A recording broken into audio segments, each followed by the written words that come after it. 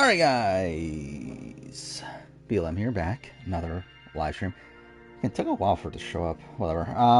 Yeah, Survivor happened, Survivor finale. Quite a bit going on there. Did not play out exactly as expected, but whatever. Continuing on here. But yeah, I mean, like, so at the end of the last stream, again, I did this for 44 too, but I did look at the spoilers, and surprisingly, spoilers were wrong to a degree, which was interesting. The main thing the spoilers were wrong on was Katura being second, or being fourth instead of second, which was interesting. But the finale as a whole was pretty strong. I mean, like, the fucking final five vote was insane. Like, the fact that we got a 2 to 1 to 1 to 1 vote is ridiculous. But yeah, I normally don't stream like immediately after the finales, but I kind of like didn't feel like working on the review, so I'm like, I could just do it tomorrow before work, and then I'll probably record it after work and then work on it on Friday. So I was like, fuck it, let's just start streaming. Katura's a dumbass. I mean, didn't make the greatest move. Yeah, 46 preview was boring as fuck. Like, outside of the one guy that got shown multiple times, that was fun. I mean, I don't know, that might be a bit worrying for 46. That the preview there was pretty mediocre. Was that Tevin? I didn't know who it was. But yeah, Tevin seems like he's gonna be fun at least. Oh yeah, Insomniac leak happens, which we'll probably talk about later, obviously, but that's insane. Does Kenzie give me Carolyn energy? Not really. Like, I mean, like, on paper, kind like a much more team version of Carolyn. But I don't know. She seems fine. I mean, like, really, I mean, the cast did not really seem to pop outside of Tevin. That was the only person that, like, seemed to be, like, somewhat interesting. I believe I did see Redmond say that production is happy with 46. I believe that was the exact quote, was that they're happy with 46. Like, I don't know exactly what that means in terms of, like how happy they are, but at least they're happy, I guess. I mean, yeah, like, obviously, like, the previews are typically, typically include the winner of the season. It's very rare, especially in the modern day, for the winner to at least not even be in the preview. So, I mean, yeah, that is looking pretty good for, like, yeah, Tevin, Kenzie. Was Hunter in there that much? I'm shocked, too, it was that close between Dee and Austin. Like, I mean, Jeff did do an interview earlier this week saying that, oh, it was going to be a battle at Final Tribal. And, like, I was like, is it really? Like, here? But, like, yeah, I mean, again, it was a 5-3 vote. And I will say, like, obviously Dee is a very impressive winner. I think for sure top 10 for me. But I do feel like this finale, like, played out almost as poorly as it could have for Dee. As, like, in terms of, like, because again, I came into this finale thinking there's a shot that Dee is a, like, top 4 winner. Like, I thought there was, like, serious potential she'll be, like, essentially Earl Cole. But no. I mean, I feel like at this point, like, yeah. I mean, I can't. Like, it's, like, really disappointing because I thought we were so close. And then, yeah, the final 5 vote was just a complete train wreck where she could have gone home. She actually was going to go home coming into Tribal. And to be fair, I think if she did go home, there would be things to, like to excuse it. Because obviously, like, all that is based around an idol play. To where, like, had it just been a natural vote, there's no way she goes home in that. But still, I mean, she still gets, like, saved to do something, like, completely out of her control. And then, again, she barely wins against Austin. Like, I don't know. I feel like it played out, like, almost as bad as it could have. Which I do think is a shame, because, again, I really was hoping we would have, like, a really, really, like, truly elite winner of the show. But, whatever. Yeah, it was fun. I feel so bad for Jake, though. I mean, like again, like obviously, like oh my god, wait, what the fuck? How did he almost die? But it does feel like obviously Jake's story was one that essentially was like them showing why he didn't win. Over like obviously him like continuously trying things but failing at those things. So again, I thought it was obviously nice that he finally got something in the fire making challenge. Yeah, I did see Mike Bloom post that my challenge is broken. This is bullshit or whatever. Which yeah, that's pretty funny. But yeah, I mean, I thought it was a pretty solid finale. I think like is it the best of the new era? I think it might be. Like I think between this and probably 43. I think. Again, like just the final 5 round in itself was just pretty insane. So I feel like that's like almost enough to just make it number 1 on its own. How long is the 45? It'll be around 4 hours. It is 3 hours and 17 minutes right now. Obviously without the finale. So we'll see how long the finale will be. Yeah, normally I wouldn't start until later, but then I just didn't feel like working on the review. Like, I have a little bit of a headache, to be honest. So I was like, I really just don't fucking feel like working on the video right now. So I was like, well, we'll just stream. Who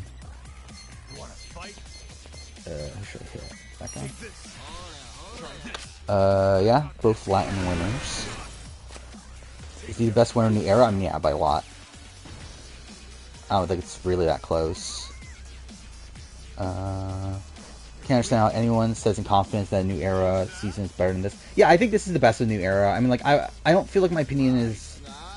I don't know. It's like, I would say the season's probably somewhere around, like, the 16-17 range on, like, the general season ranking.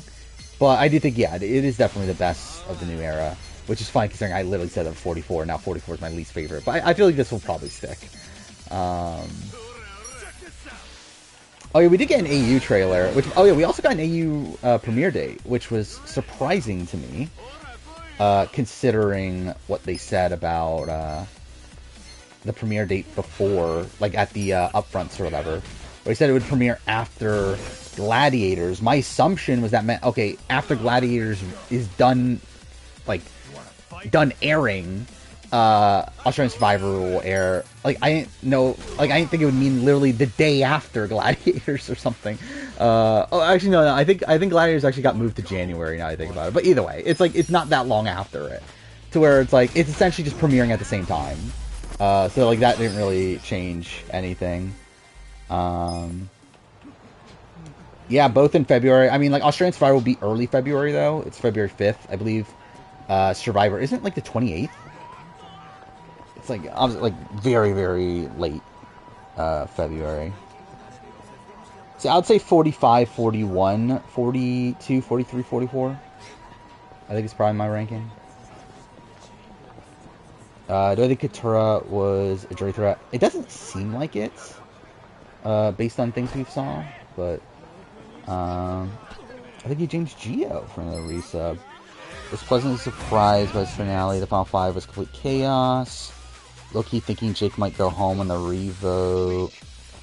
I mean, yeah, it was an insane vote off there. I think it's, like, definitely, like, of, like, endgame, or I should say, like, Tribals in the finale. Like, this is, like, by far the best. I would still say, like, I think, like, the Cody vote off is probably more notable. I personally still think the Sydney vote off is better, but, this is still very, very good. And, like, I think it's probably, like, one of the most complex vote-offs in the history of the show. Like, to have, again, a 2-1-1-1 vote, where, and, like, Katura flips her vote at the last second. You have Jake playing his idol for Katura, thinking she was getting voted out. Like, there's just, like, so much. And, like, Dee essentially burning her vote also, which was strange. Which, again, could have cost her the game, funnily. Which is so weird. Like, I will say, this is something that I don't particularly love about Dee's story. It's the fact that obviously her story, or, like, a major aspect of her story is how she's willing to, like make the moves that other people aren't able to. Like we saw her with Austin. Like that Austin like told her about Julie going home while she was able to not do that and learn from that. However, then she just doesn't vote out Julie at 5. Like to me, that kind of like nullifies her story. Which, to be fair, like the edit didn't portray it that way, obviously. But I do think from a like actual like practical standpoint, it's like I feel like that's like a major knock for me. The fact that she didn't vote out Julie at 5. Who from 45 makes top 10 new era? Probably D. Austin. That might maybe does Drew. I don't think he makes top 10, does he? I think D and Austin probably. Yeah, I found that strange too. The Jeff doing like the monologue at the beginning of the episode, essentially just like telling the audience the season themes. Like that was a bit fucking weird. Yeah, Austin got the most confessionals by the end somehow,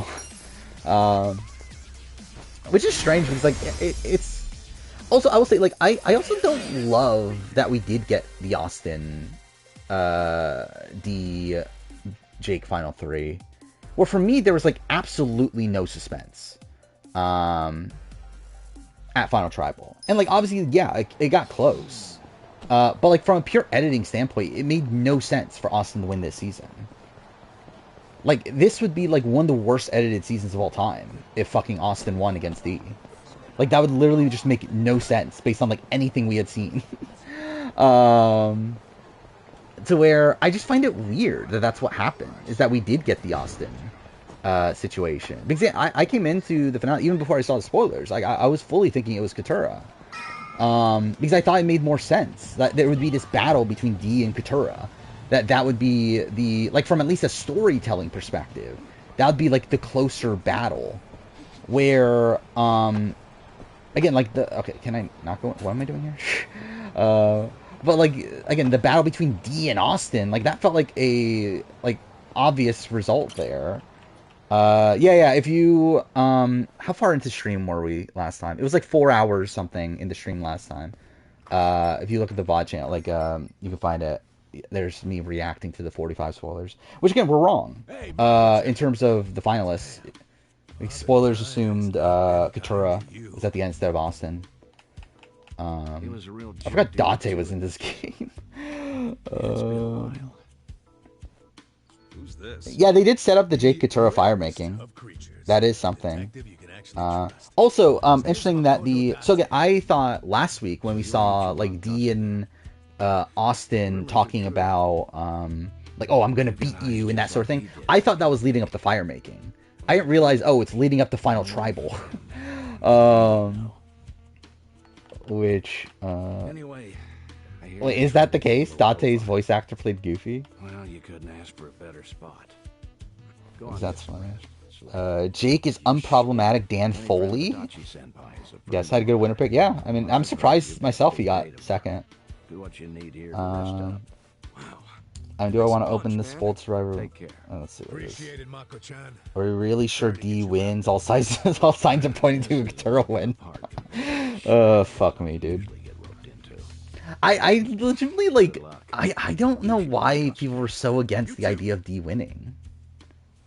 Like, I really don't get it. Like, why were people, like, this, because, again, like, it's all over the Edgic community of people just, like, not wanting to accept that D's gonna win. Good morning, Ichiban. And, like, again, it should have been pretty apparent for at least the last 2 episodes. I wonder if anyone's put a check next to your name yet. So it is pretty insane to me that, like, they still were like, oh my god, Jake's gonna win this. Hey, Didn't watch the reunion. Yeah, Bruce was the other Austin vote, which again is not explained at all. I mean, yeah, D and Haley are not even comparable to me. Like, D is a billion times better than Haley. At least I should say better winning game. Player, they're comparable. Because I do feel like D. I feel like my opinion on D as a player went down through this episode. Also, her Fawn Tribal was pretty bad. Which, to be fair, I think is part of the reason why the vote was close and why Austin picked up Bruce and Kendra. Because Yeah, that was not great. Like some of her answers there, like she pulled it out at the very very end. Um, oh, I forgot about that. She did call up Bruce too, didn't she? So yeah, that's not great. Convinced Austin would have won. Wait, you convinced Austin would have won if she didn't bring up the Emily vote? I could see it. I mean, like, I feel like Emily was always voting D. I feel like Kelly was always voting D. I don't know about Caleb. Um, who else voted D? Katura. I think Katura leans D, but it could go either way. And then who's the other vote? Julie was always voting D. I don't know. I think D probably had a lot of those votes locked in. I feel like Caleb's the only one that I'm looking at as like the real flip-floppy one. What should I do here? Do I go... well, we'll try it out. Is Toad the greatest player? Are we literally just gonna call her Toe? But is she the greatest player in the new era? Probably, yeah. I do think it's closer than I was thinking it was going to be coming out last episode, though.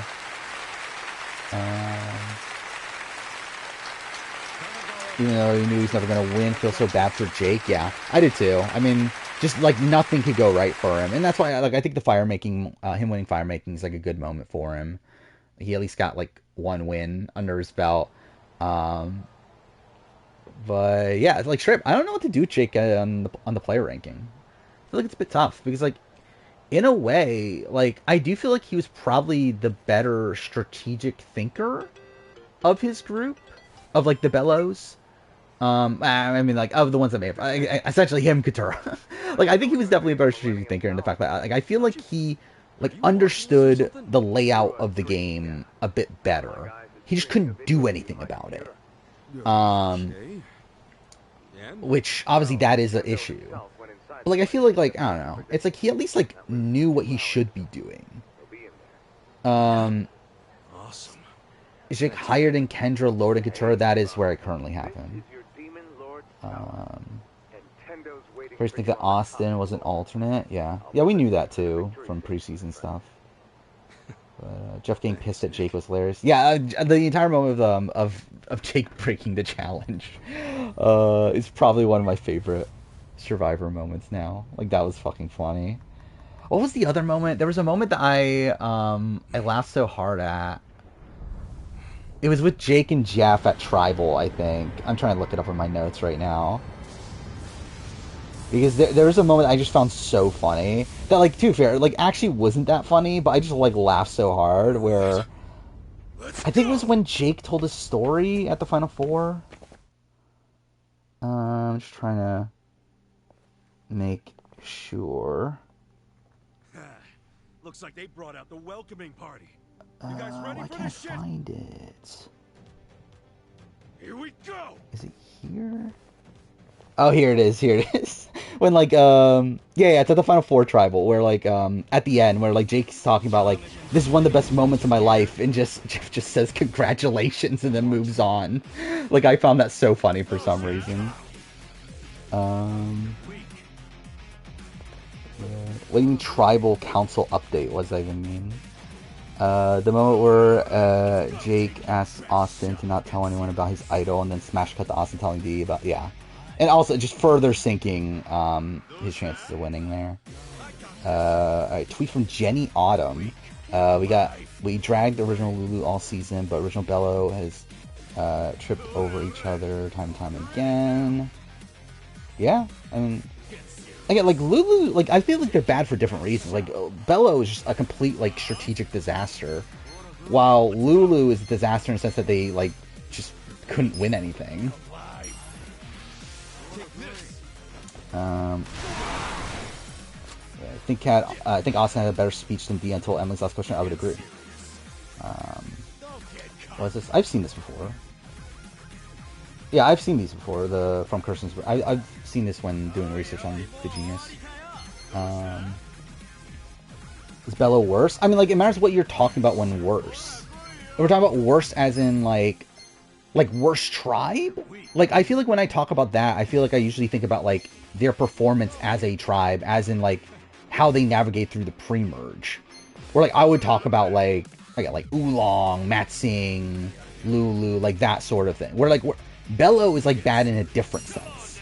Like they're actually like probably the physically strongest tribe of the season, but they just were like terrible strategically. House of Villains and Reindeer game finale tomorrow? Yes, it is. Which, once that's done, it's time to record the Year in Reality TV video, which is going to be so fucking long because I have 40 fucking reality shows to rank. We'll see how that goes.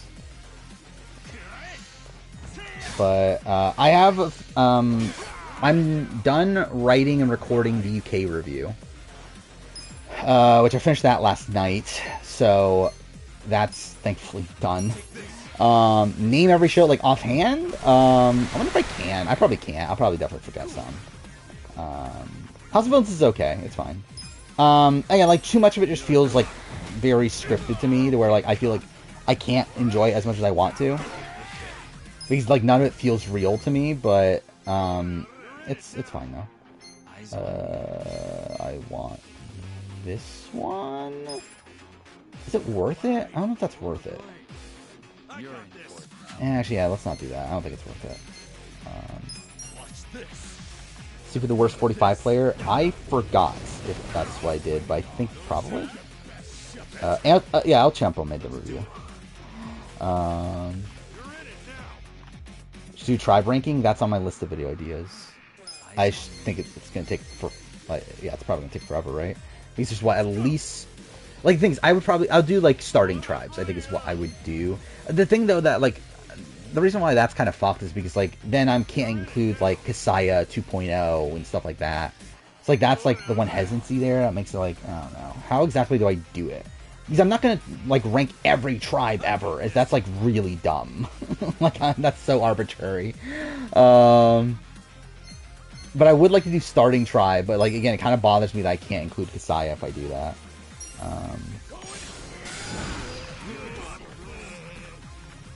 And you'll just have to see where they land the player ranking. Straight up, I just don't even feel like opening up this spreadsheet. But I think I have Hannah above Brandon, if I remember right. And then Bruce is like at 13 or something, 14. When the 45 draft, it was Kegger, who's not even here anymore. Who like never shows up anymore, so but yeah. Who got second again? I think Yo Viber got Austin, if I remember right. And then I had Jake. Just how that played out.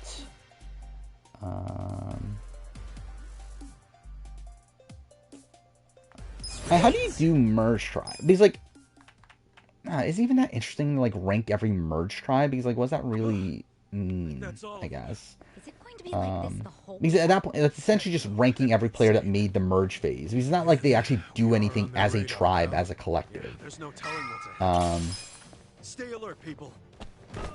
Be a 20-hour video. I mean, that's not possible. Unless I split into multiple parts. Which, that's something that's bothering me, to be honest. That I like didn't think about until I made the Big Brother ranking. Is that when I get to Survivor, I'm going to have to split it up into multiple parts anyway. Like, even if I wanted to, I can't even put it in one part, which is annoying. Because I was going to do the same strat, why that was a weird phrase. Anyway, the same, like, thing I am doing with the Big Brother one, where I was going to release it in multiple parts, then, like, merge them all into one part at the end. But I can't even do that, because, like, YouTube has a limit on 12 hours for uploads. And it's going to be longer than 12 hours. Got 93% on the essay. That's pretty high for essay, actually. Where, yeah, I did not think I would do that well on essay. Each trial review, can I make it longer and longer as it goes on? I mean, I think that trend already got broken, right? With 42, or my 41, or my 42 review is shorter than my 41 one. But I don't know. I can't. I'm not, because the thing is, like, I'm not trying to make them longer. They just, like, end up being longer. And, like, I don't want them to be longer, because obviously it's more fucking work. Oh,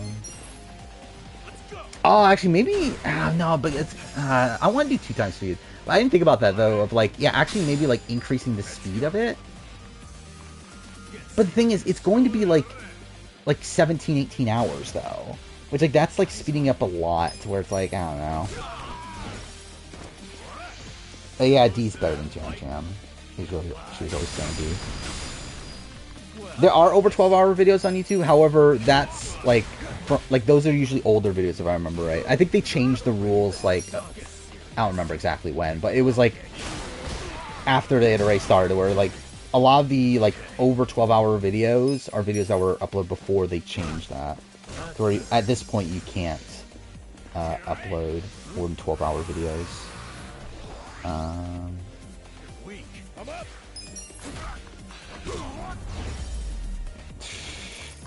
I actually just bought Alan Wake 2. Because it went on sale. Like the PlayStation sale started yesterday. Actually, no, it was today, wasn't it? Yeah, actually, yeah, it started today, but I bought it like last night though, at like 3 o'clock in the morning. Yeah, I bought some more shit. I bought Oxenfree 2, which was on sale for like $10, and I bought Alan Wake 2, so played eventually, but I just don't have time to play games, which is the issue. I'm hoping I can get that fixed by, I don't know, a week from now or so. Because right now, it's like, okay, I finished recording the UK review. I started the Reindeer Games review, but barely got anything done today because I was busy, and then, like, barely had time to work on it, and then also the Survivor finale. Yeah, Sasuke 41 is on Wednesday. I'm also going to do a video on that, too. So that'll be something. And then I need to get the Year in Reality TV video done. I need to get the player ranking done. But like once I get caught up on the reindeer, like once I've recorded the Reindeer Games review, I think that's when I'll start playing games again. Which will probably still be like, yeah, like a week from now or so. Shake worse than Owen, Romeo, and Xander. To be honest, it's pretty bad. Like in terms of his game, again, like I think as a player, I actually think he's probably better than at least Owen and Romeo. I think Xander, I would argue. Because I think like Jake has the right idea. He just and he just struggles with execution. But I think he has like the right idea at points. To where it's like, unlike Owen, who like I feel like really didn't get anything done at any point. I didn't even like try to like do anything particularly well. Like I feel like Jake at least tries, but the thing is like Jake was also still left out of the game like constantly. Like even at the final 5, like if they didn't know that he had an idol, he probably goes home there, right? Or at least is like very, very much in danger. To where like at least Owen like had that end game stretch where like he was at least like in the numbers. Where like Jake doesn't even have that. So I think as a game, I think he's pretty bad. In terms of F-tier Survivor player, she sucks. I disagree. Obviously, I think she made a bad move at 5, but I think as a whole, like I don't think she's like a terrible, terrible player. Because like I think her like, I think she played a very like, is active the right term? Is it active? Intentional is probably the right term. I think the way she played was very intentional. In how she flipped to the Rebas, and like she was like under the assumption the Rebas were gonna flip on each other, and it was hoping that she would be like the number that would be needed by them, and then would be able to like navigate through the game at that point. And we're like, I think like she plays the game intentionally. I disagree with like her overall strategy. But again, there's definitely intentionality there.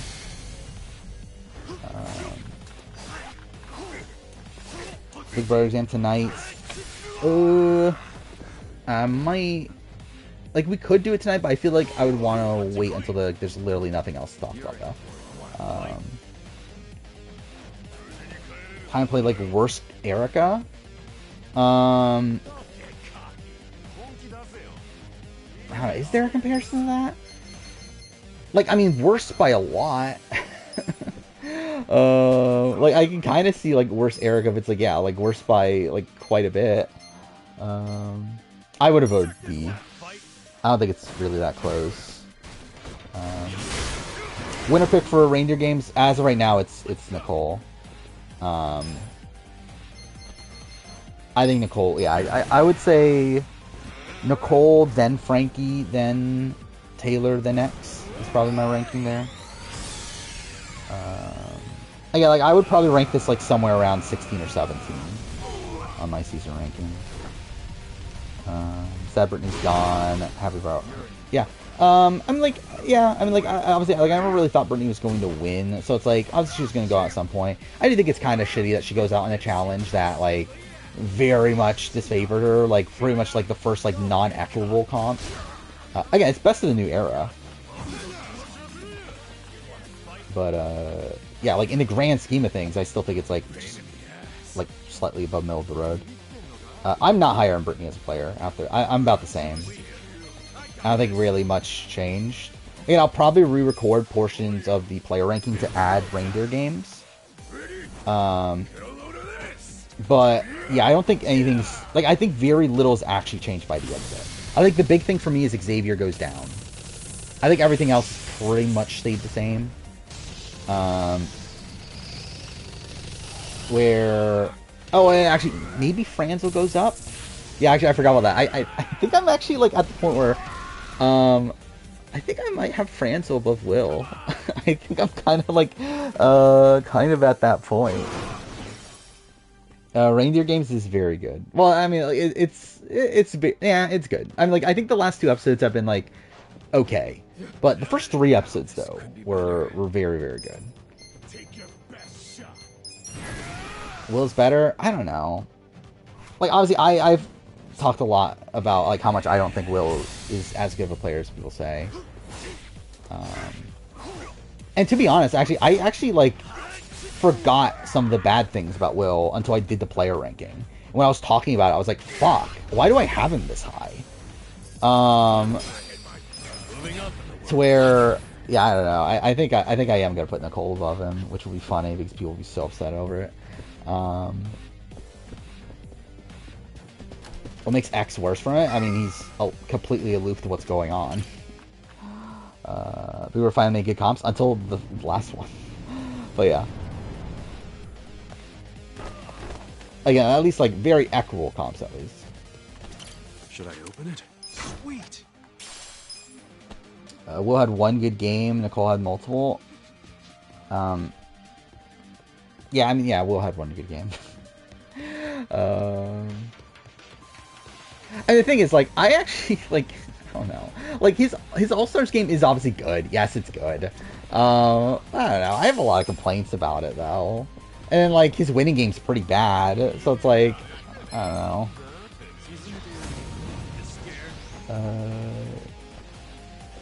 Cypher Big Brother ranking. Watch BB10 14 over the summer. Looking forward to hear extended thoughts on those players. Yeah.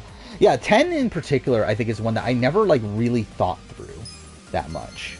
Like, where there's players like Ollie and, like Angie and, like, people like that I never, like, really thought about where they would rank in a list like this. I thought was interesting to see.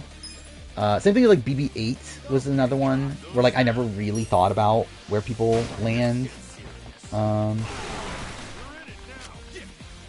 Like, even, like, I'm really just a lot of those middle seasons, I guess. Because, like, obviously, the early seasons I've done videos on now. I've obviously done videos on the more recent seasons. Even then, after I started watching the show, I was already, like, thinking about those sort of things. But it's kind of... Or, like, when I started watching the show again, like, thinking... Like, actually, that's not even the better way to phrase it. I would say, like, once I started, like, looking at the show strategically, which is around BB14. But, again, like, I never really thought that much about, like, BB12, BB11, like, those sort of seasons. In that light. What do I want to do here? None of these hit everybody. Taylor McTop 20? No. She's right outside of it. Well, I consider ranking Will lower than Hardy for BB2. Like, I would consider it. I think the issues Hardy had, like... Actually, I don't know. I think, like, Hardy wins if it's, like, proper Big Brother, right? like if it was Big Brother 4, where like a proper veto was in play, I think Hardy probably wins the season. But also he only wins against Nicole. And like at the end of the day, like they knew the game that was in front of them. So I think like for that one specific season, I don't know. I think I would rank like Hardy's BB2 game. I don't know how to really phrase it. Like I guess I like look at Hardy's BB2 game, like look at it as higher than Will's if we're like comparing it to the grand scheme of Big Brother. But also like when the fuck am I ever gonna do that though? Michigan fucking sucks and is so boring. Yeah, like I feel like episode 2 is good. Episodes 1, 3, and 4 have been kind of just like whatever. To where, yeah, sadly, not the greatest season so far, but we'll see. Surprised Nagano was 2 and Yuji was 3. Yeah, like for me, it's like I just think Nagano during his prime was better than Yuji during his prime. Where like mainly it's an assessment of like how these people were during their prime is kind of the way I looked at it. But I think for me, I love Yuji. Yuji's my favorite Sasuke player of all time. But he was never really like this like massive front runner at any point. I don't feel like. Where I feel like he's always been this like very flawed Sasuke competitor. He's never been like very consistent. Why am I doing this? Okay, this is bad. Like I should be using better text at this point. Yeah, Insomniac. I don't know. Should we talk about Insomniac? Yeah, maybe we'll wait a little bit more. But yeah, it is insane what's come from Insomniac. Like I answered this before, but like top 10 new era. I think D is number 1. Austin's pretty high. I don't think anyone else makes the top 10 probably. If someone else does, then it's Drew, but I don't think he makes it.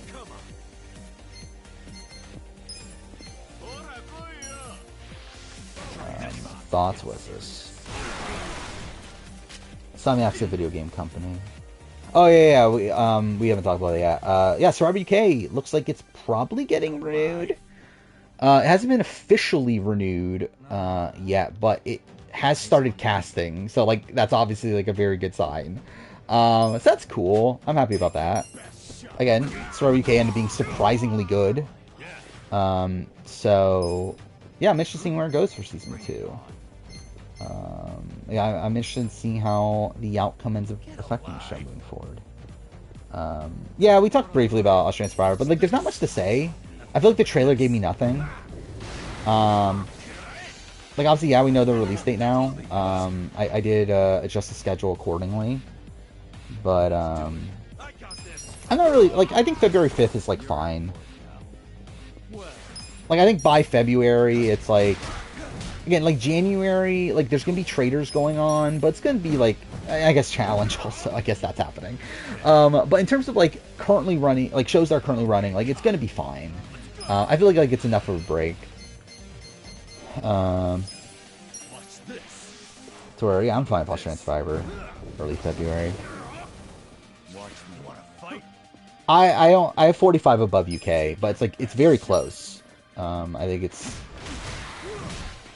Yeah, very close. So many reviews in May, though. I mean, Australian Survivor should end in August. Or, April. Because, again, this is literally the same schedule as last season. And last season ended in April.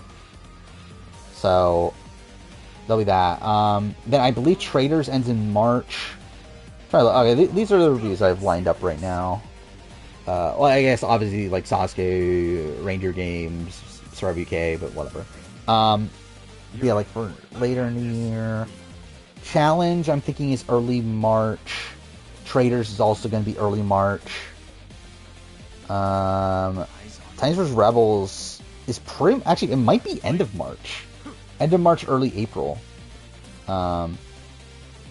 It's 3 episodes a week, Australian Survivor.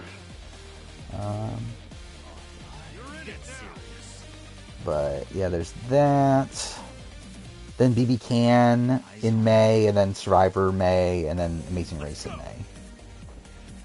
So those are the reviews. I don't think I'm doing anything else during that time, review-wise, for reality shows. Technically, I'm doing a review of FF7 Rebirth, which will be something. By the way, I did cancel my Last of Us 2 Remastered video, which I was thinking about doing. But I just don't. Yeah, I just don't really have the time, I don't think. And also, it's like, what is there really going to be to say? Like, at least with Remake, there was, like, this big debate on, like, is it a remake or not, and stuff. But, I don't feel like it's worth going on my way to do a Last of Us 2 Remastered video. Australian Survivor, it's Sunday, Monday, Tuesday. I'm not going to do a review of Devil's Plan. If I were, I would have already done it.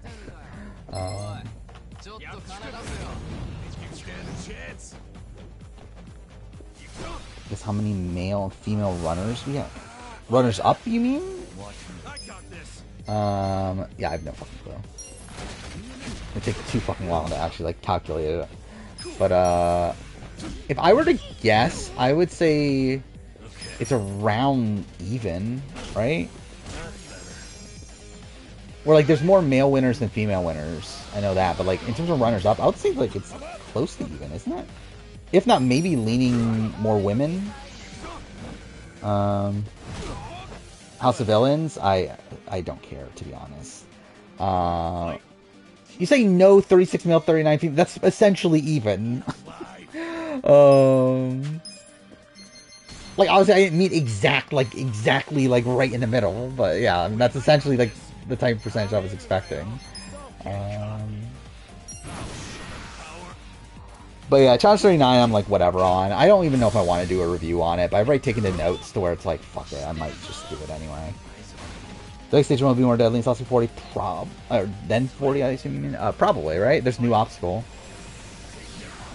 So it's like, I mean, that's at least something. I mean, like, the double wall was always nothing anyway, so. I would assume it'll do more damage. And, like, 2 for 40's, like, was relatively easy, right?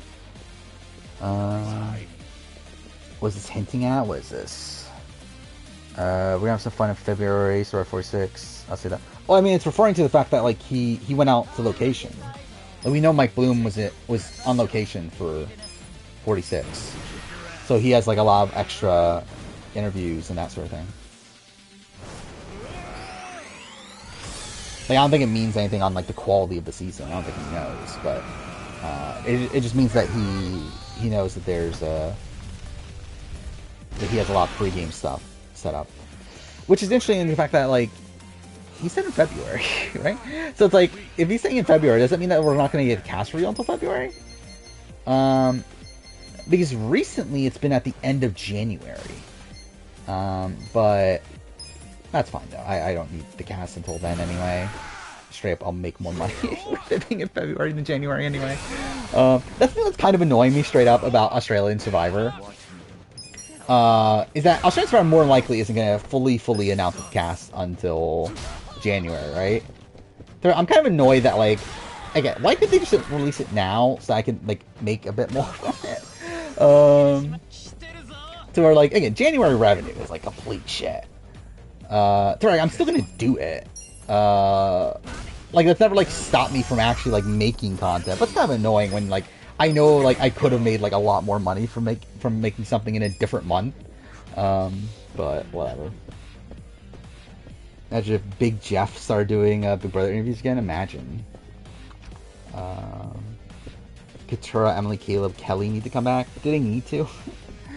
I think, like, Emily supposedly doesn't want to, but I think they'll definitely want her to come back. Caleb definitely is very likely. More stairs? Oh, we're really gonna take Notice something about the AU cast photo. That's what they're there for. What is it? But yeah, we did get the cast You're photo. gonna kill me. Mainly because, like, I wonder if it came out because it leaked, or did it leak because it was going to come out anyway. But yeah, it like leaked before it was officially released. Because I think, like, one of the cast members accidentally posted it. To where, yeah, like, we know the cast. It's just that I know nothing about them, so there's nothing to really say about them. Is there only 23 people? Are you sure about that? It's a bit weird. Oh yeah, I think that is underwhelming too. That yeah, Couture didn't get to the end, so we didn't get like any resolution to the first story. Did I just go down a floor? Or okay, I guess it just looks exactly the same. Cool. Yeah, we didn't get any like Bruce Couture stuff. Not even at final, or not even at the after show, right? Which that's probably an effect of it being filmed immediately after, right? Because they probably didn't know that that was going to be as big of a storyline as it ended up being. Which that's definitely a downside of that, right? Thoughts on New Era winner sitting in the middle of Final Tribal? Did Gabler? I don't remember. I don't feel like Gabler did he? Because I feel like Cassidy sat in the middle for that, didn't he? But who cares about Gabler? Let's see, that ruins your thing. Yeah, challenge is it's a bit of a steamroll, right? Of the like core American group, I guess.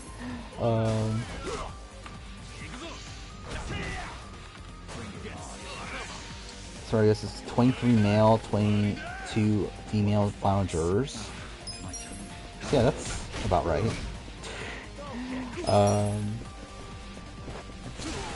Yeah, Gabler made Emily apply, and he also got Jake to win the advantage, right? By the way, that was so funny. The fact that they even like bothered to show clips from the former winners and everything as like showing how like Jake memorized the things. From nearly died. That's good. Watched the first 2 episodes of AU 2016 and why they do 3 tribes. Like, I don't know. Yeah, I think 3 tribes of 8 is fine. 3 tribes of 6 is terrible, but 3 tribes of 8 is fine. Like 3 tribes of 6 is like fine at point. Like again, if they did it like every other season or something, I'll be fine with it. The problem is that we had it for fucking 5 seasons in a row, and like now 6, right? And more than likely, we're gonna have it for like at least probably 8 to 9 seasons in a row.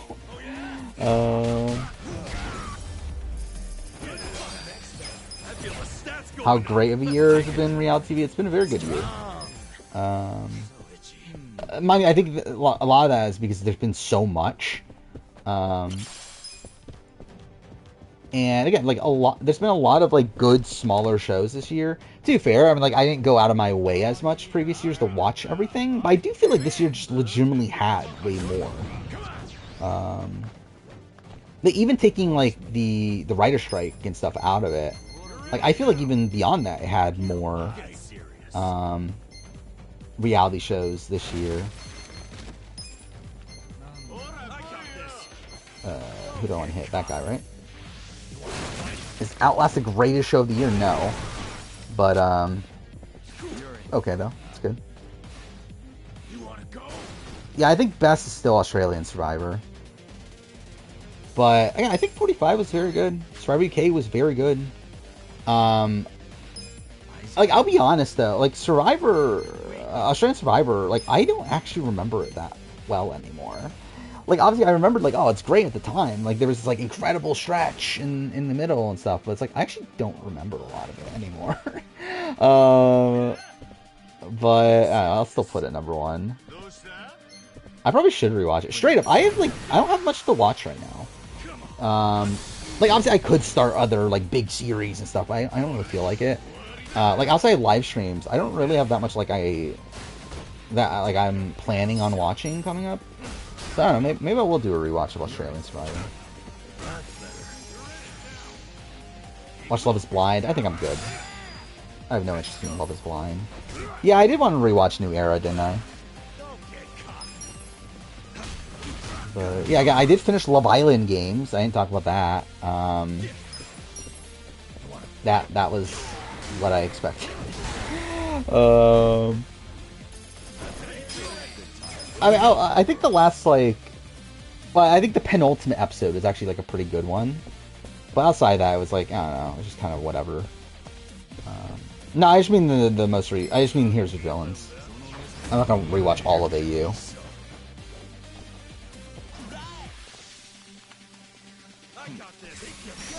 How many times did I watch episode 7? The entirety of it? I think only once. How many? Like the tribal? Like a lot.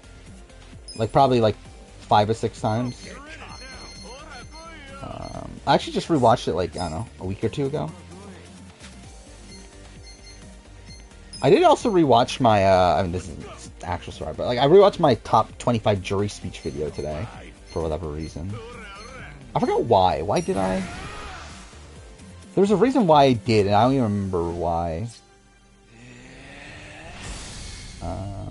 Oh, I think it was because... Okay, so I watched the Reindeer Games episode today. And, like, when I finished watching the Reindeer Games episode, like, it just took me to the last Big Brother US episode I watched, which I guess was... I went back and rewatched Taylor Hale's speech at the finale of BB24. So, like, it ended up playing that again, and I think that kind of made me want to watch some jury speech related stuff. Yeah, we already talked about Swear UK casting for season 2, which is good. I don't even know any of the tribes for 46. I barely remember the cast of 46.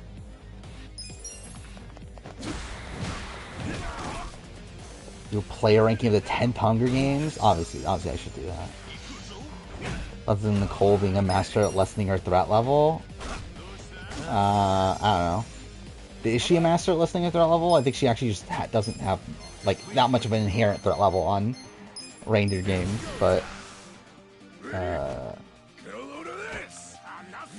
I do question like how much of that is intentional in terms of because like the thing is like looking at her like Big Brother games, but like BB18, like she actually wasn't like it's not like she like was just like winner that was gonna win like by a lot if she got to the end. It's like she was gonna barely win. But still, literally all the people I liked voted for T. Yeah, I mean, it's a likable group of people. Yeah, who didn't vote for T again? Bruce, Drew, and Kentra, right? By the way, Jeff Probst is a fucking massive boner for fucking Drew, right? Like, what the fuck was that at the after show? Where, like, we got this, like, segment on, like, all of Drew's, all of his, what do you call it, metaphors and everything? That was fucking weird.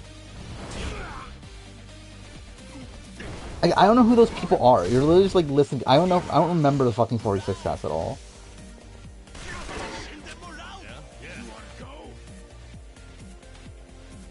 Was this Rogue's heroic journey? Obviously, Rogue had a heroic journey.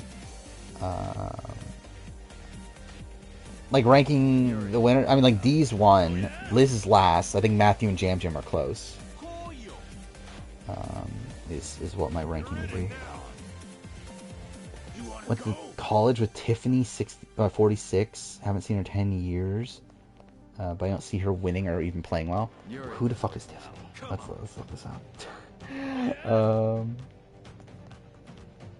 Like I straight up, I did not remember there was a person named Tiffany.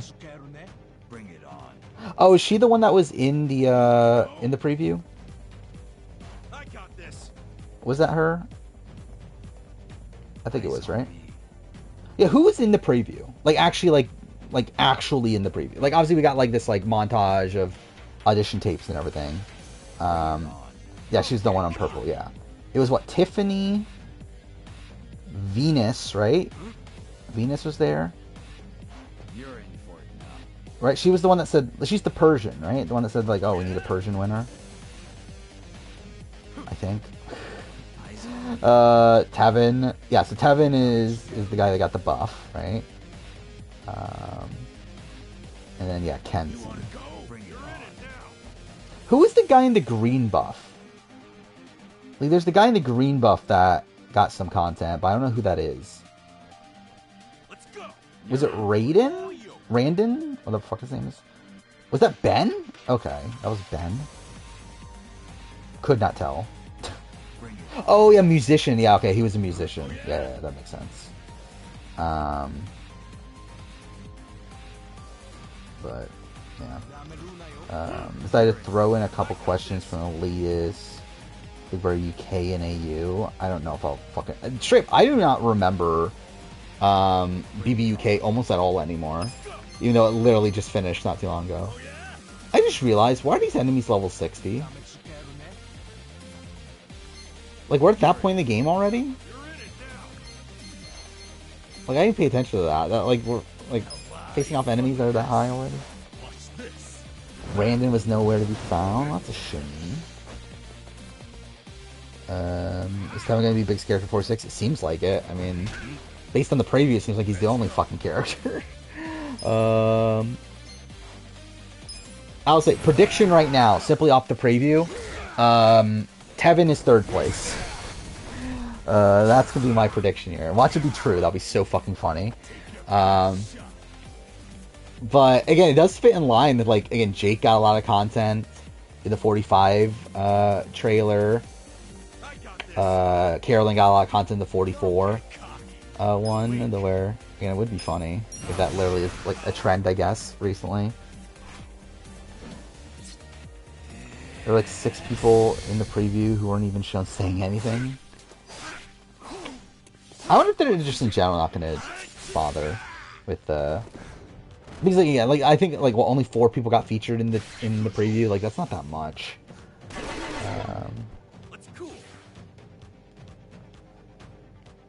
Yeah, go to 354. Yeah, 46. Like there was like nothing there. And dude, I didn't like 45s, but like 46 is like really nothing.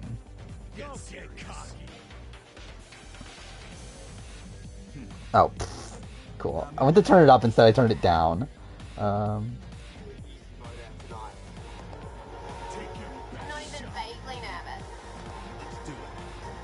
Okay. Why would I be nervous? If no one's gonna have a gun to my head.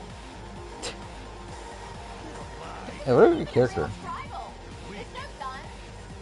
How is this tribal? Have you been able to? Yeah, Rogue sucks. Jake never forced a tie. I mean, actually, it would have been funny if, like, his entire storyline led to him playing the idol and him going out from a tie due to him playing the idol. That would have been funny, right?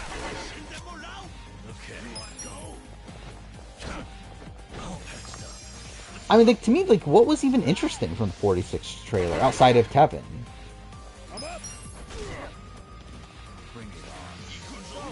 Actually, you know what? Actually, I think I talked about this last stream that I wanted to do and I didn't do it. Of re-watching the 45 trailer. I'll look at the 45 trailer. I feel like the 45 trailer was at least better than this. Even though, again, I didn't think it was that good in comparison to 43 and 44. You know, everybody here has a story. Sifu got the first thing. Thank God. Then D. My parents didn't really have money. Sabaya. From the United States Marine Corps, I turned down like Yale, Austin. Kendra. J. Maya. Don. Again, that led to nothing. The entire, like, bank robber story, right, from Brandon. That never got brought up on the season at all. Emily. Yeah, again, like, I feel like there's at least, like, more character stuff in this one. Like, you at least get this introduction to people. Like Caleb here. And Jake. Like, we got to know, like, a lot of the cast just from this trailer. Julie. Yeah, like, didn't, like, I think it's all but 4 people, right? Got confessionals here. Drew. Where it's like, it felt like 46's was so much more like a, like, promotion to get people to try to apply for the show, more so than it actually being, like, a good trailer. But it spent so much time, like, showing people, like, auditioning and everything. It's like, who fucking cares? By the way, like, Survivor seems to be in this spot where, like, they're just, like, fucking trying to get people to apply at, like, every fucking opportunity. Bruce. Brandon again. He could rob this bank. He definitely robbed this bank. That's definitely what Brandon Donlin did on Survivor. God, here we go. Yeah. Is the 46 trailer online yet? I want to rewatch that, actually. It doesn't look like it. Let's see. Oh, here it is. Okay, cool. Fucking Lowe's fucking ad. That's definitely what I wanted. Yeah, I mean, like, maybe they are struggling to find good people at this point. I think I have D around, I think 8 is kind of what I'm thinking right now. Like, I think this episode turned out, like, as poorly as it could have for D's winning, like, I don't know, her ranking on the winner ranking. Oh, here we go. It started playing like 30 seconds ago. Let's see. What does that even mean, by the way? Fucking Jeff at the beginning says a new tribe is forming. What does that mean? Since I got the first call, I was so excited. I know tens of thousands of people replied. Yeah, someone talking at the beginning. Don't know who that is. Again, like, it's just like fucking talking about like, oh my god, I'm gonna be on the show someday. It's like, who fucking cares? I don't care. Like, why do why do I need to see this in a preview for the fucking season? Like, I try people. I mean, I get that, but like, that doesn't mean anything though. Like, why did Jeff go out of his way to like have that at the beginning of the fucking trailer? Am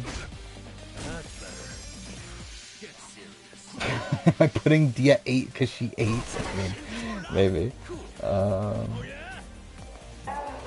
Yeah, then like montage of people in their audition videos. Yeah, gives me absolutely nothing about these people. Because I don't know who any of these people are.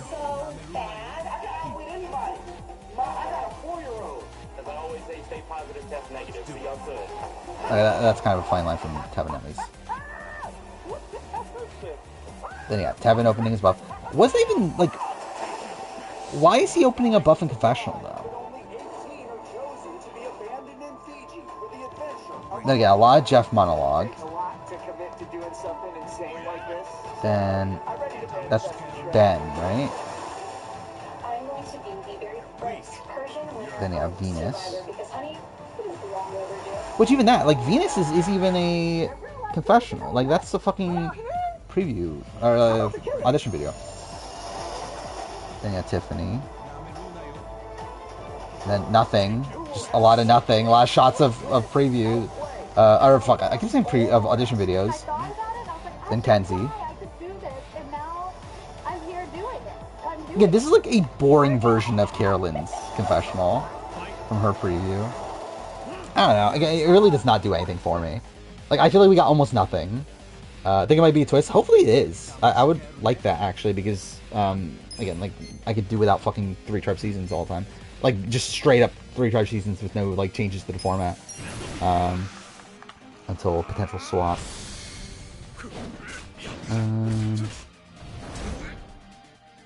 Jeff got more content in this preview than Brandon's bank robbing story. Yeah, again, like, this preview just felt a lot of, like, it's a lot of Jeff, and it's a lot of audition videos. Like, it doesn't do anything, like, for me, in terms of, like, the season. It doesn't show us anything. Like, it does nothing to make me excited for the season, because we don't get to see any of it. Reminds you of a college Survivor trailer? I can see that, actually. Yeah, that kind of does make sense.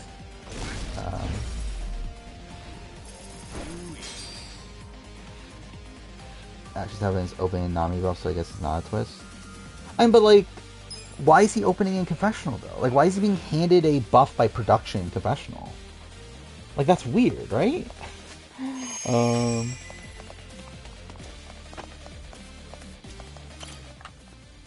Plus, they forgot to make the trailer until the last second. That's like, that is kind of what it feels like. It kind of feels like it was made before the season even started. Like, it feels like these are all like. Because, like, I feel like what shots did we even get from the season itself, outside of the confessionals? Like, I feel like with 44, like, we got, like, Matthew, falling off the rock, we got, like, Bruce's medevac and stuff, like, there were some actual, like, scenes from the season. I feel like here, Like, did we even get much? Like, 45 had like a lot of challenge stuff. Slot machine guy played in orgs? Well, that's something. So probably won't win then.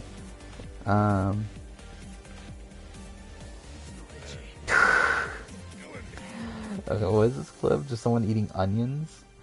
Who got the mugshot? They won. Wait, where am I going?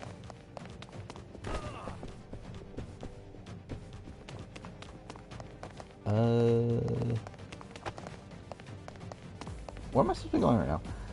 Do I think good things happen at the Survivor Sanctuary? Obviously. That's obviously what the Sanctuary is for.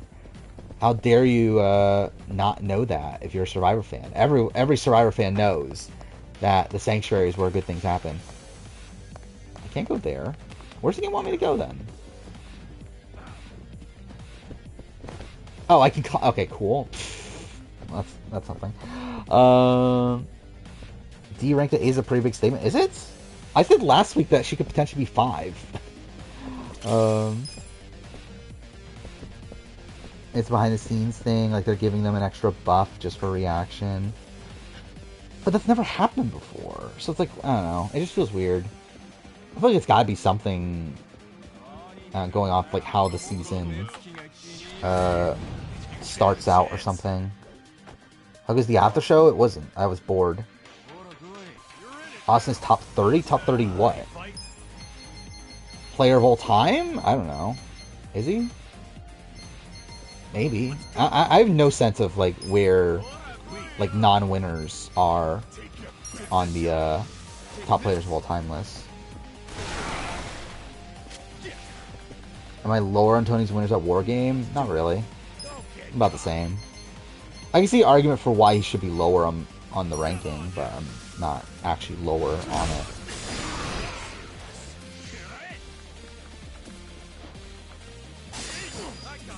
Why is the top 10 if I shit on a Final 5 round? Because I shit on other people's...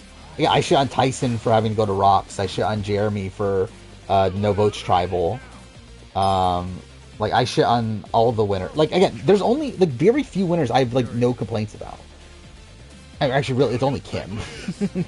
Of, like, a winner I have no complaints about. I don't think... Like, I think most winners, even, like, the top-tier winners, have things to complain about. Like, Earl has something that... Like, Earl, again, like, I think it's fortunate in the fact that it's a Final 3, instead of a Final 2. And then, there's one other thing. But... So, it's like, again, I have complaints about, like, most people. Yeah, like, the only complaint I have with Kim is the fact that she was not able to get Lee for Troyzan's vote, which is, like, such a minor complaint in the grand scheme of things, because it doesn't matter. It's, like, literally, like, the only, like, imperfection in her game. Obviously, based on what we've seen on the show, obviously. Like, that's something to take into consideration.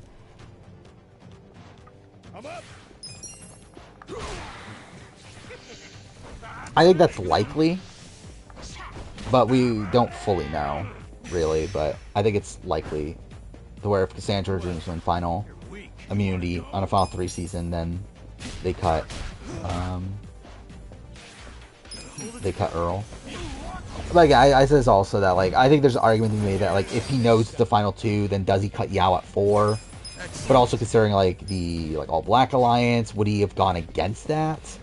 Because that wouldn't have been a good look for him, so I just really don't know. Yeah, out of the loop at 6 too. That's also a thing. But to be fair, it was never really in danger there. So like, it's a complaint, but it's not really like that big of one. But obviously something that keeps him away from being like number 1 or number 2. Austin never received votes. He's only blindsided at 1 vote. Also makes the optimal move at pretty much every vote besides getting rid of D. I think also the Julie vote, like him telling D is really dumb. Especially when like everyone's telling him to not tell D.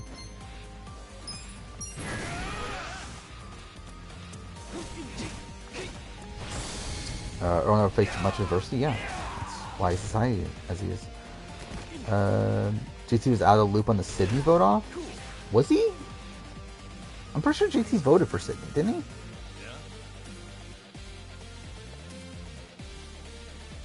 Actually, wait, he definitely was in on the Sydney vote off because it was a 3-2 vote or something, wasn't it? Yeah. Or like, right time he was out of the loop on it. He did not vote with her. Joe voted with her. Let's do it. It was him, Steven, and Taj that voted out Sydney. Hey, you're wrong. Joe voted out Taj because Joe and Sydney were like a kind of showmance, but not really. I guess they weren't really a showmance, but they were like a duo or whatever. I think Joe wanted to be a showmance, but I think she had a boyfriend, right?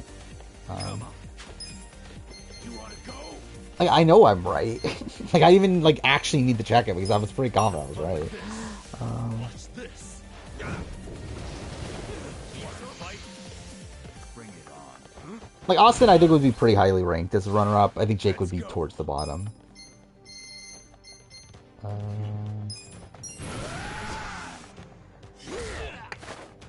Did Candace ever fall in love with Billy Garcia? Obviously. Instantly. Please. Well.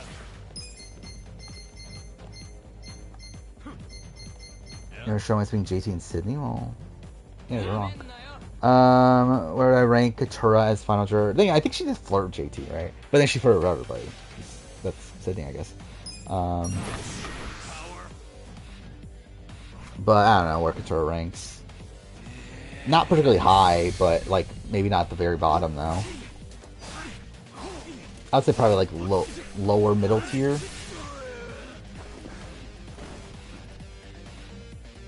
I think Jake would be lower than Owen on a run-up ranking.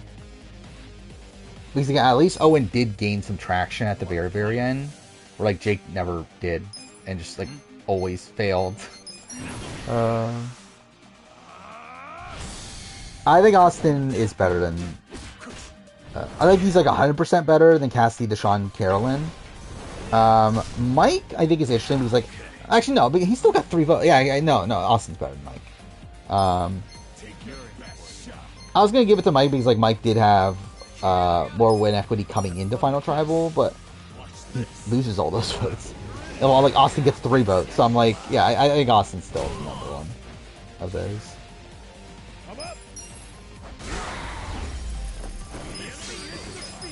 I myself am shocked that Austin got second by the end here. Actually, even at the season, by the time the season started, I like regretted picking Austin because I was like, I should have picked Kelly instead of Austin. It's just like funny that like actually ended up being the better pick. Owen's better at tweeting than Survivor. That's probably about right.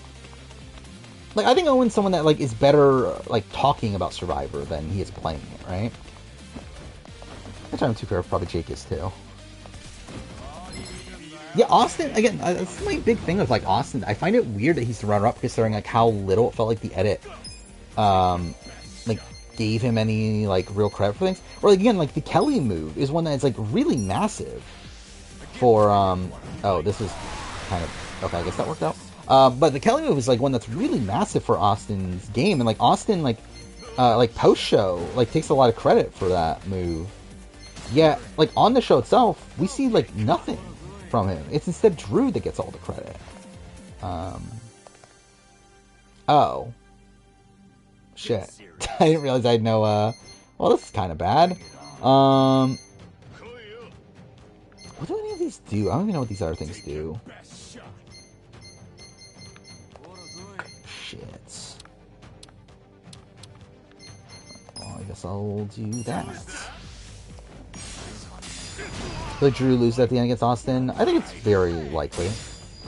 Yeah, actually, I think it probably, yeah. Yeah, I saw the Australian Survivor trailer, but I also have, like, nothing to say about it because it was just very blah. Like, really, I think actually the 4-6 trailer was probably better than the Australian Survivor trailer. I got, like, literally nothing from the Australian Survivor trailer. Hit a penultimate boss in the game makes the final boss look like a joke. I agree. Which I'm actually very worried about the final boss in this game.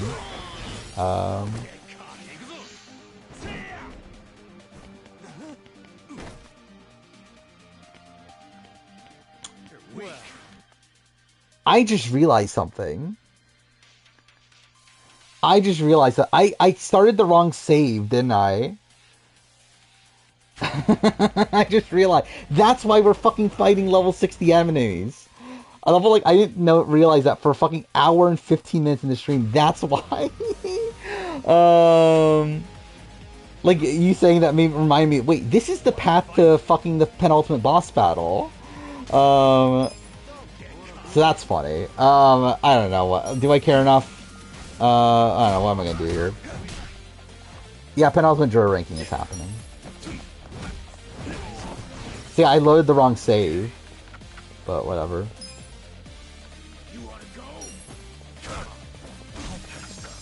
They have not released the bios, which is why I haven't done a cast assessment yet. Yeah, it's essentially Titans vs. Rebels. Okay, so I can't even save even if I wanted to. That's kind of dumb. Fuck. I guess I have to continue on.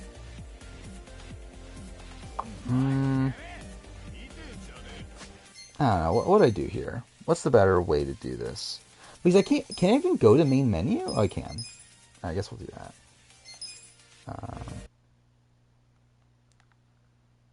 You had to grind for ability to prevent instant death, and then he didn't use it. I forgot. I did do something. Like, I died once at that fight, and I did something the second time around that got me through, but like it took me forever.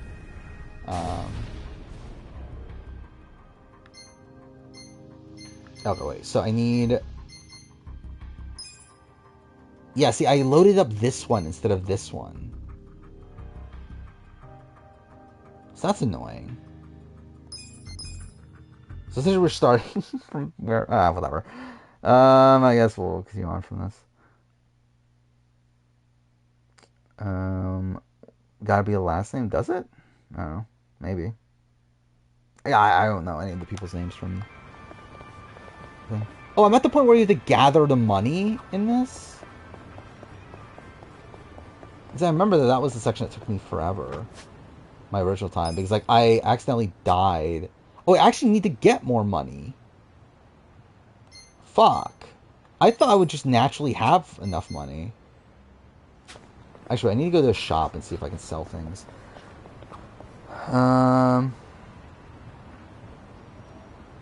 Wait, best though. Julie's probably the best of her archetype in a while. In a while, probably. Ever, no. But yeah, in a while. I don't know what to do with her on the penultimate juror ranking because I do find it a bit tough there. I started an hour and a half late. God damn it. Okay, no.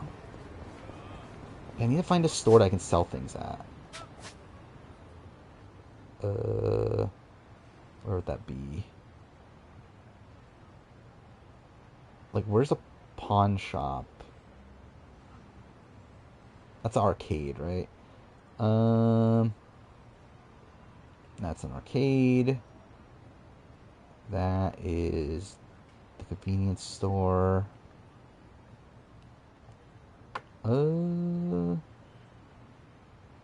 Where's a pawn shop?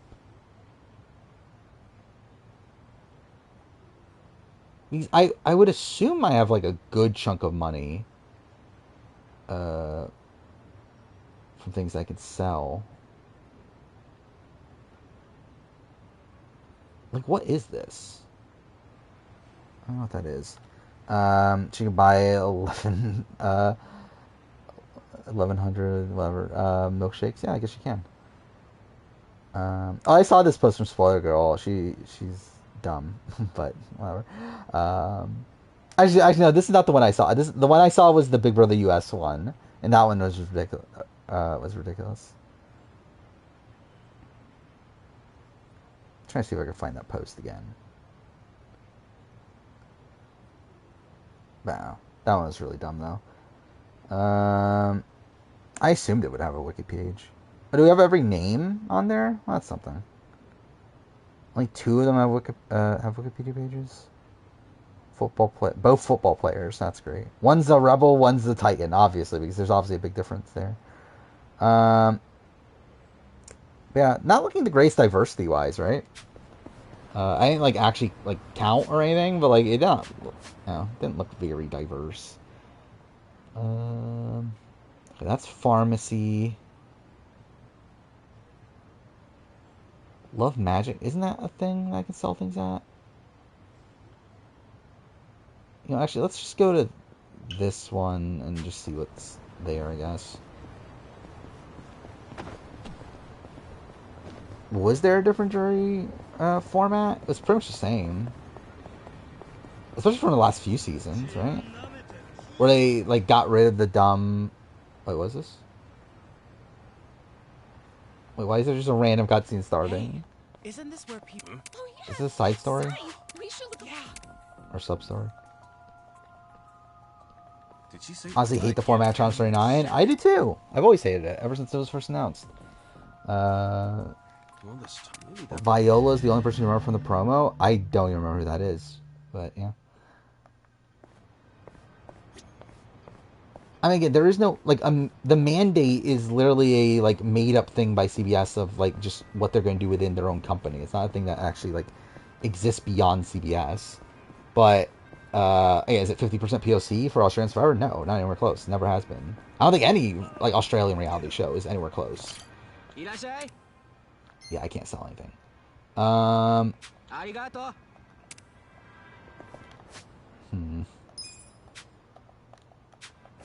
Again, where can I sell shit at? And that's a pharmacy. That's a boutique. Can I sell things at boutiques? Will Complex Drive-Thru work on 46? I don't know. It hasn't, like, we haven't seen anything from it. Probably not, because, like, it's not really a fucking thing, but I don't know. It could. Like, whether it works or not is really arbitrary, because, again, it's just, like, a thing that doesn't matter.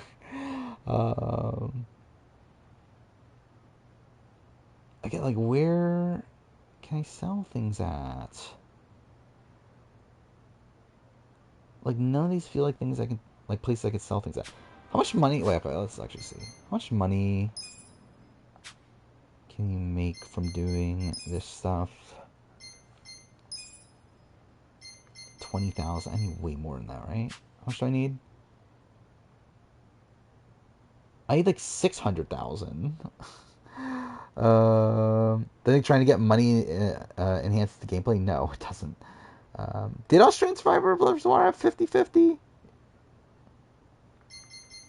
That's pretty insane if it did. I feel like it didn't feel like it. I guess now I think about it, there definitely were like a good chunk of POC. When was the last live tribal outside of Caleb? Probably Sydney, right? Or was there one after Sydney? I know Sydney was one of the more recent ones. That one's 100,000, but it's still, like, not that much. Tiffany. Oh, yeah, Tiffany was the live tribal, which it wasn't a good one. But yeah, it does feel like we're obviously not getting as many live tribals anymore. Like, unless literally things happen at the last second, like it did with the Caleb, or the Jemiah vote, technically. Is this one? I think that's one, right? I feel like I remember that. Yeah, I saw that there was like an article saying that people, that like not the cast, but the like workers on the show for Australian Survivor quit mid-production because of terrible conditions. So that's something. Yeah, we can talk about Somniac now, right? Yeah, that's crazy, dude. Like just how much stuff came out from that. Where, like, we knew that they got hacked and that they were, like, put up for ransom and everything, and that they were going to, like, release the info if they didn't pay them, which, like, obviously they weren't going to pay them. But, It's insane though, like how much came out. And yeah, obviously, like, feel bad for developers and everything. Like also because like a lot of like personal information is supposed to got leaked as well, which like I haven't obviously looked at that because I don't care. But like the yeah, like passport scans got leaked and like stuff like that. So that's fucked. But as for like things in it, yeah, a lot of interesting stuff. I don't think the entirety of Wolverine got leaked, but a lot of early game, like a lot of gameplay from like, I believe a lot of it was from 2022, got leaked. And then like this, I think the story got leaked, but I haven't seen it and I'm not going to. We're not going to do a draft tonight. Especially at this point where I also wasted an hour and a half not doing anything in this game, essentially. But yeah, X-Men game is coming. Also, Venom game is coming. Oh, is there a playable build? I don't know. I know there's literally like hours of gameplay online. But also it's not obviously it's not the finished game. It's like it seems to be based on like it's essentially this like menu that you can like pick all these different sections from the game to play. But yeah, I mean, like strip. I think it looks pretty good for what it is. I mean, considering it's like still. Oh, also that was a shock too. It's not coming until 2026. Which I was assuming it was coming next year. I'm actually surprised it's not until 2026. Because what the fuck is PlayStation doing next year then? But yeah, it's like that's still a ways off. But I think considering that, it looks pretty good. Obviously, it looks like the typical like single player focused, like Uncharted style sort of game, but it looks good. Yeah, we talked about Square BK. All mail Final 3 never happens unless there's a major event. I mean, I guess. Seems arbitrary where you're considering a major event, though. Where would rank Rachel as a player seen come back from B13? Very, very low. Like, probably worse than Cameron. So that's something. Oh, it's here, isn't it? Okay, game? Can I sell things here? Like, can I not? Cool. Can you not? You can sell things in this game, right? That is a thing, right? I know it is in the other Yakuza games, obviously, but is it not in this one? I assume it is. Whatever. I guess we'll have to do some of these. Dude, this is the part of the game I fucking hated, though, last time. It's like, why the fuck do I do this rant? Like, I fucking hate this in games where, like, they just, like, pad out the fucking game by making you do a whole bunch of side content. It's like, I really don't want to do it, because if I did, then I would be fucking doing it instead of, like, trying to progress through the fucking main game. These fucking, Like a Dragon Gaiden did the same fucking thing. Okay, like, how do I do this? It's been a while since... Wait, what's that mean?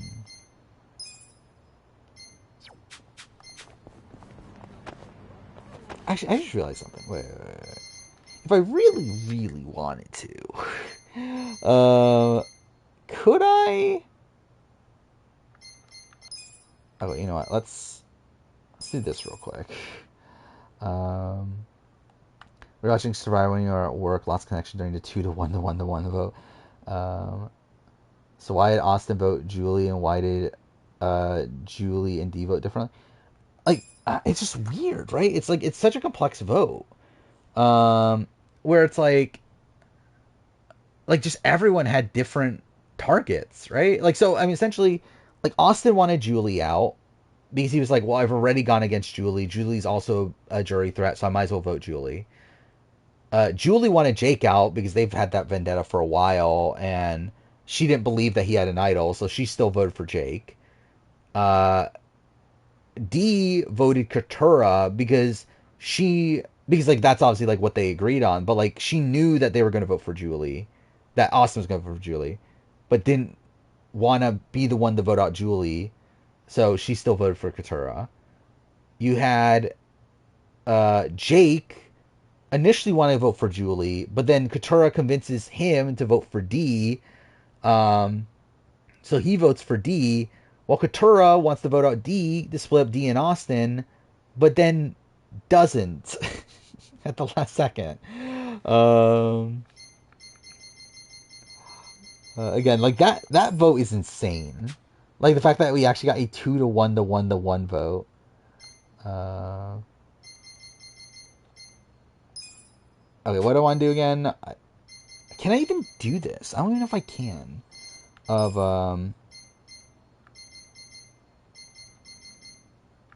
Can you like chapter select in this game? No, right?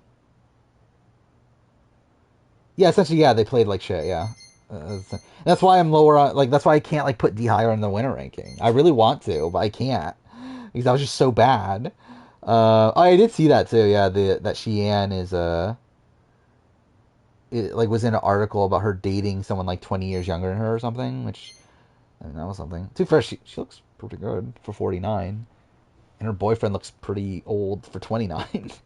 um.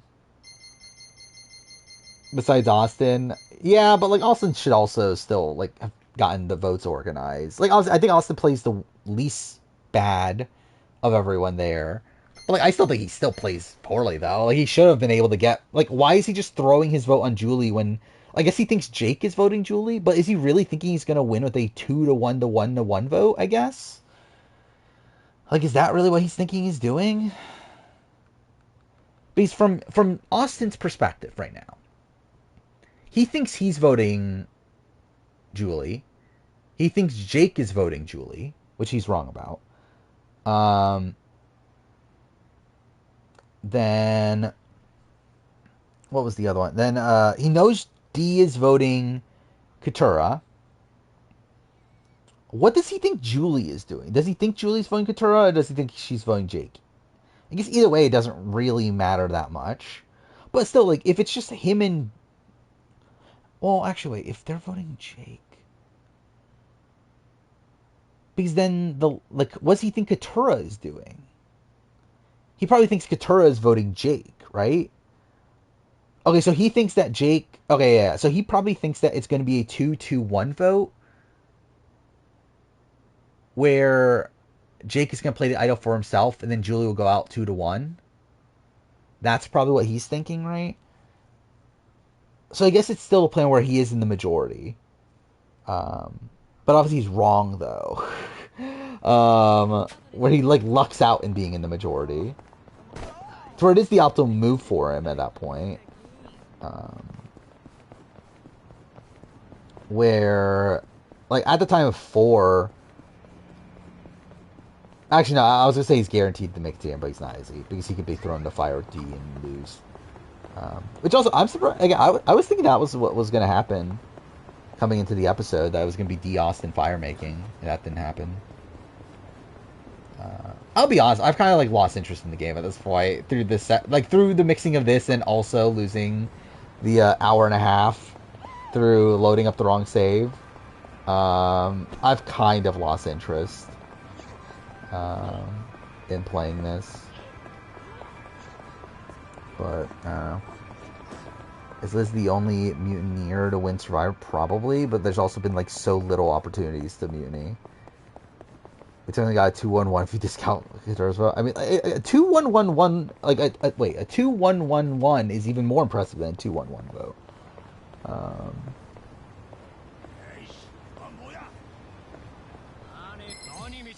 Then watch who's Funcher Quebec? This Korean, right? Watch me. You're in it now. Take your best shot. And reload the state. Am I like? Should I just do that? Like, I kind of am fine with that actually at this point. But then I have to fucking replay the same section though. It's gonna be so fucking stupid. Because I didn't save there, so that means I literally have to replay the hour and 15 minutes I played leading up to that. Um,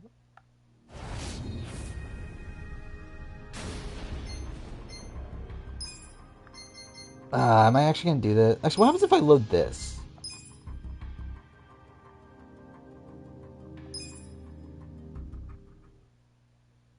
I just want to see what happens.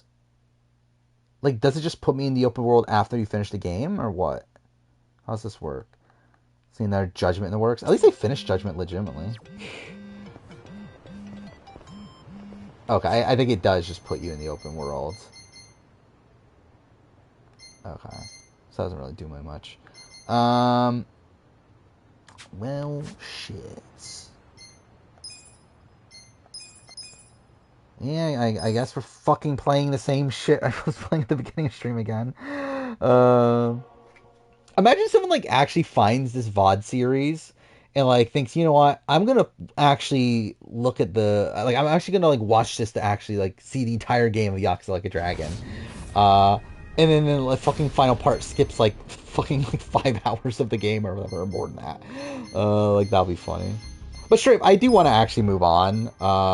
Like I obviously ideally I would finish this normally, but I do actually want to like play other stuff. So I would actually be fine just finishing this in a weird fucking way here. Is it 2-1-1-1 more impressive than 4-1? By impressive, I mean like it's terrible gameplay, but it's like it's cool to see happen. While 4-1-1 is even more insane though. Like that's like way more people just like not like a whole bunch of people just not playing optimally, right? But George, Carson, Kareen, Hannah, Katura. Probably Hannah's the worst. It's probably George, then Carson. And Kareen and Katura are around the same. Probably Kareen higher. Then Katura, then Hannah. Yeah, why is this guy talking about big toes? Yeah, probably listening to thinking I have like a foot fetish or something.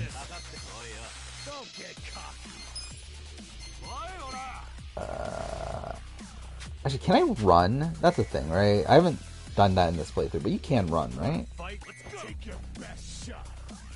Is it under this? No, not tag out. There's a run button, isn't there? Oh, there, I'm an idiot. L1. 3-2-2-2 is even crazier. I think it's crazier than a 2-1-1-1. I don't know if it's crazier than a 4-1-1-1-1-1, whatever.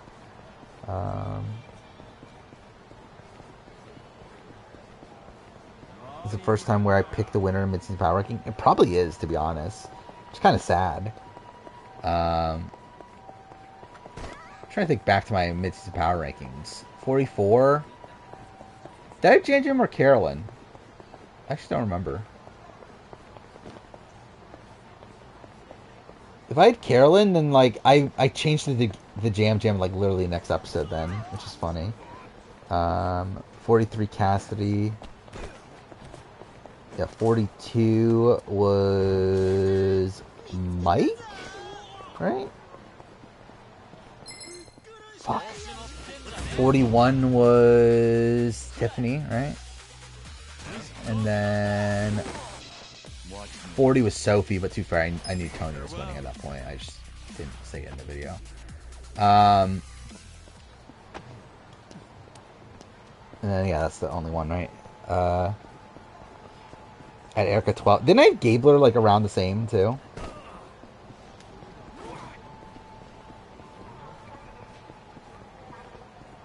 Even BB22 was wrong? Who'd I have? Enzo? So Big Brother's, like, its own, like, separate thing.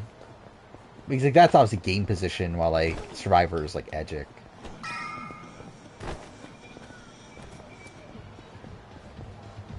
Actually, I did have Mimi. Dude, that's so bad, looking back on it. Hey, again, like, still, at the time that, like, I made the video, it makes sense. But, like, still, that is, like, really bad. Oh my god, I had to redo the fucking Date conversation.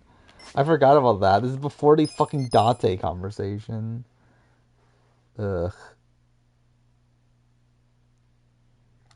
Okay. So I guess I'm gonna try to finish the game here then. Like, just finish it in this, like, weird way. To where, I don't know, should I do the test stream next stream then? Like if I do move on from this? Because that was the plan, is that after I finish this, I'll do the test stream. From Xbox. I heard Goofy as Date earlier. I don't need to hear it again. And that was an hour and 40 minutes ago.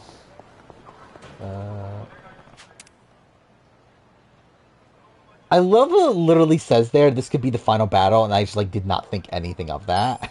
It's so stupid.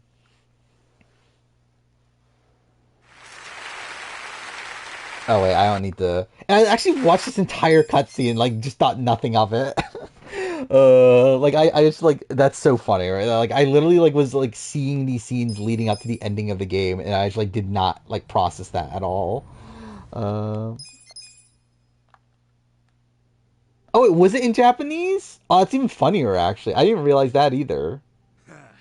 Looks like they brought out. No, it is in English. No, it is in English. Okay.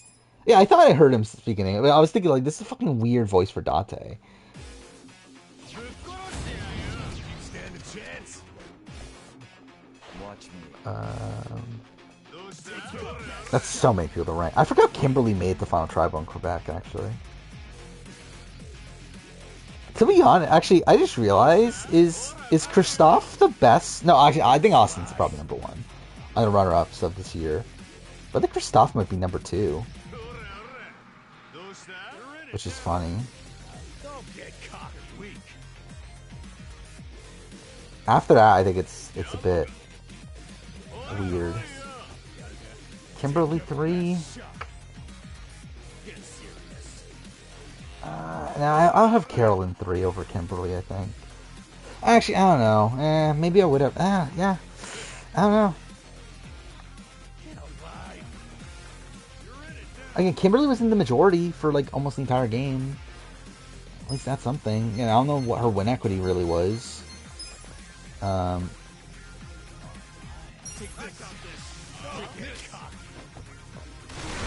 me the fire still thought Austin would go home somehow. Well, I mean, yeah, like, looking at the spoilers and everything, it's like, at that point, I was like, Austin must, like, do some pitch at the last second to get himself thrown in the fire. Like, when we saw, like, Austin go to D right before Tribal, I was like, oh, then D's just gonna put Austin in fire. Austin loses. What an idiot. But no, that doesn't happen. Actually, I want to listen to On Fire podcast, because Jeff did state that he has an idea of something he wants to change for Force Fire, which I'm interested in seeing what that is.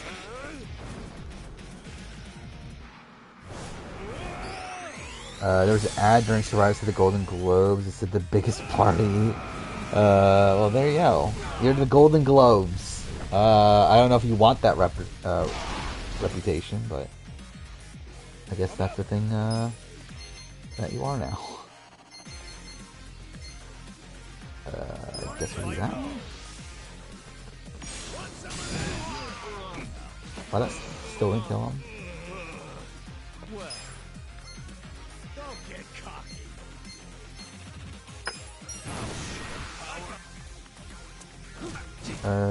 Where he's also played solid game.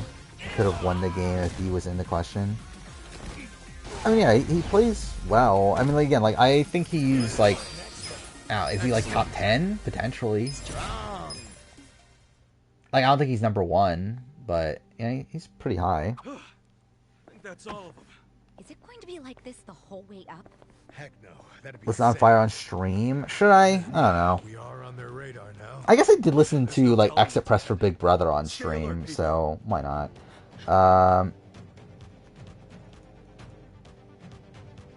Let's see. 2 hours ago, 48 minutes. Let's face it, Most people aren't Okay, making that's massive an triple ad. feasts on the regular. Um, And after 364 days of not there we thinking go. about it, My volume thing was $10 blocking the minimum per order. button. Additional terms apply. Close their books in days, not weeks. Tweet.com/survivor.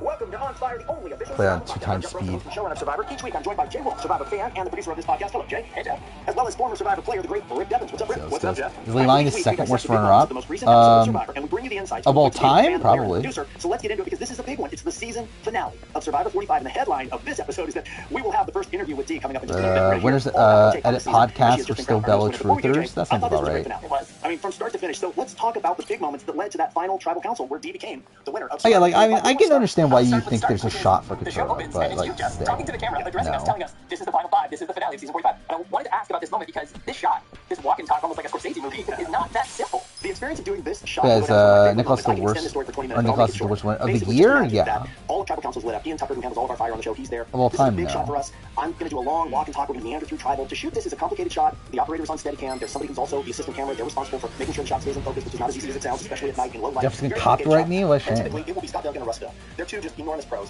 There's no problem. We do this all the time. Easy. The shot will be great. Okay, so far this is absolutely Unbeknownst to me, nothing. Scott Duggan had decided to give an opportunity to one of our young shooters, Kenny Hoffman, and his AC. You know what, let's pause this. I didn't know Oh, is the this. music So still we're gonna kind of play? setting up the I shot, don't and know. Duncan saying, "We think you could walk here, you come around the corner here, and you go here." I see Kenny holding the gear, the Steadicam, but I assume he's going to be the assistant camera. Okay, this is like a dollar nothing. I don't care about the fucking camera.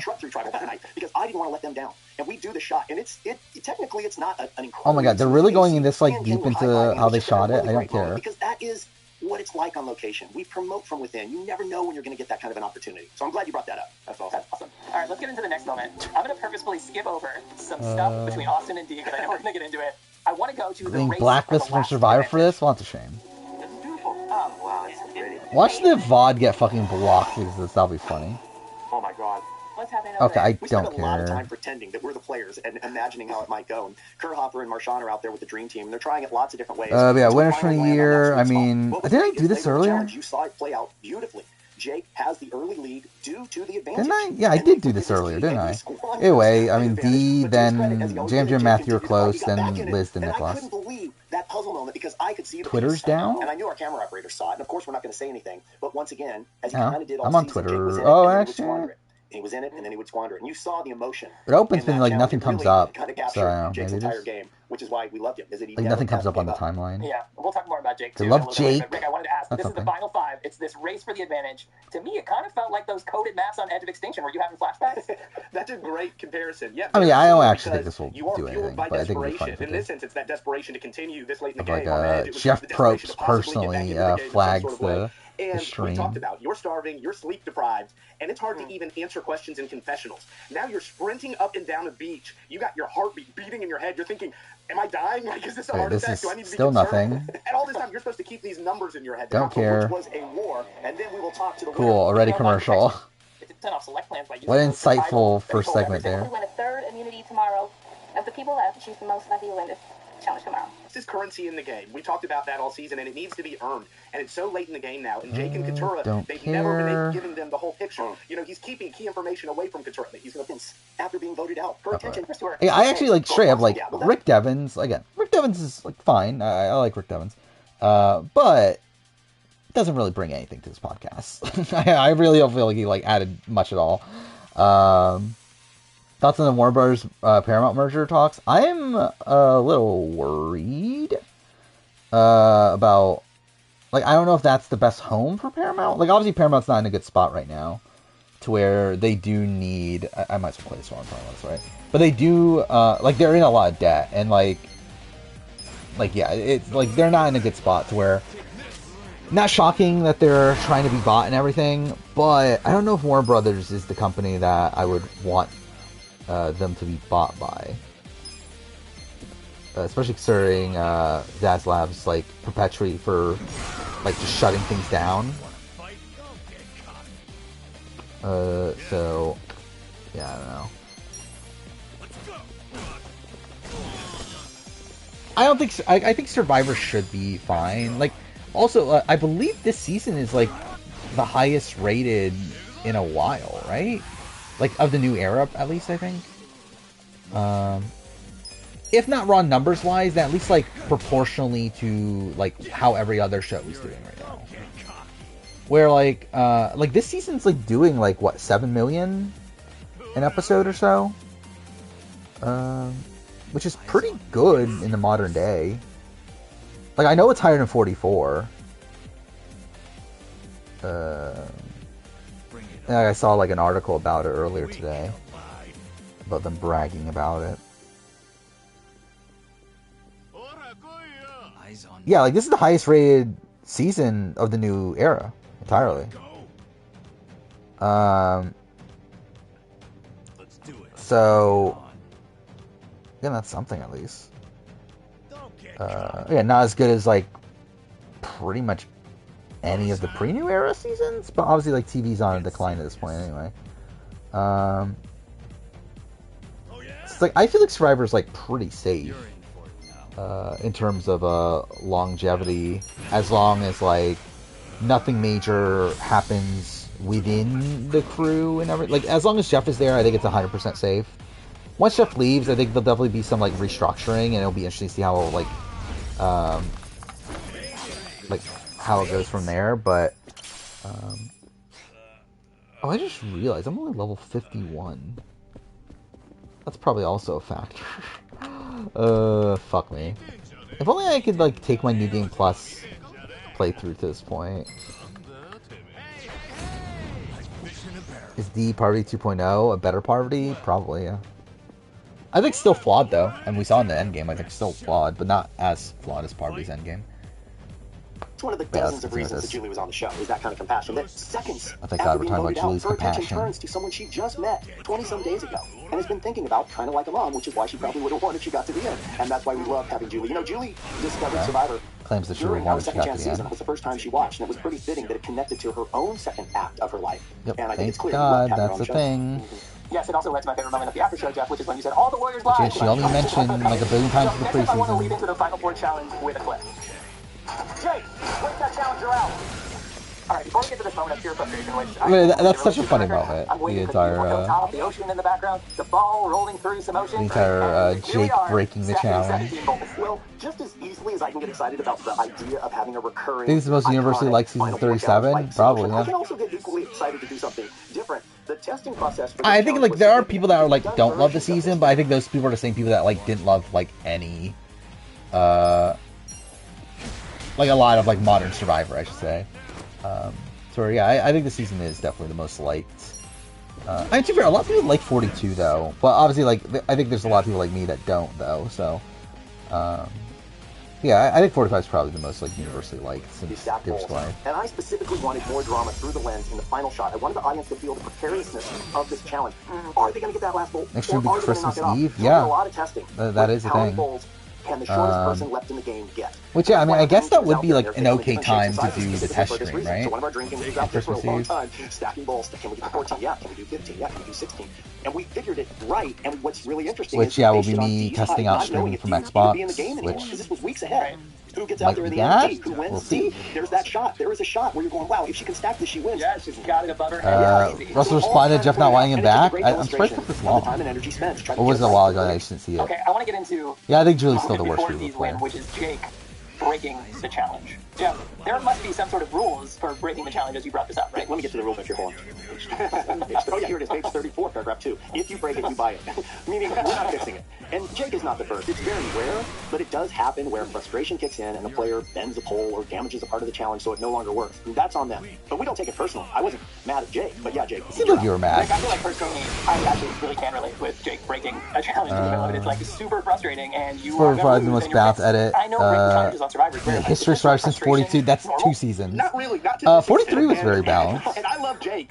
44 was not. But I mean, I think just in general, modern Survivor Survivor is very balanced. Some people handle the sleep deprivation, the starving, the mental torture of the game better I than others. don't care think about if you what look at the fucking last couple Montgomery's saying episodes, here. you see Austin and Dee, and some people think Don't as a care. dad, if that's my son, I'm pulling him off the Still field. don't care. rather than to focus on Eagle One. Right. Tell us why. Well, you're talking about the end of that act. After the challenge is over, you always hear from somebody to kind of tell us what's coming next or what just happened. And you have choices. You could obviously hear from Dee. I made it to the final 3. That's an obvious one and a good Want one. Jake to come back? You could also hear from Yeah, Dee I mean, saying, Jake, "Well, have a I think decision to Jake make." definitely is You could hear a from pretty Austin likely Kutcher returning saying, right now, "I at need to work least, on Dee right? quickly because I want her to take me to the end. Or you could do what we did. It's also the most unbalanced season in history, probably. And for us, that was the most Like interesting. yeah, I mean, like Russell has 109 confessionals. Fucking next highest is Shambo at 39. So I mean, yeah. Broke the challenge. Sorry about the challenge, guy. It would be so easy after this many failures to just throw in the towel, but instead he kept digging. His line was, "I have a snowball's chance in hell, but this snowball's going to keep rolling." I really felt for him during that confessional too. Exactly. You got to work with what you got, and I think in someone like Jake, we all see ourselves. Ghost Island. That's why we put that in the episode. Yeah, Ghost Island's definitely up there too. And we'll see that play out. But it's not as unbalanced as Samoa though. Where like Ghost Island is one where like Dominic has like 66 confessionals. I think Kellen is in the 40s. And then, like, Michael Yerger and Wendell are in the high 30s, I believe. I think Donkin might be somewhere around there, too. But then, obviously, yeah, you have a lot of people that are, like, super, super low. But, like, still, it's like, again, Dominic is not Russell Hantz with 109. I think Redemption Island is one you could definitely qualm with. Like, Redemption Island, like, what? Rob has 90-something, and then next highest is Philip at, like, 40-something, I believe. Actually, I literally have my fucking confessional count video. I have all my confessional counts in a thing. Here we go. Which I guess I'll have to record the 45 part of that video. But yeah, recent seasons are mostly balanced. Like even like 44, it's like very heavily weighted to the Tikas. But outside the Tikas, it's pretty balanced, like within everyone else.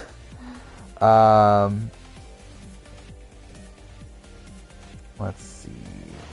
Yeah, Ghost Island. Yeah, you have like Chelsea with 4. 41 is not balanced. Yeah, 41. Well, I mean, like Heather's the massive outlier, and then like earlier on, I guess you have like Nasir. Who's pretty low considering his placement.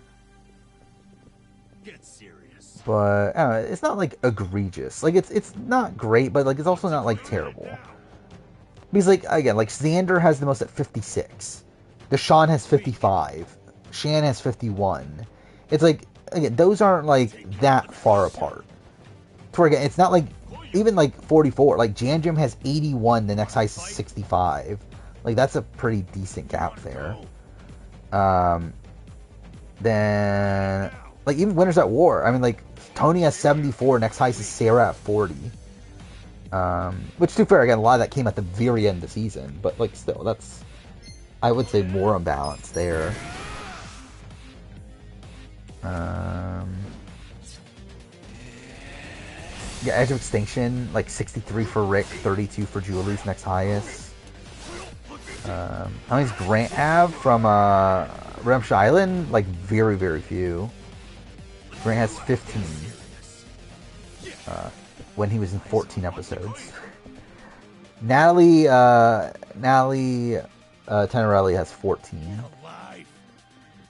Yeah, Boston Rob at 89. I thought he had 90 something. But either way, 89 for Boston Rob. Next highest is Philip at 41. Was UK balanced? No, not really. Chris and Matt had them like. Well, actually, no, is it unbalanced? It is kind of right. Like, so Chris had over 100. Matthew had like 80 something, I think. And then Nathan, I believe, had over 70. And then Tanuke and Doug had like around 60. And then everyone else is like on the lower side of things.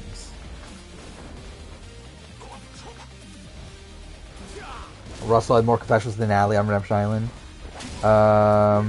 Yeah, that probably is the case, isn't it? Yeah, he had 15, yeah. Russell had the same amount of confessionals as Grant. So that's funny. Russell has more confessionals than Stephanie Valencia. Which is a tragic. And Stephanie Valencia is still in the top half of average confessional getters, too. Which is funny. Go put Hannah second in his UK player ranking? I very much disagree with that. I think Hannah played terribly. Personally.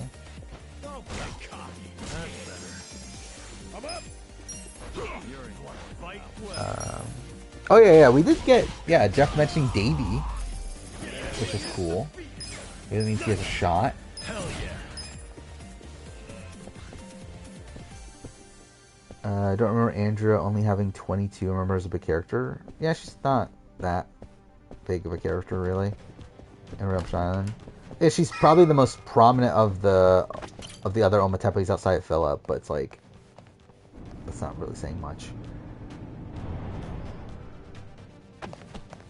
I disagree even more. I don't think Hannah's a good player at all. Should I open it? And like, I recorded my UK player ranking already. But yeah, I don't think Hannah's a good player. I don't know why she's at number 2. Like, I would not, like, I just fundamentally don't agree with that at all. Like, I have her, like, 6, I believe. Like, she's, like, nowhere close to number 2 for me. Like, really, I think if we're mixing player and everything, then, like, I think at that point, Chris would be by far number 2. Like, I had Chris number 2 on my ranking, but, like, I think that's, like, a very hesitant number 2, because I think his actual game is, like, very rocky, right? And, like, I think, like, a lot of its the rockiness in his game is his own fault. But I think, like, as a player, I mean, like, Chris should definitely be at least number 2 of this season.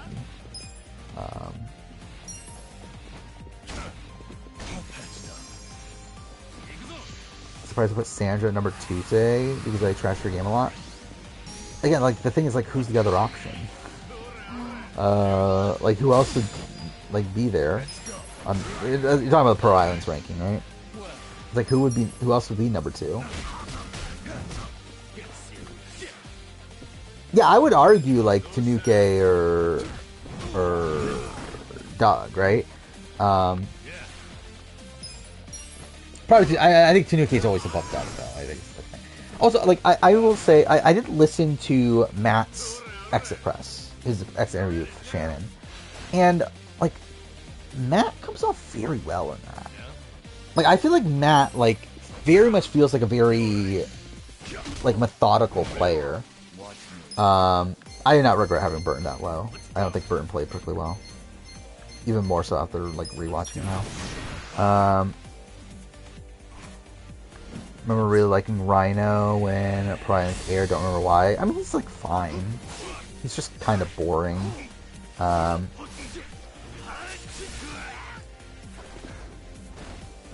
start with Assassin's Creed next stream. I probably will start with Redfall. That was my first thought. Because I think, like, next stream, I'm going to play, like, the games that came out this year that I don't actually care enough to actually properly play.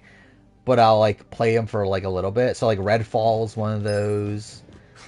Actually, I did think about this. Should I stream Gollum? Like, that won't be part of the test stream because I own that on PlayStation. But, like, I kind of want to play Gollum on stream.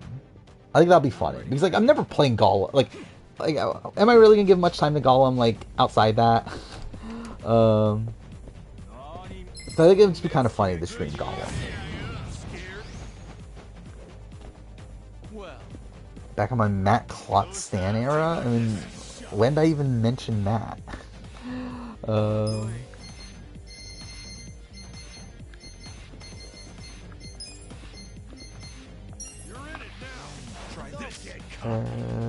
yeah, I mean, like with UK, it's like, again, Matt's number 1 by a lot. It's like a very, very, like, wide range there. At that point, I have, like, Chris, Tanuke, Doug. So I think, like, again, Tanuke is always above Doug. It's more so a debate of, like, Tanuke or Chris. I think my thing with Tanuke at this point, especially after listening to Matt's exit press, is how he always was going to cut Tanuke. That for him it was more so about when. But it seemed like even from the pre-merge, he had already thought about taking out Tanuke. To where, to me, it feels like Tanuke never really had much of a shot. Because I feel like Matt was always, like, outplaying her. Which, I'm too fair, like, it's still, like, she's still below Matt. So, like, does that matter that much? But, I don't know. Do I have Survivor seasons where the top 3 are the top 3 in the player ranking? Probably, but I don't care if to really run through them. Is SA just on hiatus, or is it canceled for good? It's on hiatus. But again, when's it coming back? Who the fuck knows?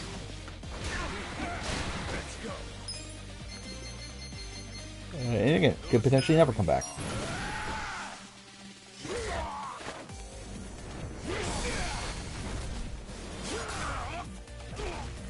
Marquesas. Did I have the top 3 there? Maybe I did. Game. Okay, that was a weird camera angle there. Get serious. Take this. Prepare to suffer. Alright, I guess we should listen to the On Fire podcast That now. war, Survivor 45's winner, D. We'll be right back. Oh, thank God, fucking interviewed D. Let's talk about NetSuite, because managing your business shouldn't feel like an endurance challenge. Manual work, overwhelming your team, books Okay, taking forever cool. to close. Skipping The eyes this. of one, it's fish off. The challenge ends, D wins, she's in the final 3, and has a decision to make. But we go inside Jake's mind. This is the guy who's down, but won't give up. And then we pick it up in the next act, with Jake continuing to talk about what's happening to him out there. And basically what he's saying is, I need a success in this game for me. No players This like isn't my way gonna to fire happen. because he convinces Dee that he needs to go. She allows him to go. We get to fire making Rick after waiting all season for this moment. Talk me through it. How do you prepare? How do you execute? And what Okay, are some I don't of the things that those of care. us watching the other side of that? Okay, I feel like they're talking about shit I don't care about in this The cameraman podcast. is right in your face. Step away and hope you've done enough. And for those first few years, we gave the Final Four nothing to practice. Oh, wait, is this... They Okay, had wait, what they wait, had wait, to wait. season 35. That's when the Final Four fire making before with Heidi setting the fastest time ever. But in recent seasons, you've been seeing players. You deal with that. You know, a few episode ago, I mentioned wanting to talk about the Final Four fire here. making challenge. This This is what I one. wanted to say. In recent seasons, you've been seeing players making fire faster and faster, culminating in Survivor 44 with Heidi setting the fastest time ever. But there is a story that explains those records. So if you go back to season 35, that's when the Final Four fire making showdown started. And for those first few years, we gave the Final Four nothing to practice with. They had what they had at camp, which was their flint, as used as it might be, and their machete, and that's it. Then in Devin's season, Edge of Extinction, we gave them the actual knife they would be using, plus we gave you some extra flints in case you broke one. Isn't that right, Devin? Yeah, what evolution But then in Survivor there. 43, we decided, it's taking them a long time to make fire. Let's give them a replica of their actual fire-making kit. So this way they can practice with the exact materials and figure out how best to use them. Not surprisingly, that's when you started seeing faster times. First Gabler and then Heidi. We did that again for this season, 45. But after 45, we decided for 46, we're going to go back to the players only getting the knife and a flint, so you can expect to see longer fire-making times in the seasons to come. That's Who a big fucking difference. cares? It is a That's the fucking change thing? Going from making a fire with coconut husk. to That's what you actually the get in fucking thing. That's the thing. Like Jeff Probst, like hype this out. Like, oh my god, I want to make the change. I'm gonna make a change to fire making. That's the change. Like, what does that mean? Like, that's literally just like, okay, yeah, we're not gonna give them as much to prepare with. Who fucking cares? Dude, fuck off. Fuck Jeff. Final fire-making challenge, and I don't even want to say what I would do different in case it never comes up again, but that change, I would do some things very differently knowing how different that is my favorite comment you've made this entire podcast, but you are still thinking about playing again, brother, because you never know. Alright, so we go to fire, and ultimately... So, Rick Devin's and there's locked this in for beautiful 50, shot right? of the fire burning, and Jake's eyes looking at it with what finally feels like pride. I want to go back Yeah, to fuck pride. off. That was a nothing announcement, though. Fuck that. You know what I mean? Why 15-year-old Jake? What's significant about you at that point in your life?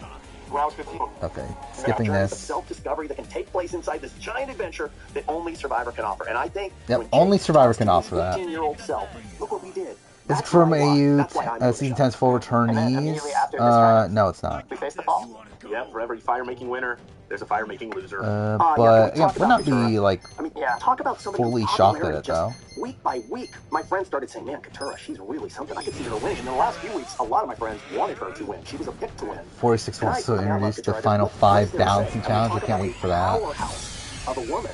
And I loved how she said there at the end. Don't you mean the big toe challenge? They should have the big toe challenge. And yet, she ended up having this healing, learning, heartfelt journey. And I think it's beautiful, and I love the So fact beautiful. that immediately after sharing those vulnerable thoughts, I say grab your torch. Because it's the stakes of the game that make that journey possible.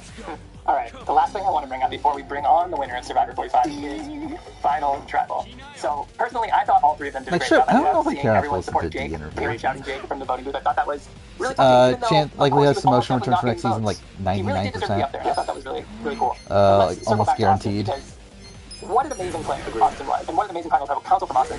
I'm curious to hear from both of you. Austin, who was an alternate, who wasn't going to be here, and ended up in final tribal council. This was a very close vote, 5-3. What did you guys think? Well, let's start with who voted for who. You had Kendra, Drew, and Bruce vote for Austin. Then you had Kelly, Julie, Katura, Caleb, and Emily vote for D. So really, all the women voted D except Kendra, and all the men voted Austin except Caleb. And I think the 5-3 vote says everything. That is as close as you can get to a tie. So is he Austin saying played an Kendra incredible is game. Yeah, he anti-women? lost, but he lost by a vote. Right. And there's no shame in that. That is great Survivor gameplay. I was very impressed with Austin. I think that we saw a couple times late in the season as his relationship with D got more serious, that she kind of maybe got the better of him strategically. Yeah, that was a great commercial. commercial. How much he brought it at Final Tribal. I mean, he really went for that win. And I'll say right now, Dee's going to get her flowers, and I'll give them to her because I think that she is the best game of the new era when it comes to a well-rounded, played game.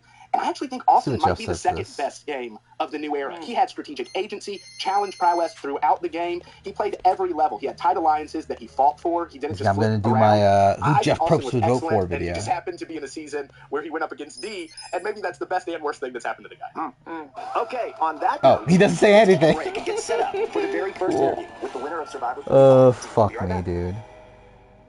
Candidates better right now in support keeps you hooked. Start free when you download Survivor 45. Very exciting. Here she is. D, how's it going? Yeah, thank God.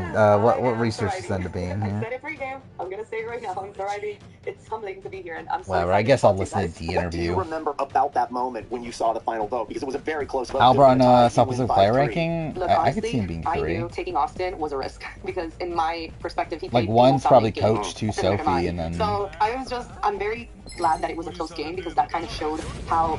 Yeah, I mean, I'd maybe argue but, 3. Right? I don't know. When you just turned that parchment, I I don't was think in Jim would complete be that shock, to be high. honest. I was like, damn, everything that I set out to do, like, it finally happened. Like, this is the moment that I've been training for such a long time and mentally preparing myself for in my mind. So to see my name on the parchment but not to get voted out, it's like, wow, I fulfilled the dream that I wanted to do. Things, I don't know what jury chances were for a lot of the Savaii people. Like, people Austin, like Drew, Whitney. You and Julie, and then you and Austin, and it came down to this idea of sharing of information. I'm curious if there was ever any real internal struggle over whether you were going to tell Austin, given how close you two had become, or were you always able to see that this had to remain strategy no matter what?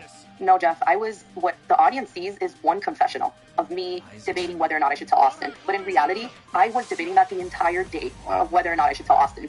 To the point that I almost got teary-eyed, but I would never cry in front of people as emotional as I am. I would only cry in confessionals. Like, for me, I feel like this is not good for my, like, assessment of her as a player. Because at that point in the game, we're getting close to the end, and Austin and I are progressing, and in my head I'm thinking, is he going to forgive me after this? Are we going to be able to grow after the game? Would he know how to separate game versus real life? Is he going to think that I'm going to lie to him in the real world? You know, and that's something like I said in the game. Like, sure, I feel like I'm a bit disappointed. Even if you don't want to hear something, I'll tell you the truth. Like, take it or leave it, whether you like it or not, you know? So I debated that the entire day, Jeff. Well, Devins, you commented. I thought we were like, like, again, like so close to like a truly elite worried that what might be a real friendship, a lifelong friendship, could be damaged. And I know you actually felt like you would play it differently. How did you relate? I still think Dee's better than Jam Jam. I think that at least it's so hard out there to get these friendships, and they become so real and so intense so quickly. But to stay focused Jam Jam wanted to go to the end of Carson, who probably loses again. On that friendship, and I feel like it cost me in the end. Whereas D, I was so impressed with your ability, even in a much more complicated relationship, let's be honest, as much as I love Chris Underwood, to stay focused on the game. And we saw it kind of juxtaposed with Austin to an extent, but that was so impressive.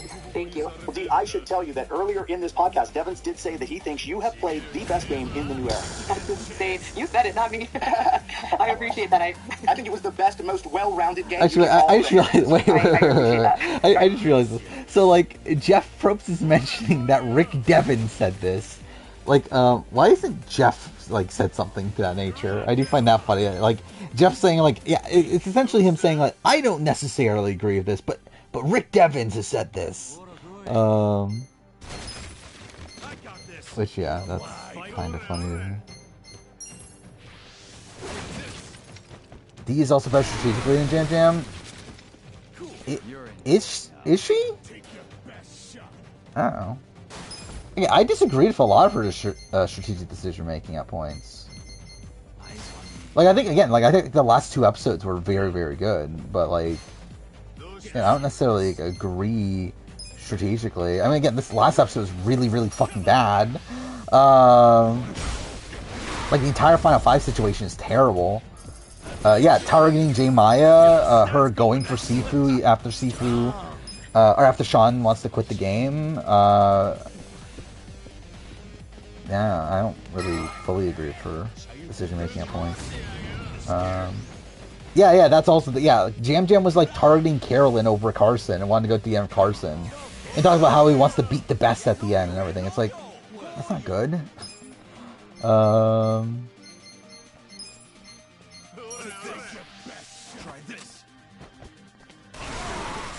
I think they're both like just really flawed, like strategically. Well, I think both of their like high points are social ability.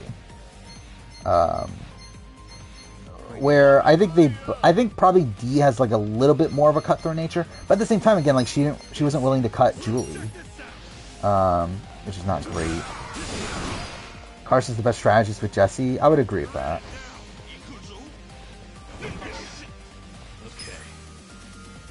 There's no way D gets invited back outside Winners War 2. I think Jeff is like fine with D, but yeah, I think it's like, I think not because they dislike D, but more so just because there's like other people that they probably would like to see on again. But yeah, I think they like D. We get this question a lot, and that is, how does attraction happen when the players can't shower and they're dirty and they smell? Look, there's a thing called island hot out there, okay? And Austin. You don't smell each other when you're out there. Again, we don't know yet. We'll have to see for Express. But if I were to guess, I would say yes. Based on the fact that it was so close between her and Austin, I think I would assume that D would be, or that Julie would be. Very low key. How did you two approach that as it became clear there were feelings developing? I think it was just an unspoken agreement between Austin and I. We were attracted to each other. We liked to be around each other, but we knew that also could see production wanting Austin to be the Aussie in the era. We did not have to speak about it for us to know. Because like his edit wasn't like, it was big in the sense that he got like 71 confessionals, but like I feel like they didn't really spend much time to really prop him up as a character like they did with Aussie. It was a showman, and it did continue. And I'll tell you what, once we can finally post, you're gonna see a lot of pictures of us on vacation. Okay, so does that mean you're still together? It means we're taking things slow because he lives in Chicago and I'm in Miami. So we're taking it slow. Oh, they're still like not living together. I just think it's so fun to watch on Survivor, and it's just so different. We knew that they were still together, a lot of, like, but reality TV dating shows where people are going. I assumed that they were already like where Survivor is the last thing you're looking for. And I do want to know about watching it back. Like how that part you of guys it brought sorted, up Rob and I guess Amber. not. I mean, we're talking about the ultimate Survivor romance. When you saw that play out on TV, what's going through your head? Yeah, my heart was racing, and I was actually sitting next to Austin. We decided we were watching this. Yeah, so like 100%, like the Rob and Amber flashback thing, like that 100% was foreshadowing to them being at the end and D being Austin then. Right? Than the norm. It transcends far beyond the game, and it still does. And when I went out there, I said, my strategy is I'm gonna form alliances that are gonna like last until long after the game. And I did. How much more is there in this interview? Yeah, it was nerve-wracking, but it was nice to watch. So one of the things you talked about in the show was how important your family was and how you were going to dedicate this to your parents, and if you won, that's how you were going to like Austin, like, again, he's very present on the show, it's just that it feels like almost all of his content was, like, based around, again, advantages, or, I said, hey guys, I didn't win, but I'm very grateful for this experience. Like, it's like, I feel like a lot of the more complex content was given to Drew, like, their duo. So I landed in Miami International, and I told my brother, hey, producers need a video, another lie. Who wants to vote for a lawyer was also foreshadowing. Yeah, I mean, in the sense that, like, Jake doesn't get any votes, right? It wasn't as much a foreshadowing as I was expecting it to be, where, again, we talked about that, like, this does mean that both Katura and Jake make it to the end, and they both lose. And they didn't believe me at first. They're like, but you just told us you didn't win. I'm like, no, I swear I won, for real. And so we just started crying, and I'm very grateful that that moment was captured on video. And wait. I won, for real. And so we just started, what? They were so shocked, and hugged them, we're crying. And our producers need a video of me coming back home, so can you just record mom and dad's reaction? My parents and my brother picked me up in the car and hugged them, we're crying, and I just... Wait. So production allowed her to tell her family, like, officially? They're like, what? They were so shocked, and I go, yeah, I won. I'm pretty sure that's against the contract, right? I'm like, no, I swear I won, for real. And so we actually, I guess it's not if you're also under NDA, isn't it? Okay, never mind. It just felt like a weight was lifted off my shoulders. But yeah, like, does the family sign an NDA if they're not going on, like, a family visit and stuff? Oh man, like, we're still in shock. So let's get into just a couple of questions about the gameplay. On the Either way, I assume they I had was that curious story. coming in. how confident you were. I had a gauge on Austin, but I wondered, did you feel you had it? And if not, were there any specific players you felt you needed to earn their vote? Actually, I think... I'll be 100% honest. I was feeling pretty confident Oh, going into no, that no, final we're still... tribal. Okay, yeah, we're still and the not reason where is I because was. I knew Fuck that my me. game differentiated from Austin's. And also, I didn't want Julie in the jury, but she was in the jury. So I knew that her vote would come to me, and I knew also Drew's vote was going to Austin. There were a few people I wasn't sure about. Who were you worried Katura, about? Baron, Jonathan, I don't know. Had Julie sat Like, I next to think me, Jonathan's, it was a like... strong movement Like, again, for Jonathan her was in the to majority succeed. for more of the She game. could have beat me, definitely. Because Mama J, everybody loves Mama J. You know, and her gameplay. I think was I so look at badass. And Katura as the Emily better well. player I of knew the I two, couldn't though. go next to Emily either because she had a huge character development that I myself was starting to become a fan of her on the island. So that is a huge problem. Dee, did you know that withholding the piece of information about Julie's vote was going to be the key when you decided that plan? Yes, I knew What was this post? blindsiding Emily and withholding the information would be... Oh, this is... yeah, one of these family friends. I kept it a secret. The only one that knew was a week before. And I Okay, like, was this real? And I was Like, was this actually a even though it was minutes before tribal family council, friend or someone and just I needed to completely make a making quick it up? and fast decision, and that's when I knew that things might change in my favor. Yeah, Dee, this is a follow-up on what Jay was asking about with the Julie vote. It seemed like at Final Tribal, you had opportunities to bring it up earlier. Were you trying to get Austin to be the first to bring that up? 100%, Rick. You were baiting him into it. Global Survivor Exam, Final I Exam didn't want to 6 be the Final Tribal with my biggest move in the game. I wanted it to be gradual, just like my gameplay, because you don't want to hit them with that, boom, this is my only gameplay, and then they forget I feel like I'm tribal not really powers. getting much from I wanted this. Austin to bring it up because I want the jury to feel the impact of me saying, hold up, can I just say that that's not what happened? And I'm sorry, Like, Austin, this but I this feel is like actually we what happened, jury. kind of It's know. absolutely insane that you noticed that. Devin, that's why we chose you to launch this season of On Fire. That kind of insight. I'm not kidding. All right, Dee, my last question kind of echoes on what you two just talked about. Is there anything now that you've seen it all play out, even though you played a very good game and won, is there anything you would adjust if you could go back? Anything you would change? Advice for a future player? It's very easy to say you wouldn't change being a winner, but I think I would change the way in which I approach situations and the way I spoke to my alliance members. For example, Julie, when I watched it play out where I told her, Julie, you're the option tonight, this is what you're going to do, XYZ. I feel like I was a little bit more, I'm not like that in the real world, but in the game, I was just very like, cutthroat, this is how it's going to be, which I'm glad I was because it resulted in my win. But you still, when you're out there, need to put other people's feelings and perspectives into account. Yeah, And then as far as I feel like this interview's not really players giving or me advice for much. future players, I basically just say like detach from the outcome. You're there to win, so We'll make just stop doing take On it Fire day by for day, Season because 46, and we'll see what they anything can can do happen in a matter at the end of this. like literal seconds. So take it I day by assume day, they'll and then continue. start paving your path, final 7, final 6. Yeah, if Once they you get could closer do for to the 45, I assume Last they'll do question for me. 46. What They was your probably, big like, takeaway from at that all point, maybe they won't do a this 47, I love 48, this but question yeah, we'll because see. it took me a few to get the answer to that question, and it wasn't until I was watching back. When you're out there on the island, you're surrounded by cameras 24/7, and coming back into the real world, Lindsay I better lived than my life like if I had Ricard, cameras better around than me Julie. 24/7, which at the end of the day, for me, it's like just do the right thing, you know. And I think just Ricard's pretend like definitely better someone's than watching you all the Julie. time, I don't know and about it really Ricard just or makes me be Lindsay. happier every day. Like, you know, if someone was watching you 24/7, you'd want to crush the day, right, and do the right thing. So I Then, think yeah, I that don't know was the about biggest lesson going on in Survivor. All right, well, Dee, you were a delight to have on the show. I still remember meeting you on Zoom. Actually, is Ricard better than... Actually, what... I do have the penultimate journal. And a fantastic representative of Survivor. Oh. Congratulations. Enjoy all the fun that's going to What come did he say show, there? and it was a blast to watch going on Survivor. All right, well, Dee, you were a delight to have on the show. I still remember meeting you on Zoom and knowing you were going to be on the show, and it was a blast to watch you play. You are a great winner and a fantastic representative of Survivor. Congratulations, and enjoy all the fun that's going to come here in the next few days. Pretty high praise. Oh, thank you. Bye, Dee. Congrats, Dee. Okay. The way he said bye, D. And enjoy all the fun that's going to come here in the next few days. Oh, thank you. Bye, Dee. Congrats, Dee. Okay, well, that is it for this season I of don't On know why Fire. I find Now that so to the funny. toughest part of ending this season. I don't think we don't need to go here. This seems like a classic time for a Survivor quiz. Well, we need to let everybody in on what's happening here. When we called Rick to do this season of On Fire, we told him that he was our first choice, and really, and it was the truth, the only consideration for our first choice for a few reasons. One of the most popular to ever play. You were an excellent player who nearly won. You had fantastic stories about winning challenges and making and hiding fake idols. You went to Final Four fire making. You were a former broadcaster, a great storyteller. And we told you we needed help in building a new format that would involve the player point of view, but we were going to have new players each season. So essentially, we brought Devin in to help us build the show and create a role that other players would then inhabit. And I just want to say, you have been a tremendous collaborator.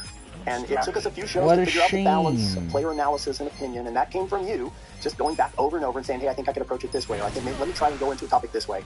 And now it's over, and now we have to say goodbye to you, which is hard to do, Devin. You've become a fixture on the show, but that was the grand design. Yeah, from the producer's So they are perspective of the show, continuing I just on, want to say, like, from the moment you joined our little group here, you have been the most enthusiastic, most hardworking, most genuine and heartfelt guy. We became friends seemingly overnight, and it was like truly, just like this Thank God connection they where, became I friends mean, overnight. we weren't kidding when we said we text each other from our houses watching episodes of Survivor. Like, I'm probably still going to do that with you moving forward. Hopefully that's okay. It's wild, personally, to start a relationship out of the blue with someone who you watched on TV and rooted for and were formerly shouting at the TV about how you wanted them to win. And Rick, you're just the highest caliber person and such a joy to work with. And this has been an amazing season, and I can't thank you enough for everything you've done for us. Well, thank you guys. I mean, honestly, the thing I'm going to miss the most is just the hanging out. It was so fun. You guys were so excellent to work with. I'm very I don't think grateful they're gonna announce to more of have this. played a role in this podcast. Survivor, for me, has I been the think gift D that will be keeps on giving. overrated. And I'm so Survivor in grateful I got to postseason. go on the show and for all these things. I don't Jeff, know. I mean, it's been again, I really think fun she's kind of still developing pretty this good. I deeper, just think it's you know, like, friendship I with don't know. you, not just Again, the host I and wish player she was anymore. a That's bit been a better. thrill. Jay, you kind of mentioned it. I feel like we have something similar to a Survivor relationship where it was built over these intense Yeah, we weird talked about this earlier, circumstances. that So first I love both broken. you guys. I really appreciate Paramount. And honestly, it's been so easy because these 90-minute episodes, season 45 has been embraced by the fans. It was such a great show. So really grateful to the whole cast of 45 Yeah, and the whole Russell production Max, team behind it, imagine. because it made this job just fun and easy. And I'm going to miss it, but I'll be tuning in because I'm Where am I sure going? with all the players you all have to choose from, whoever's coming in for season 3 is going to have a great perspective and bring a whole lot to the Who podcast. did Devin, we just get know for that moving season forward, 3? everything that happens was built on your shoulders, and we appreciate it. You close out this season of On Fire, Devins. That's it for this season That's of literally On it. Fire, the official Survivor podcast. And please, if you haven't Oh, gotten it by that now, was kinda review, lame. listen to me. It helps the show. Hoping for at least something The else. podcast, okay? And you can go back and watch every episode of I thought every we would season at of least like Survivor talk on about Paramount 46 Plus. preview Survivor or something. 46 premieres Oh. February 28th, and right around then is when you will find out who the new co-host of On Fire, who's going to be in this chair next season. All right, we'll see you then. I On can't Fire, the fucking official Survivor wait. podcast, is a production of Serious Entertainment and James R. Carson, I could see that. Watch it be the boss reps. But yeah, that was kind of a nothing podcast, to be honest. I don't feel like I really learned much from that.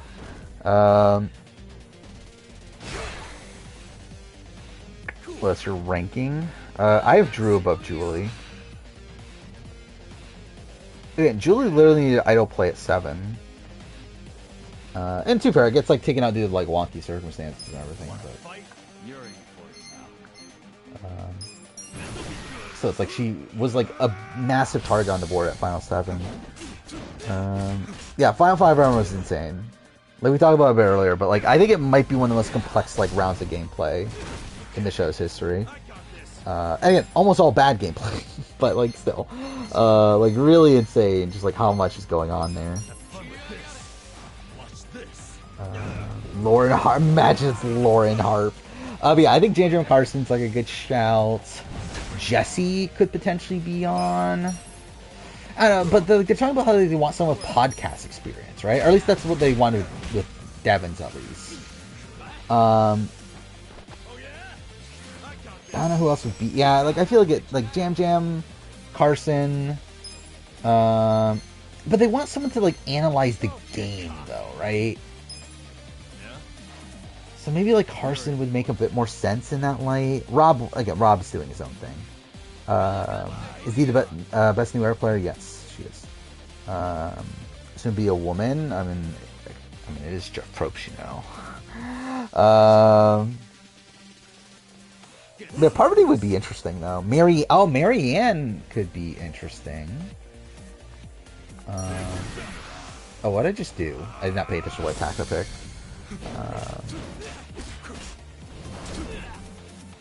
Nexus definitely gonna be a new era player. Oh, is it? Maybe I can see Christian. Like I feel like it's definitely gonna be like a fan favorite, right? I imagine it's Drew. That'd be so funny if it's fucking Drew. Like that'd be such a Probst thing to do is pick fucking Drew. Have fun with this. Watch this. I was thinking Carolyn, but I was like, Carolyn, I feel like I don't know if I'm going to Carolyn for like analyzing the game. Sarah Wade, Roxroy, Caleb could be fun. I don't know if like I feel like they would want someone that made it further though, if I were to guess. There's no fucking way it's Cassidy. Need draft on potential podcast hosts, obviously. Imagine it's Gabler. Imagine it's Owen. Like that's actually like not completely out of the realm possibility. Zach, that'll be funny.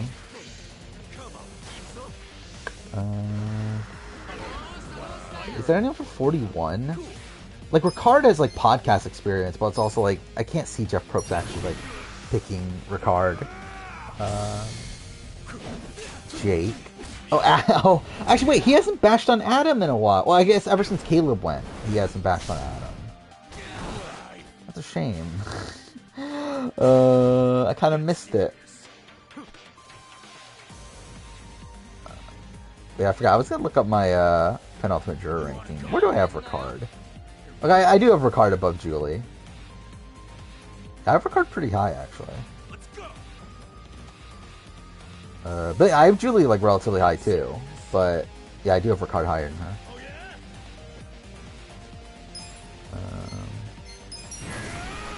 Abraham has a podcast. Well, good for him. Do an on fire post speculation video. Obviously, that's what everyone needs. I straight up regret not doing a like an on fire podcast like recap. For at least season 1, because I feel like there's a lot of like I feel like this season, to be honest, like didn't really give much in terms of like cool behind the scenes info. But yeah, I feel like season 1 though had a lot. So I do regret not doing one there. But oh well. Are there enemies? Because if there are, then I want to increase my SP. So this is further than I made it last time, right? Or no, I did make it here. Fuck, we're still like catching up. That's annoying. Okay, I guess I'll have to increase my SP then. If I have anything. Actually, I just realized I didn't pay attention if I did. Okay, I have some stuff. Kelly Wentworth would be fun, actually. I could see that. It's not another one possibility. Tyson. I think Tyson's doing his own thing, right? I don't think it'll be someone that already has a podcast. Pretty good. So delicious. Evie could be interesting. And Scoopin would be on fire, so. Doing my experience of the On Fire podcast video. I mean, I guess never say never.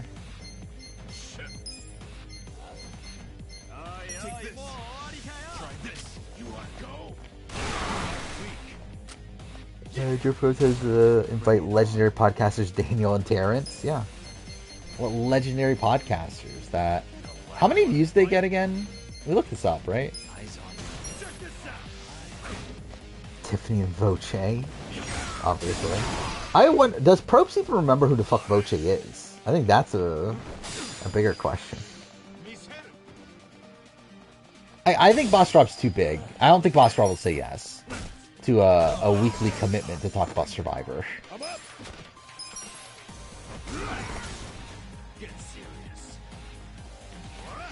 Well, is that really Voce's like most memorable moment?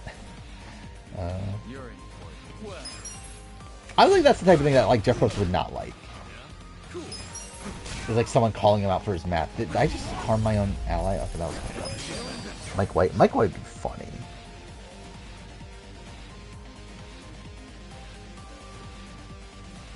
Wait, what is this?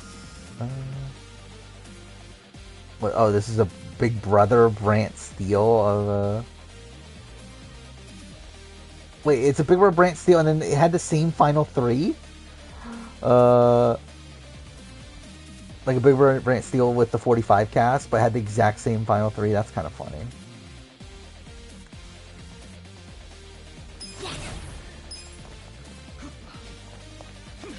Sweet host, I think DX and Tiffany should be permanent hosts of Reindeer Games if it continues. Yeah, I thought DX was a lot of fun. Tiffany's been fun too. Obviously Jordan was shit, but yeah, the other two worked out. Yeah, we haven't really talked about Reindeer Games, have we? But also, it's like, how much is there really to say? Like, these last 2 episodes have been very, like, comp-heavy. To where, yeah, I don't really feel like there's as much to talk about.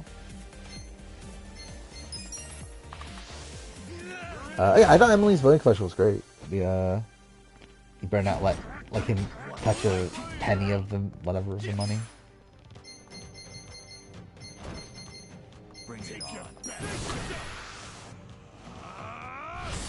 I think of Jake breaking the challenge. I thought was funny. Especially like Jeff being like clearly annoyed at him, even though he claims in the On Fire podcast that he wasn't annoyed at him. Like I would say, I would give like Nicole Franzel like, I don't know, like 60% odds at winning.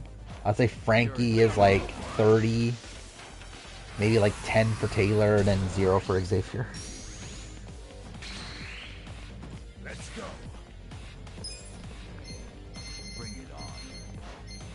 Let's go. Vanuatu Julie would be a good host. I mean, that'd be a very explosive one. Actually, I doubt it. That'd be fine, right? Oh fuck, this guy has a lot of health. Fuck me.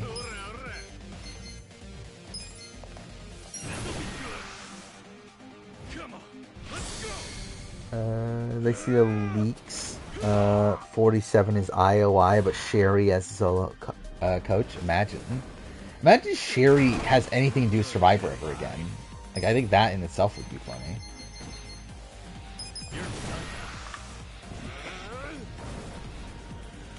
Actually, would be a funny 2-time winner. I mean, like, we're not including this as like a 2-time winner, are we?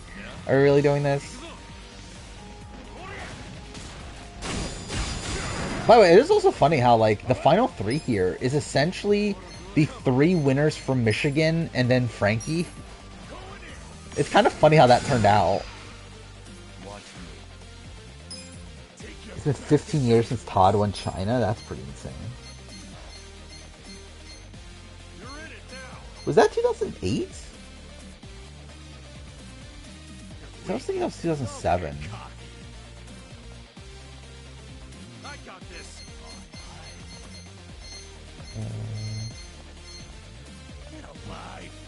Well, yeah, it has to be 2. Yeah, I think you're off, aren't you? These Series of Villains was 2010.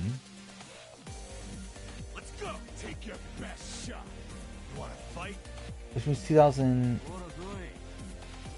Wait, so yeah, 15 years ago. Wait, let's stop. Survivor. It was 15 years ago. Would be Gabon, wouldn't it? Get alive. Get serious. Let's go.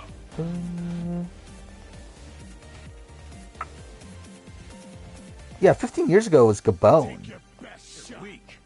It's been 16 years since Todd. Which that's even more insane, actually. Get alive. Watch close now. I think I literally just said Nicole. I think I have 60% win equity. I think edit-wise, I would say Nicole. I think Frankie has a shot. Taylor, not really, but I guess there's some chance, and I don't think X is winning. I got this. Take your best. You're wide open. Let's go. Cool.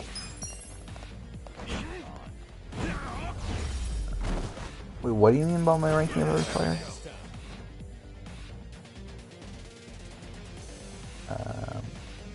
Oh, I forgot about Dan also. Actually, there's really that many winners from Michigan? Holy shit. There's 4 winners from Michigan from Big Brother? That's pretty insane, right?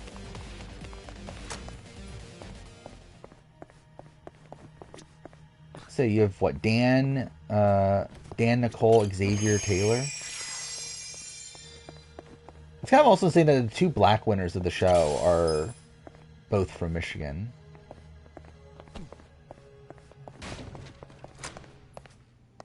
Wait, this is where I stopped last time, right?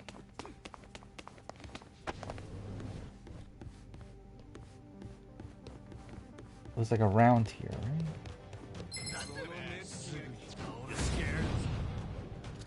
right? Well, The Xavier's from Wisconsin. I think he lives in Wisconsin now, but I think he was born in Michigan, if I remember right. You want to fight? Let's see, Xavier Prather.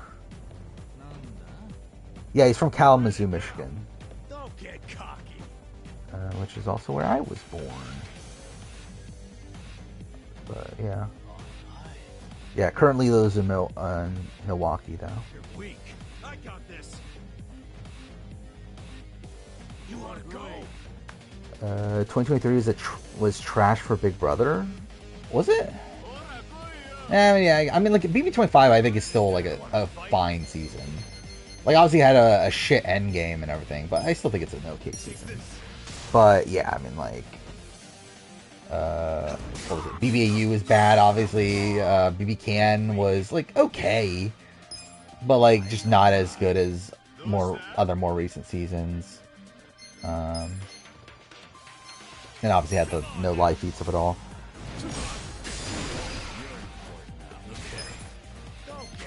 BBUK happened. That's your ranking of them? I think mine is like almost the inverse. Well, not really. I think it's BBUS, BBCAN, BBUK, BBAU.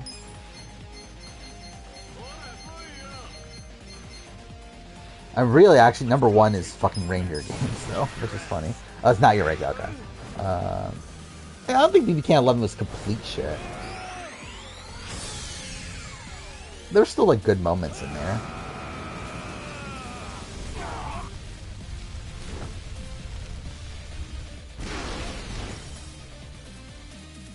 Weekend 12 live feed updates will be Rob and Taryn trashing how there's no live feeds. Like, Rob probably won't have anything to do with it, to be honest. But yeah, Taryn definitely will. Yeah, you had the Zach quit.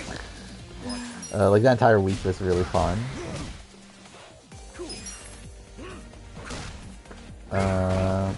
Yeah, like the I forgot what was their name. The Crown, right? That was their name. You had that alliance like forming and like seeming to run the game, and then just like completely crumbles.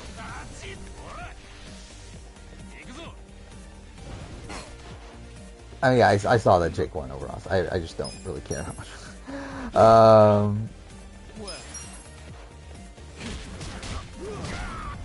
Should Austin have said that he didn't care about which one of Emily or Julie went home?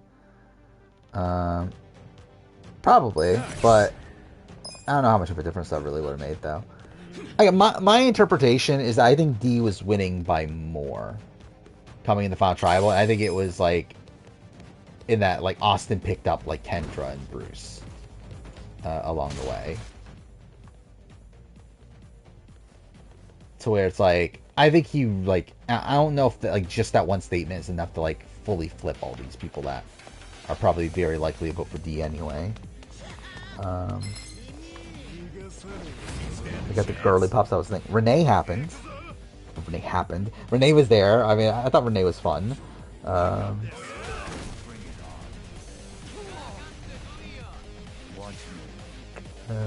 Like, sure, it's gonna be weird recording my year in reality TV video because like so many of these seasons like are not like super fresh in my mind anymore.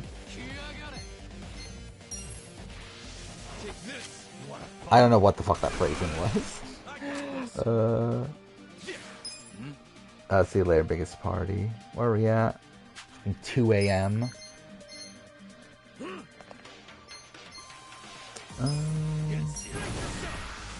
Like, straight, like, I've always had, like, struggles with, like, phrasing sentences and everything. Where, like, I feel like I talk a lot, like, I think a lot faster than I talk. To where it's, like, that's why, like, recording videos is such a fucking pain, especially if it's not scripted. Because I'm always, like, stumbling over my words because, like, it feels like I'm trying to, like, say so many things at once or whatever. If Austin won, I think the edit of the whole show would have been better. Like, what do you mean by that? If Austin won, I think it actually would have been, like, I don't know. Like, I think Austin might have just been like, oh, wait, what the fuck? How did he die? But I think if Austin won, like, I'm actually worried that, like, Austin be, like, propped up too much in the edit. Because even as is, where, like, Austin didn't win, and, like, he got, like, a pretty uncomplex edit and everything, he still had the most confessionals of the season. So I'm worried, like, if Austin won, like, would they just go, like, full ham and, like, just give him everything? Like, I worry it would make it more imbalanced, if anything.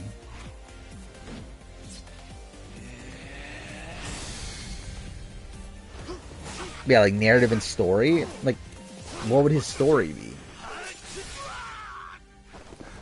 Like, I think Dia has a better winning story than Austin does.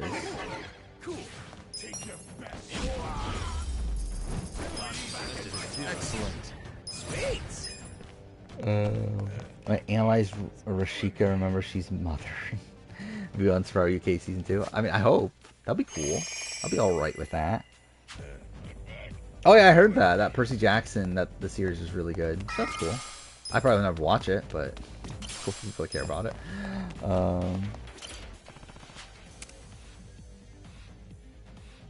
Oh wait, fuck! This is the Tendo boss battle. Okay, I can't save. Well, that's kind of bullshit. Well, why even give me the option then? Actually, wait. Oh wait, I did not mean to pick that. Okay, whatever. Fine, it's fine. God damn it.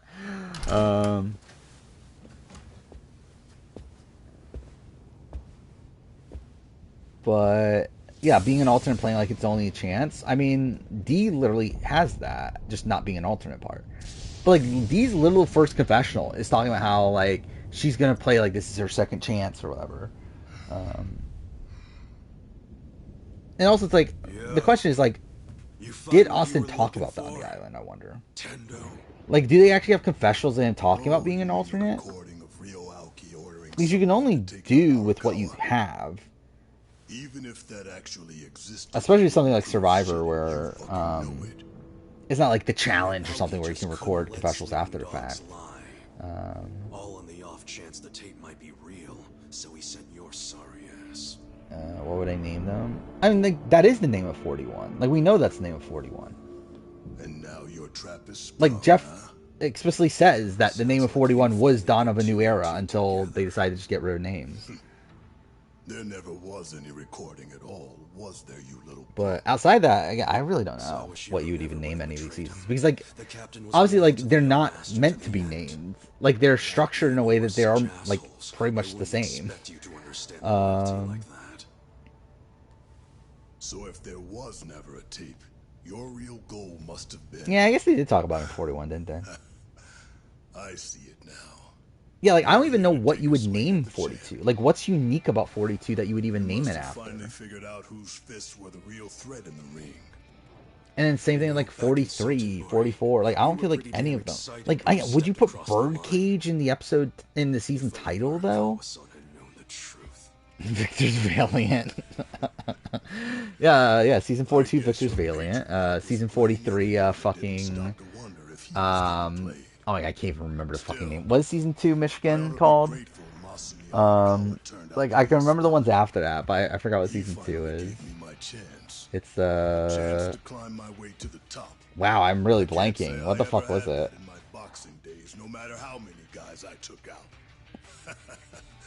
Maze of Confusion was season 3. Like, I remember that. And then Wolverine Wars was season 4. Season 5 is obviously All-Stars. Season 6 is Michigan Difference. Or whatever. Fuck it. That's a terrible name, by the way. Yeah, what the fuck was season 2? Leaders and Best. Leaders and Best. 44 Cage of Idols. Again, like, I just feel like none of the twists that happen on those seasons are, like, enough to name the season after.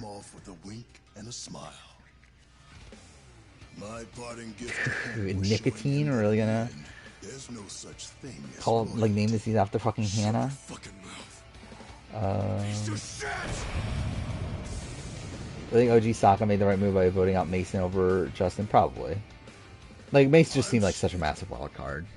What's that make you being so... Like, at the end of the day, I don't think it really matters that much, but yeah, I think Mason seemed like someone that is just like a lot less trustworthy in the game. You must have had a pair of brass balls to make it this far. Yeah, have a pair of brass balls. I'm gonna have to string you up by them. Yeah, this fight's bullshit, by the way. This is what I was talking about earlier. You were never gonna climb up here and make it out alive. 45 would be oversized. They probably would name it over, like, name it something like larger than ever or something dumb like that. Like something based on it being the biggest season ever, because that was a lot of the promo stuff, right? But yeah, I do miss season names and stuff though.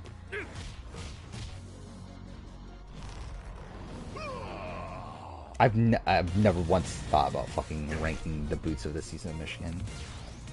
legitimately just could not care enough. I never thought that someday I'd be fighting the 10. Oh yeah, you were talking about him back in Sotenmori. But I would say Stephanie's better than Abby. Uh-huh. Just by nature that she survives the round that that Abby goes home. Not great, but right track. What is this? Path to Victory? And the thing is, like, we're not naming the seasons after the season came out. We're supposed to be naming it based on preseason. Like, based on, like, the overall, like, format of the season.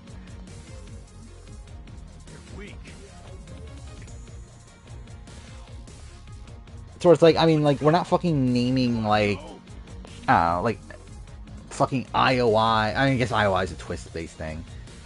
But again, like, it's just, like, the thing is, like, these seasons aren't meant to be named, is the issue. Like, they purposely structure these seasons in a way that they don't give a shit about the name. Okay, what am I doing here, by the way? I guess we'll do... I forgot what my strat was for this fight. Because I remember he does this, like, bullshit thing that he can one-hit kill, like, most enemies. Luke's not winning this season? I mean, probably not. Super, with, I have a long-running theory that Marine hasn't watched all the Survivor seasons yet, talks about it as if he had. Well, that's something. Yeah, thoughts on the theory? I mean, what do you think?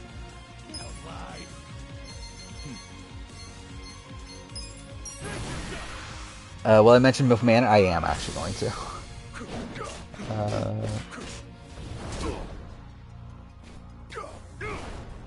I wouldn't be shocked if it's called just Survivor 50. But I also, like, wouldn't be shocked if they, like, actually do, like, try to get... Like, I think it could go either way. Because, like, Jeff did say that, like, that they're done with, like, names outside maybe, like, returning seasons. So it's like, I feel like they intend on probably naming next returning season, but yeah, I can definitely see a world where they just don't. I mean, every Survivor vote counts? Like, what vote count are we talking about? Like literally for every single vote of every single round of the game? Yeah, I probably could if I, like, really wanted to. But that'll take fucking forever. Literally never watched an episode? Okay, that's why I have, like, how many words is this? My fucking Survivor 45 review is 65,000 words. With the notes plus the script. So that's definitely someone that hasn't watched the fucking show. It's literally 101 pages. Which is fucking ridiculous. But again, it's essentially like 2 times. Like, really, it's like 50 pages of actual substance. Because essentially, it's like the script, as in like the bullet points of things I'm going to talk about, and then the other half is the actual notes. So it's like, it's not actually like a genuine count there, but You're in it now. So. Oh, wait, what should I do here? Namba's already almost dead.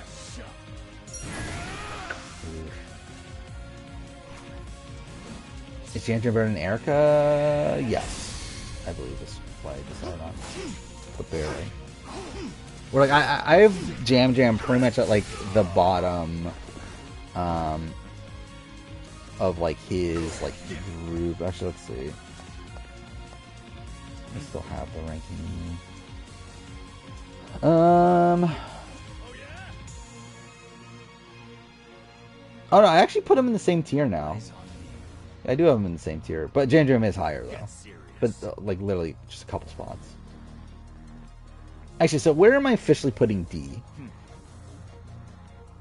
I think for me, it's like above or below Tony from Kageon.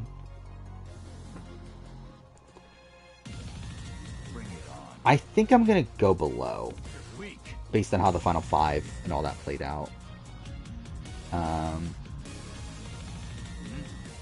Actually, I don't even know. Even at that point, like, is she above or below Tyson? I think she's definitely above Jeremy. Like, I feel pretty confident she's above Jeremy. I think Tyson's the one I'm like, maybe, maybe not.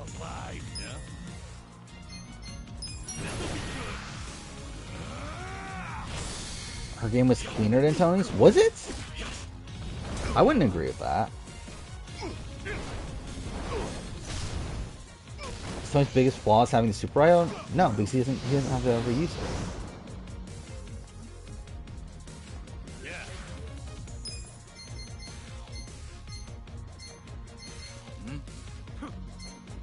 The way he utilizes in a way that's like extremely impressive to this game, and like lying about it still being good. And,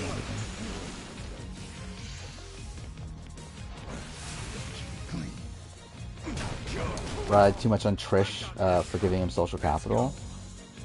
I mean, yeah, but you can say that about like a lot of other winners of like, oh, they relied on their allies to help them in the game. Be on Twitter really saying she's a better winner than Tony wins at war. I disagree. I think the thing with Tony is that like, yeah, you could definitely criticize. Okay, like Final Five, like he's left on the vote there. Final Four, he had to go to fire making, and like Michelle and Natalie would vote him out. I mean, to be fair, that's actually like D though. Like Katura and Jake would have voted out D. So like that's not even like in comparison to like that's not even much of an argument anyway. But like I can get those criticisms, but also like that only happened because of Edge of Extinction.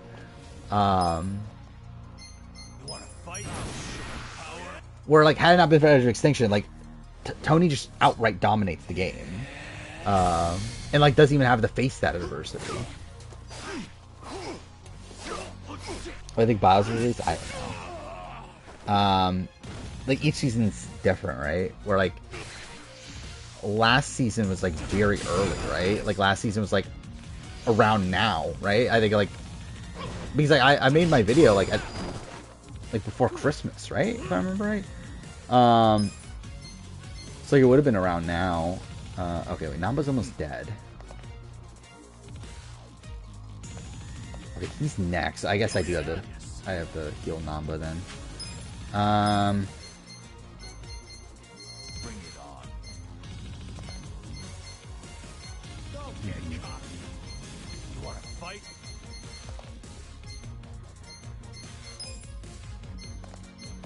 I can't see. That's Namba, right? Take your best shot. Appreciate it. I assume Seal will get money. I'll drown you. Boss shouldn't have insta death. Oh yeah, I forgot about that's a thing. Yeah, that was another annoying thing about this, wasn't it? But yeah, like Kasuga, if Kasuga dies, then you need to start over. I forgot about that until just now. D got social capital by herself. He was also more under the radar at the beginning. We're talking about winners at war, or we're talking about Kageon. Players also knew about Edge of Extinction from the beginning. I mean, yeah, like, but like still, like I'm still saying like his positioning in the game is one that, had not been for Edge of Extinction, he would have been set. Have fun with this. Watch this. You have him Parvati. I don't know how you have Parvati that high. Oh, wait, higher than Tony as a player. Wait, as a player, you're talking about winning game. Because like player, I can get it a bit more. Winning game, I don't know how you have Parvati that high, and I don't know how you have Jeremy higher than Tony either. Even actually, I don't understand how you have Sarah that high either. If it was winning game. Get alive.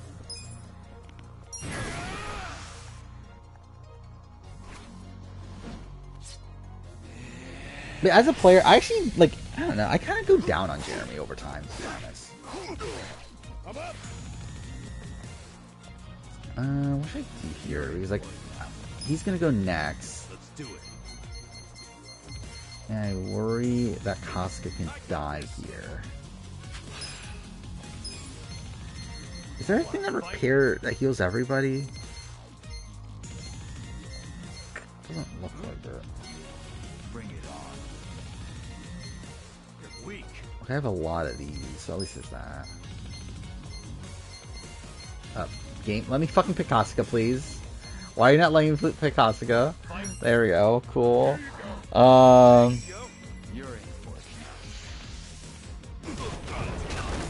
Would Survivor ever bring back the Super IO? Probably not at this point. Not in its original, like not in the. Oh my god! Wait, what the fuck? Okay, well that's fucking annoying.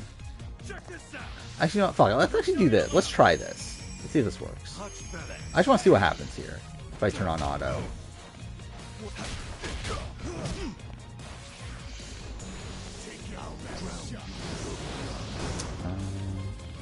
This might not be good.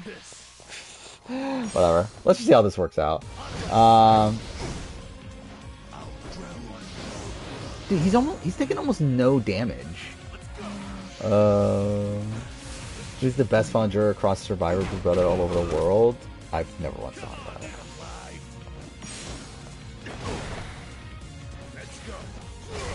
You'll rank 7 as a player, not a winner? I don't know. That seems a little bit high to me, but it's like whatever. Could there be a second Australian Survivor season? Potentially. Yeah, like I mean, like back in at the time of All Stars, like it was supposed to be 2 seasons a year at that point. And then obviously COVID happened, like they only went to 1. But it wouldn't shock me if they went back to 2. Like, I started rewatching earlier SA seasons? Yeah, because I'll probably do videos on them at some point.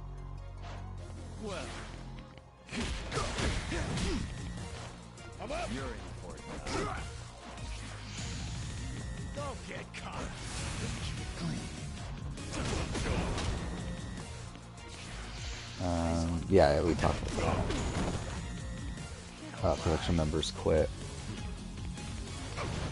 Who's on time members Rebels? Like, no one I give a shit about.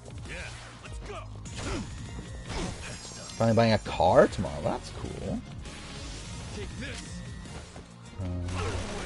Actually, I'm still, like, I still have, like, I've gotten away with still using the car that I've had since high school. Which probably will need to get. Oh wait, I didn't realize he was like almost dead there. But yeah, I mean like to be fair, like it runs perfectly fine still. Like the car itself is like 20 years old, but it still runs fine and everything. But I would not be shocked if I have to actually buy one relatively soon, like within the next few years. But it's lasted a while. Like I'm someone that I never like gave a shit about cars at all. Like I've never once ever like I don't know, thought about like going out of my way to get a better car or whatever, just because I legitimately just don't give a shit. This is actually like not going like so far. Like still not dead. I'm surprised by that. Who the fuck is Valaria? Is that like someone on Titans vs. Rebels?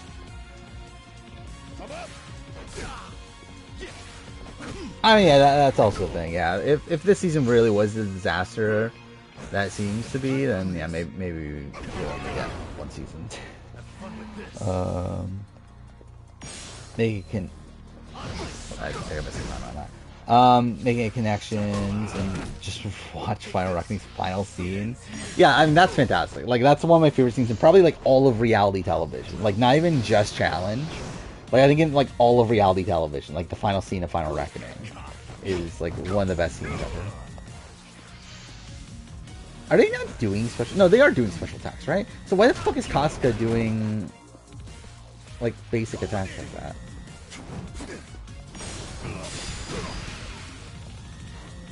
Brakes are pretty loud on your old one, so you don't want to risk falling apart and you while driving. Had it since you learned to drive. I mean, yeah, that's essentially why I'm at with my car. So I've had it since I started to drive. It was technically a hand-me-down for my mom.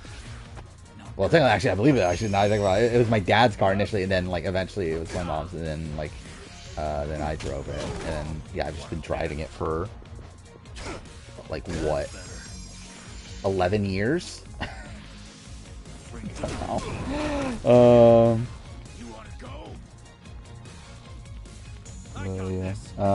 Yeah, I already talked about it. Like February 5th is fine. The time for Rebels. Oh fuck, Namba's dead. Oh no. Okay. I think I'm fucked this spot, right? Wait, that didn't work either? I forgot that was a thing that could happen. Is that you could do that and it just, like, doesn't work. Because I remember, actually, I did try, that's what, like, fucked me over so bad, when, like, I didn't have Namba, was that, like, that thing wouldn't even, like, be guaranteed to work.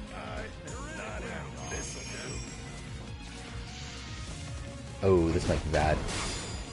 Barely got through that.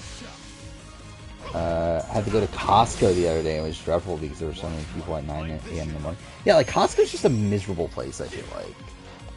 It's just, like, always so fucking busy, like, no matter when you fucking go there.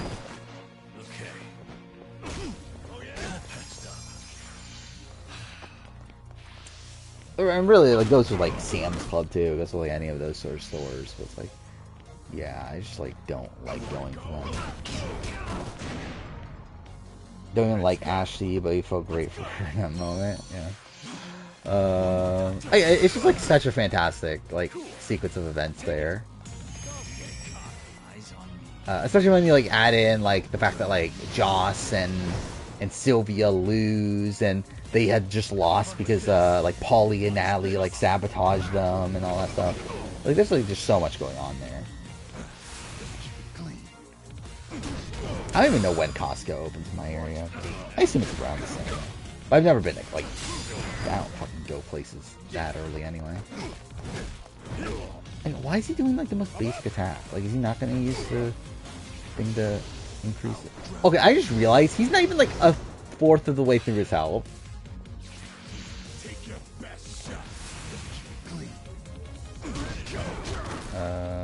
Like, straight up. I think I'm going to move on from this game if I finish this or not. Yeah, I think I'm fine not finishing this. Because I still have a good memory of, like, this new story and everything. Like, I literally just played Like a Dragon Gaiden, which, like, recaps some of the end game events of this game anyway. And also, like, I did rewatch my Like a Dragon video also. Let's go. One more time. I think he buys always in bulk, yeah. And that's kind of a thing at Costco. I don't mind that aspect of it, though.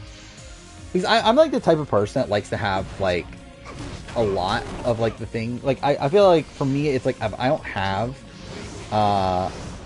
like, extra things lying around, I get, like, paranoid that, like, I should, like, essentially, like, again, like, literally me, like, PlayStation controllers. Like, I literally have an extra PlayStation controller in the case that this one breaks. Like, I always have, like, backups of things. So I always, like, buy more than I need of things. So it's like, I don't know, I feel like buying in bulk isn't, like, the worst thing to me. How many cameramen are on the island? It matters what time. Like, I know at nighttime there's only one. I don't know how many there are during the day. I would guess, yeah, probably like... Yeah, probably like around one per player or so.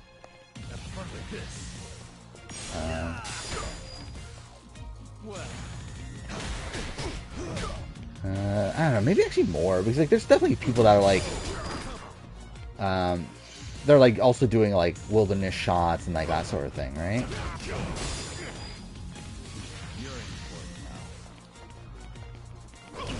Yeah, I'm not really sure, but... Dude, I'm so fucked. Like, what the fuck? How the fuck did they get through this last time? This fight took me so long last time. I remember it took me, like 40 minutes or something dumb like that. Let's go. Not good. I'm back. Let's see. Here. Thanks.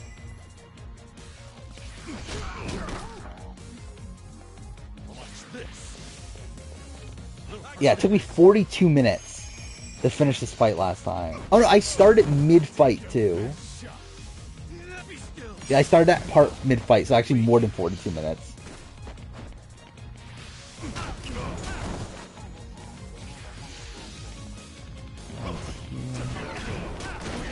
wanna fight? Yeah, so like around 50 minutes or so?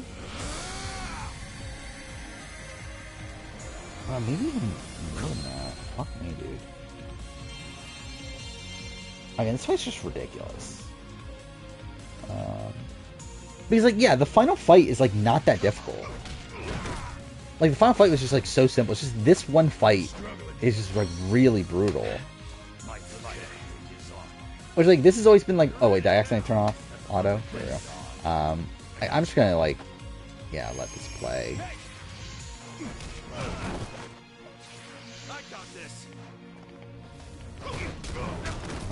Got today's connections, no mistakes. Alright, let's see if I can get the connections. But I've always dreaded, like... Oh, did I die? Fuck. Cool. It's also stupid that you have to fucking spend that much of your money, too, when you die. I forgot about that, too. That was also a major complaint for me with this game. But yeah, I think I'm done with this game. I just don't care. Like, I think, like, again, the wasting, like, an hour and a half at the beginning of the stream kind of, like, sapped my motivation, but then also to find out that, oh, I have to fucking get 3 million yen. I'm at that portion of the game. It's like, also, I don't care either. To where, yeah, again, I think I'm good. I was more shocked by Wu taking Tony in the final 2 or Josh taking Kevin. Josh taking Kevin, I was more shocked. Like, Wu taking Tony, I expected by the time he did it. While Josh taking Kevin, I never actually thought that was going to happen. It'd be kind of cool if subsequent Like a Dragon games base their combat on different RPGs, not just Dragon Quest. Yeah, I mean, that would be cool. Actually, why'd they go Dragon Quest in particular here, actually, now I think about it? I mean, it's not even like it's a Sony property, right? Like, you would think that, like, they would have picked Dragon Quest because it was, like, something within... Or not Sony, Sega, I mean. Sega property. But, yeah, like, you would think that they would pick, like, something like Phantasy Star or what else has Sega done? Shining Force? That's a Sega RPG series, right? Or Persona, I guess. Or, like, Mega 10. But yeah, you would think they'll, like, pick from their own catalog, not a Square RPG, but, you know, it's the most influential JRPG. I mean, yeah, for sure. Like that in Final Fantasy, right? Taran with his duck face at finale night was incredible. What are you talking about?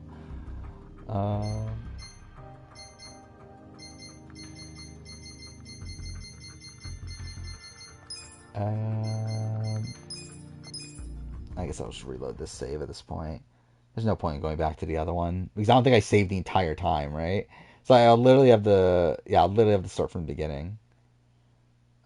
So whatever. Oh yeah, I forgot the connections. I'll probably do it. Let's see. Why do I have so much shit open right now? I forgot. Is this the Nicole Franzel fan cam from earlier?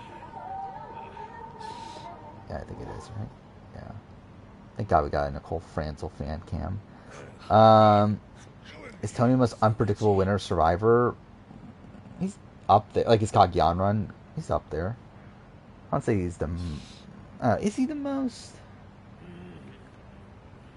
Like, who are the other, like, shock winners? Like, Gabler, right? Bob. I forgot. There's definitely more, but anyway. I would say he's definitely up there, though. Chris Underwood.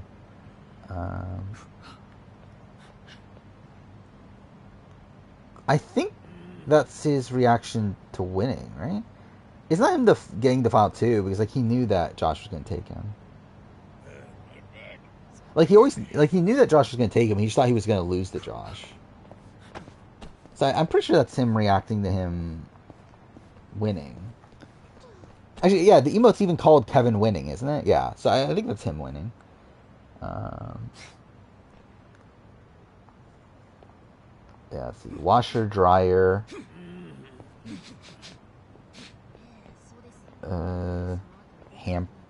Hamper?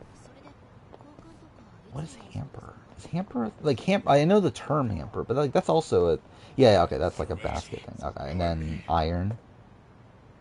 Yeah, there we go. So that's one. See in the laundry room. Then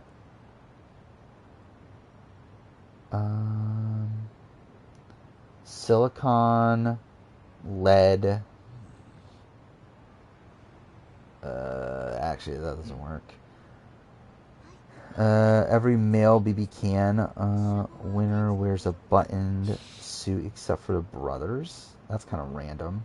But also, to be fair, they're like given the clothes to wear, right? I'm pretty sure they're given it by production. So it makes sense that a lot of the suits are like very similar. Oh, you mean your custom? Okay, your custom connections. Is Ty worse than Pax Bros? I forgot what I decided on that. I decided on no. It's not worse than Pax Bros. This is the first season where Force Fire making winner received no votes. Oh yeah, that is the thing. It makes sense considering it's Jake, but I was looking at my penultimate juror ranking. I'm kind of worried about recording it in the sense that I don't remember my like rationale for things anymore. Because I put together this list like at the beginning of the season, like was always just waiting for the season to end to make the video. But like now when looking at the list, I'm like, wait, why the fuck are these people where they are again? But I don't know. I'll have to record it eventually.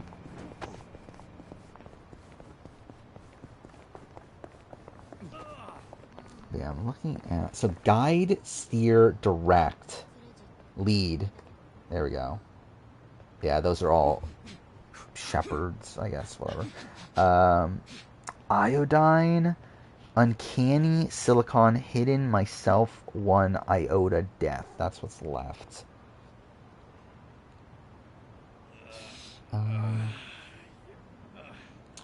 Oh, I get it, I got them all.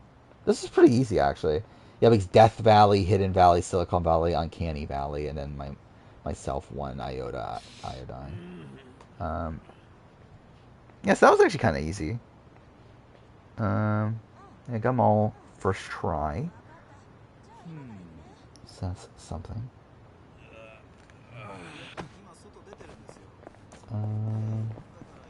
This is the first season where Force... Oh, yeah, I already read that, fuck, right? But yeah. But what other, like, stats are there of this finale? Is this the first 5-3 vote? It might be, right? But also, I found it funny how they try to fake us out at, Yeah, this is definitely the first 4-1 to 1 to 1 to 1. That's definitely not happened before. Yeah, I love how they try to fake out that we were going to get a tie, though. So, like, I would have been mind blown if we actually got a tie here. Like, that would have been, like, what the fuck? Like, how are we editing Austin this way if he gets to a tie? Like, that would have been really funny. But the thing that's weird about Austin, though, is that, like, I feel like his edit is only one that, like, feels bad because, like, I follow Edgic. Where if I didn't, I feel like I would think that Austin's, like, perfectly fine for the most part, right? I guess until, like, the last few... Like, last few episodes definitely showed him negatively, right? Or, like, negatively, like, game-wise. Well, let's go. Farewell. I thought it was going to be a tie when they showed a shock D. I never thought it was going to be a tie. Because, again, I just feel like it would have been weird if it was a tie. It's like, why would this be a tie? Because, like, with Dom and Wendell, they very much, like, set up how, like, Dom and Wendell are, like, the two big jury threats. So, like, when they got to the end, it wasn't that shocking there. But, like, here, it's like, why the fuck are D and Austin tying? When all we're seeing is fucking, like, D undermining Austin constantly.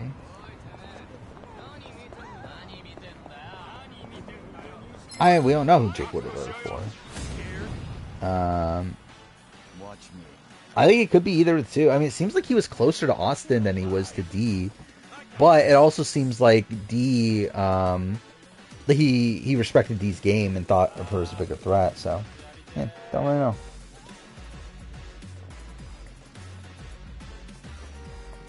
You're about to make a votes that only happened once category, but I don't think there are 4 counts that have only happened once.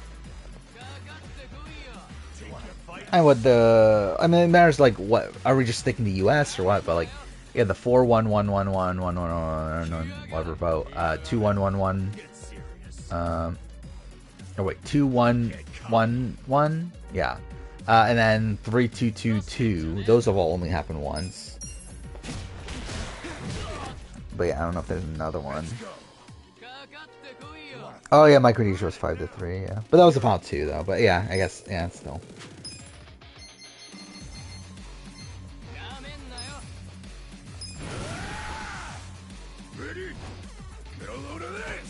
He's like, how many? Like, has there been a 6-4?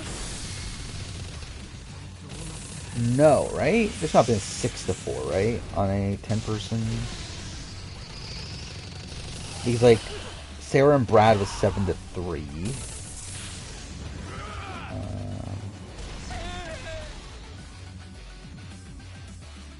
Let's see.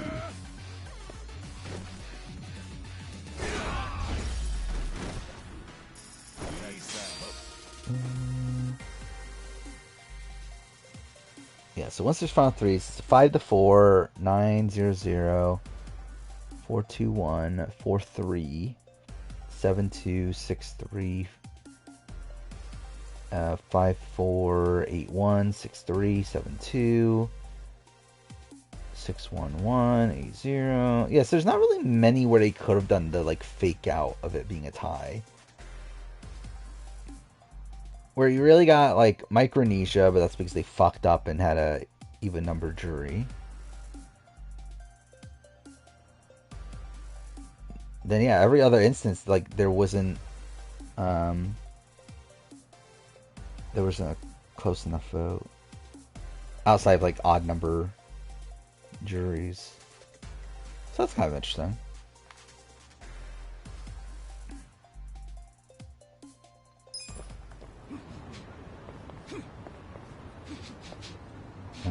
There's a sub-story where you fight a chimp in the excavator.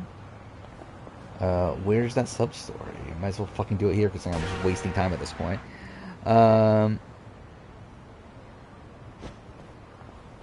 had one 6-5. Like vote, as in like vote off 6-5, or we're talking about like win, as in like Dom and Wendell's. Are we considering a 6-5?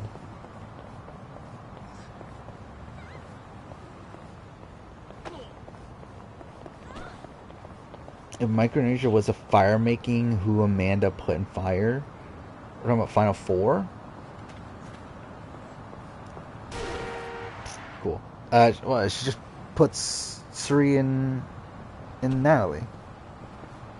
They should have saved Parvati.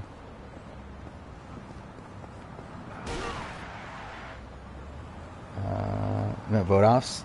What was the 6-5 vote off? There's only been 165. I would have guessed there would have been more.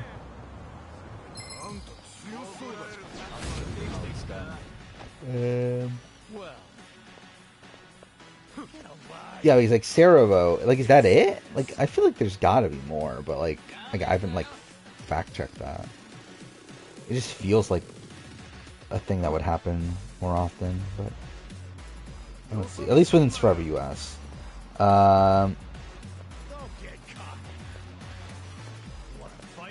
Yeah, like 6-5.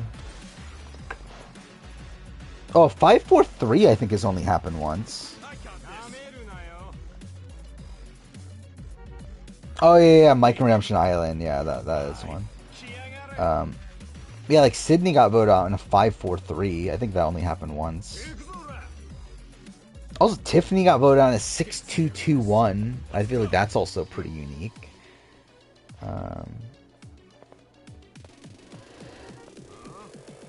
Yeah, I feel like there's definitely other options of like votes that only happen once. Joe got voted out in a 6-3-2-2 in Edge of Extinction.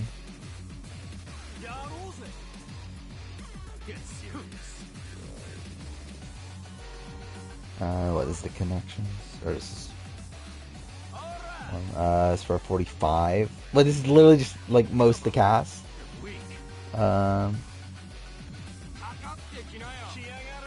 Oh, what are we connecting them by?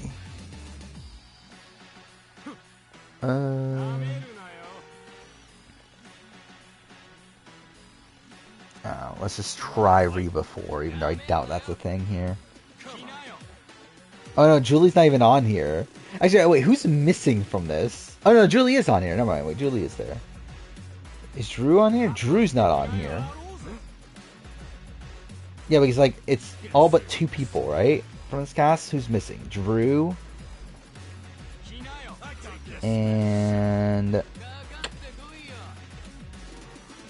Sean is there. Brando is there.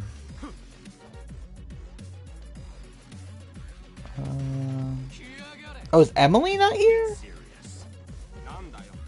That's like 2 pretty big people to miss out here. Jay's a 5-2-1-0, yeah. And without the idle play, it's like a 5-2-2-1, right? Which even that's like pretty unique.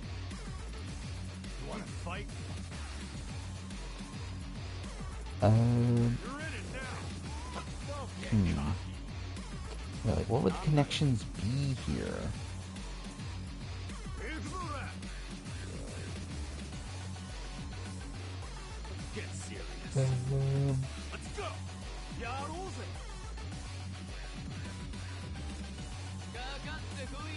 Okay, that didn't do anything.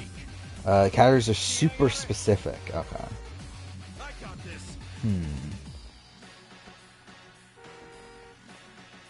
So was it like getting voted on a plurality? Is that a thing on here? Did Kelly get voted on a plurality? I don't think she did, right? It's a 5-3-1. Which, by the way, also, so that came out today in like the interviews and stuff that supposedly Katura was in on the Kelly vote, but like voted with Bello as like a cover. I don't know why I did that attack. That was kind of a waste. But also, it's like I guess I'm not really playing the game anymore.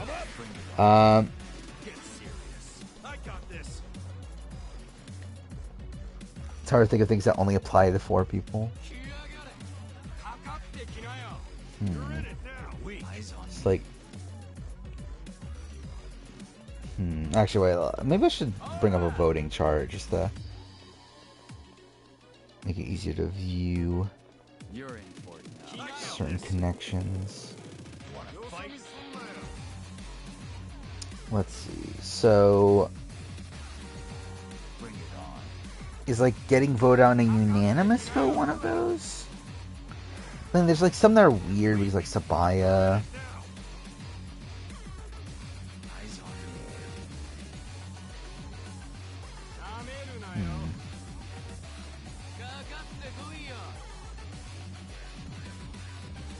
Katura ditched Bello because she was on the bottom. Yeah. Katura make a worse move at Final 5 than Bree and All Stars at Final 5. I don't even remember what Bree did at Final 5. Well, she like backed out of like taking out Leia, right? That was the thing.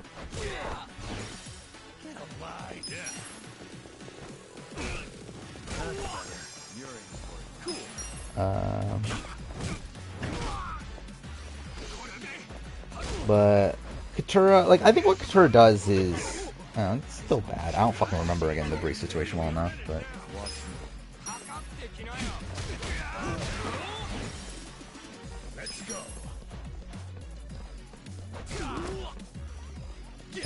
Gary Leilani runs up, who were voted out and came back to the game. Who's worse? Definitely Leilani. It's not even close. Yeah, at least Jerry like had like again like good positioning through the game beyond that, and like was working alongside George and everything. Like Leilani was just there until like Final 5, where she actually like starts playing. But even then, it's just like way too late. But also from like X-Press and stuff, it does seem like Chris may have had a shot in some situations. Well, I think he probably still loses. It does feel like he could have like gotten votes. It's just that he picks like probably the worst person for him in taking Matthew. Where Matthew kind of steals away a lot of the more like strategy focused votes away from him. I think Leilani is worse than Tara. Like, Tara's not good, but at least she had like agency at like the end game and everything. And then like earlier on in the game, again, she was like flip flopping here and there and like working with Loki and stuff. Like Leilani again, like had no real allies until she was like voted out, and then like at that point finally like Tanuki like decides to work with her. But also this is also a thing that I've gone down on Tanuki's game for. When like reassessing the season, like Tanuki's like pre-merge is like not really that good. Where like her early game, like you actually, if you pay attention, she never gets her way in the pre-merge. Or in the pre-swap, I should say. Every single time she brings up a plan, like she doesn't get her way and Nathan gets his way.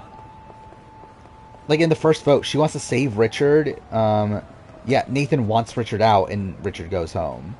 You then have a Leilani vote where like Tanuki doesn't want to vote out Leilani. She wants to vote out Shy. They instead vote out Shy. Or they instead vote out Leilani, I mean. Because like Nathan wanted to vote out Leilani.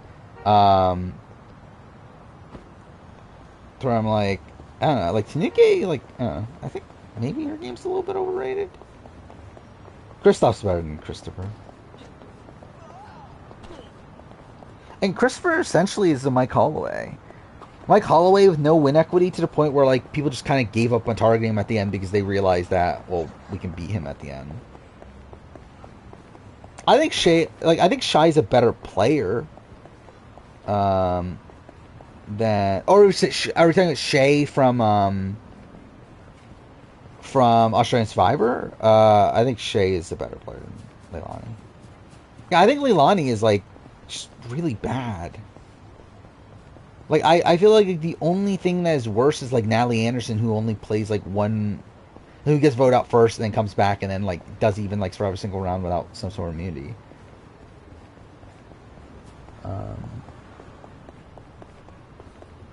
Like, Leilani was just, like, really aloof to pretty much the entire game.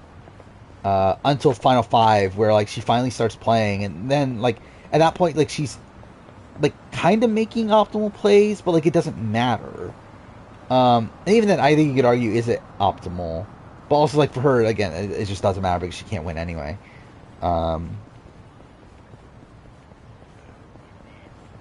Because, sure, I don't think anybody but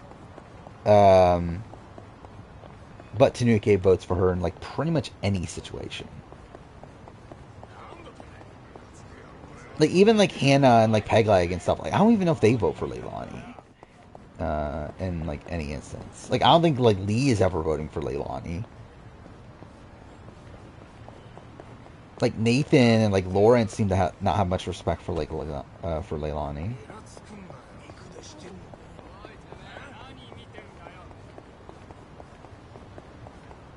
It was like, yeah, like we played out the Matthew Hannah situation, right? Which, like, that's one where I've actually kind of changed my mind. I think actually Matthew might have the edge in that. Just because, like, from Exit Press, it does seem like Leilani supposedly did have, like, a really, really close relationship with Matthew. But I guess you never really know. First draft has 100% chance of being first or second. What'd you get in Big Brother? Wait, let's look this up. Did you pick Matt? I guess you did, didn't you? Yeah, I guess that is a thing. Yeah, so you're even good in those sort of drafts too. Fuck me.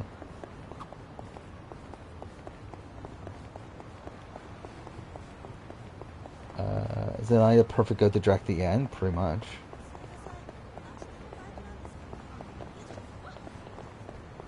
Yeah, I mean, like, Leilani just feels like someone that, like, I don't think she can win the game. Even against Chris, who's someone that, like, was seemingly hated. To where I think if Chris gets to the end against someone that isn't Matthew... actually, let's say let's say Chris, Hannah, Leilani final three, right? Let's see if that happens. Like, where do votes go there? I think Lee votes Hannah. Ashley votes Chris. Actually, that one's a little bit tougher because I think Tanuki might go Hannah, so it might still go Hannah. But so either way, Doug votes Chris. Yeah, Tanuki I think will vote Hannah. Lawrence votes Chris. Final six boot was Nathan. Nathan, that one's a bit close to be honest. I think probably Hannah. Maybe that's not the best scenario. Because I think that's kind of the issue, that there is like someone else to vote for in Hannah there for like Nathan and Tanuki. But like I think maybe if we're doing like maybe Chris Lawrence Leilani, I think Chris can win. Or if it's Chris Lawrence Leilani. At that point, it's like really, really stretching it, isn't it? But either way, like I think Chris can definitely get votes. Like I think Chris, like in a lot of situations, if he's not there with Matthew, I think he can get Matthew, can get Ashley, can get Doug, and can get Lawrence. Which is like that's 4 votes. Like that's quite a bit. Like it's essentially enough to tie. Now again, can you get one more? Question mark. Oh, I forgot. I never finished the 45 one. I literally have like nothing here on the 45 one. What activities should be here? Like had idols. What? Jake, Austin, Julie, and Bruce? I think it's Sabaya had one too, didn't she? And that's not even a one away, so I guess that's not it.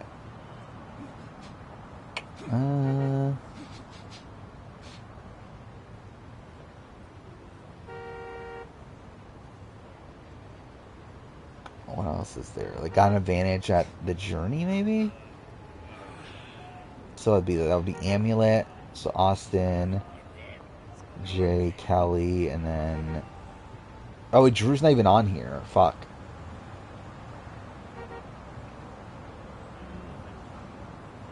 You look at it for 5 seconds. Got the yellow one. I mean, like it's literally like just like almost every person from the cast. It's like I don't even know where to start with this, just because there's like so many possibilities. Just watched the finale. Well, that's something. Which again, I thought it was a good finale. The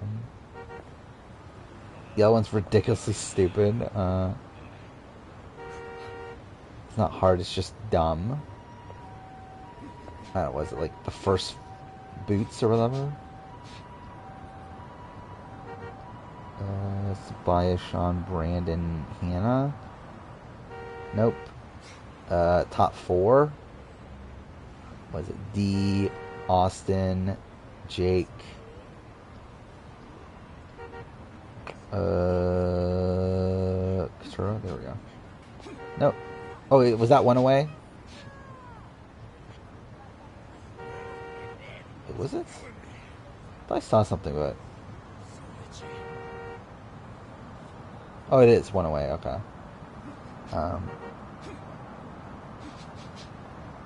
Wait, so what's different there? Yeah, Final 5 was ridiculous. Yeah, it was fun. Like I thought it was definitely one of the best rounds of gameplay we've seen in a while, but still, just like all like terrible gameplay. Let's see, because that's not it. So D, Katura, Jake, Austin. One of them is... Okay, so it's Katura, D, and Austin. And then who's the other one? Or maybe it's not. Do I think Edgic thought Jake was gonna win the whole finale? I don't know how anyone could think Jake is gonna win. Like, I legitimately don't understand how people could still think Jake was gonna win. Like, the entire edit feels like it's shown in a way that, like, we're seeing why Jake loses. Like, the entire story feels like Jake's entire story feels based around why he loses the game. Because, like, we continuously see him talk about how he's gonna keep on trying, but then he never succeeds a single fucking time until he wins fire making. Which, like, that in itself felt like the culmination to his story. Like, I just personally don't even get how people could even think that he would win the game. Especially by the time that, like, we got to the finale. I feel bad for Jake just all around. Like, this is just, like, just sad. Like, seeing how his game played out and everything. But it's still, like, again, like, not... And that's, like, kind of what I expected, though. Wow. I really don't... Like, personally, I don't care about the jury vote. Like, I don't understand why people are so upset of, like, oh my god, it's always 7-1. It's like, it doesn't matter. Like, it's simply just the vote count at the end. Like, it's such a minor aspect of the season to me. It's like, I really could not give a shit about, like, what the final vote count is. Like, unless it's, like, something, like, super, like, unless it's, like, again, like, unless it's a tie or something to that nature. But, like, again, 7-1, 6-2, like, 5-1-1, like, I don't give a shit. It's, like, it's all the same, like, thing of, like, okay, someone wins by a lot. It doesn't really matter to me. But, yeah, 5-3, again, that's, like, a little bit more interesting. But, again, had this been, like, again, 6-2, I'm like, okay, that's whatever. It's still, like, a very, very lopsided vote. Think people that need the intro back, yeah, that's again, like, I'm fine with the intro, like, existing. I did not need it on the show every single episode. I think it's just wasting time, but whatever. Yeah, people that want rites of passage too, yeah. Rites of passage, I'm just 100% okay with that being gone. I could not give a shit about rites of passage. I mean, yeah, it's a cool, like, little thing from, like, back in the day, but I'm like, yeah, this does not need to be on Modern Survivor. And to be fair, we kind of, like, got a similar-ish thing this time, right? Where they took the time to still, like, do it mid-episode. Like, where, like, when we got to the final 3, they still did it, essentially, for the jury members. I think One World would have been more interesting if Kim Spradlin wasn't on the show. What do you mean? Like, swapping out Kim Spradlin for someone else? It'd probably just be more of a train wreck. Which, I don't know, might have been more entertaining. But you still have, like, Colton bring down the early game and everything. I feel like them talking through jury members was somewhat similar. It kind of felt similar to one on Amazon. Yeah, like, of, like, the players themselves organizing, like, a rites of passage sort of thing. Because, yeah, that happened on Amazon, too, right? Where, like, they didn't properly do a rites of passage. But, like, we had, like, Jenna and Matthew on the final day, like, talking through everybody.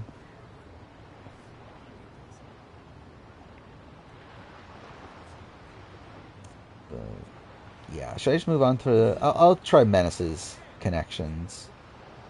What the fuck is this?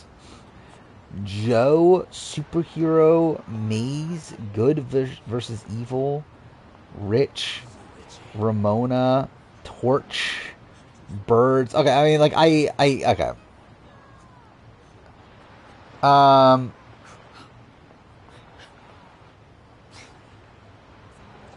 Is it Flowers? Is that what the other one is? Yeah, okay. Things on Survivor Logo. I got that. Because I got it from Maze and Birds being there. Alright, what's next? Beach is there. Casino. What does that even mean? Beach and casino. Good versus evil is on here. Like, what does any of that mean? But whatever. Big Brother house designs? Oh, okay. I get that, actually. Never would have actually gotten that if it wasn't for the fact that, like, every other person was a name. Or whatever. I think Katura's an interesting player. I mean, like, yeah, I think her like raw game on this season is not particularly good. And she makes like obviously a really, really bad mistake at 5, but like I still think that like there's potential there. Like I think she's someone that like it kind of reminds you like the potential like someone like Mimi had on Big Brother, but like not obviously the same like kind of player, obviously. But like still like I feel like she was like actively playing a strategy. I don't feel like that strategy was particularly good, but like I feel like she was still like playing the game intentionally though, or at least that's something. So it's like yeah, she was on the bottom of the Reba power structure and all that sort of stuff, but I feel like she intentionally did that and was thinking that by doing so that she'd be able to like be there when Reba crumbles and be the swing vote and like all that stuff. Like I feel like there is intentionality the way she played the game, is that she's intentionally like banking on the fact that Reba's going to crumble and then banking on the fact that the jury's going to respect that solid game, which I don't feel like they would have. I don't really have much like a Suicide Squad. I don't. Well, actually, really didn't talk about Insomniac that much, did we? But yeah, Suicide Squad. Like, I don't really know much about it outside. Like, I guess the story got leaked, right? But I don't know how it got leaked and that sort of thing. But obviously, yeah, that's a shame. Don't give a shit about Suicide Squad, but like, still. Couture would get votes, but I doubt she beats Dee and Austin. Yeah, I don't think she beats Dee or Austin. Like, I think if she's at the end with her, Dee, and Jake, like the final 3 that I was expecting, like I could see her getting like Kendra. By the way, also that fucking Jake Kendra scene really means nothing, right? Do you think Julie beats everybody? I would suspect that, but I'm not 100%.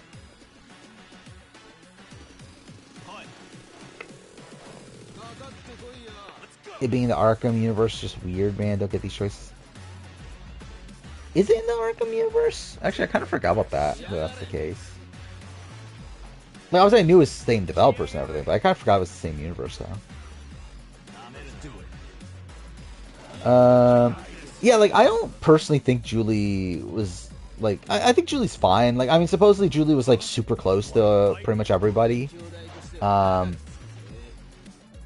And, like, a lot of people liked her and everything. Like, Bruce and, like, Kendra were, like, close to Julie and, like, that sort of thing. So it's, like, I get that, but, like, yeah, I don't... And, like, Julie also, like, was pretty integral in, like, keeping the Reba Force secret, because, like, she always acted as if she knew she was on the bottom of that group and was willing to flip, which kind of made people not think of the Rebas as, like, that, that close in the game. But, yeah, like, I don't look at her as that great, like, strategically.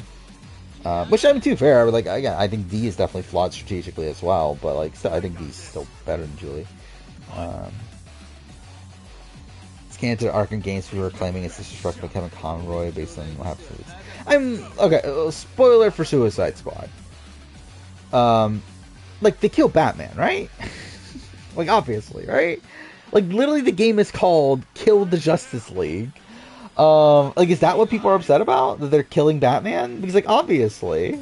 Like, I mean, the game is literally called that. It's like, how would you not expect that? But... Oh, did they do something worse than that? But, I don't know. But... Yeah, the Insomniac thing, though, we never properly finished talking about that. Where, again, there's a lot of shit that's still... that, like, came out in that. Where it's like, yeah, Venom game in 2025, Wolverine 2026, Spider-Man 3 supposedly is being considered to be a 2-part game, with like part 1 in 2027, part 2 in 2028, which that would be insane if that's a thing. And then what? Ratchet and Clank in 2029, and then new IP and then X-Men in 2030, and then new IP in 2031, right? Like, that's like insane lineup.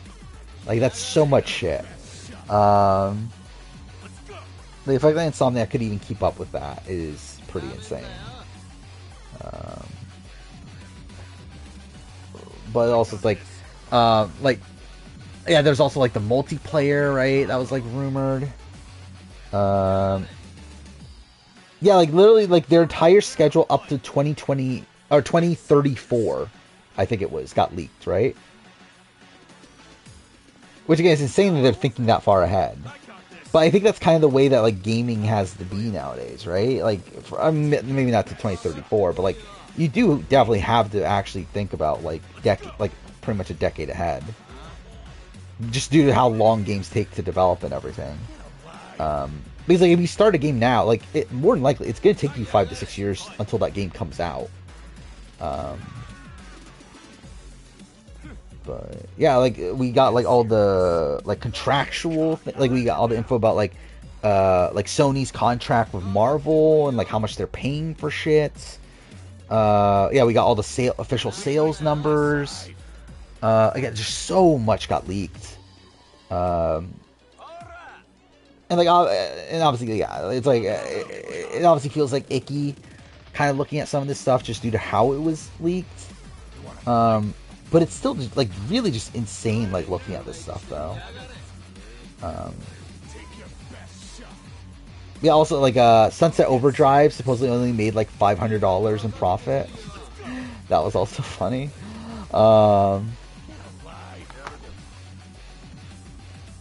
like what else is there? I'm scrolling through the gaming leaks and rumors thing. Let's see what else is there. Yeah, supposedly they're like Insomniac's having to still cut people. Even though like all their games are doing super well, that Sony's like, yeah, we have to do some budget cuts and everything. There's supposed to be like layoffs and stuff, which is obviously a shame there. What else is there?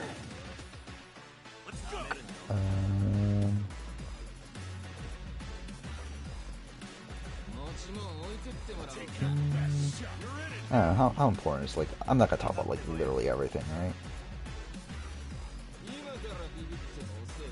But yeah, we got like budgets on the Spider-Man games. Like what was it? It was like $315 million for Spider-Man 2, which is pretty insane.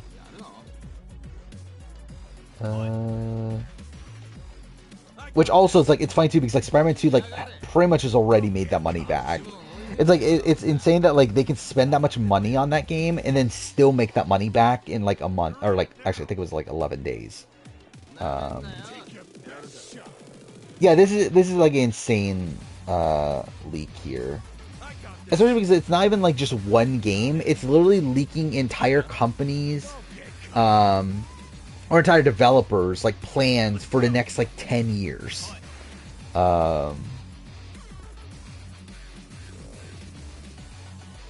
What is this? Look at this cute ass Cook Islands Final Four. Oh wow, I didn't even think about that. Yeah, wow. Huh. Yeah, D is Hispanic, Austin's Asian, Jake's white, Couture's black. Yeah, that's cool. Are there leaks for new Assassin's Creed? What leaks are you talking? Like we know a lot about Red. And we know a lot about Hexa or whatever. And we know about like certain other games they're making down the road, but like they're not recent leaks. Like they're leaks from like a while back. But obviously there's a lot of gameplay leaked, which that's whatever. Yeah, Sunset Overdrive earned Insomniac $567. Which is funny. I still need to play it. Dude, there's so many Xbox games I want to play.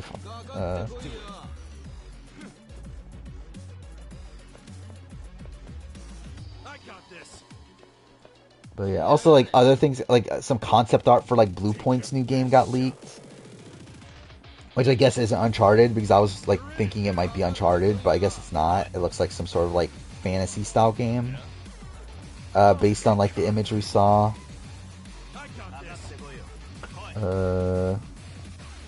What else is there? Oh yeah, we know the name of Gorilla's like Horizon multiplayer game, I think, because of it. Again, there's a lot of like stuff like that. What is this? Oh, from Owen. Oh, I did see this actually. Yeah, I did see this before I streamed that. Yeah, supposedly Austin DM'd him, which that's cool. Before he got on.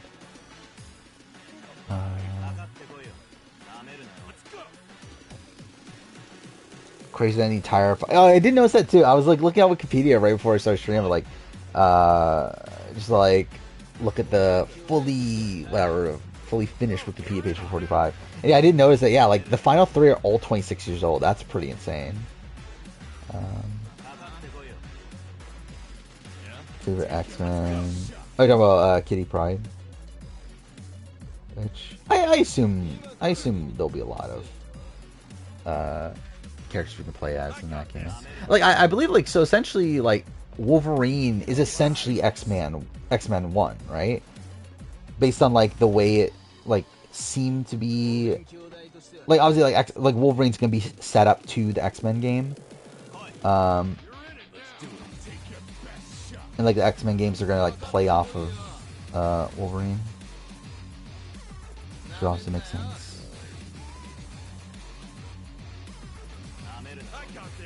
Do I think Jake plays better on a different season? I mean, like, if he were to return, probably. I mean,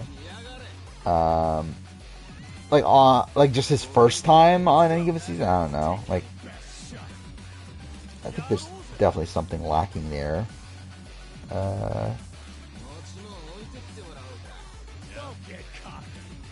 I would have known that if I saw the answer, or if I saw the question beforehand of who's the oldest final 3.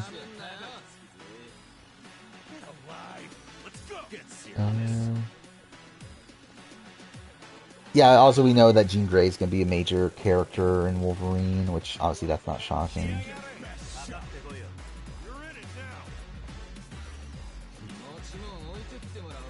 Actually, I still have the fucking connections still up.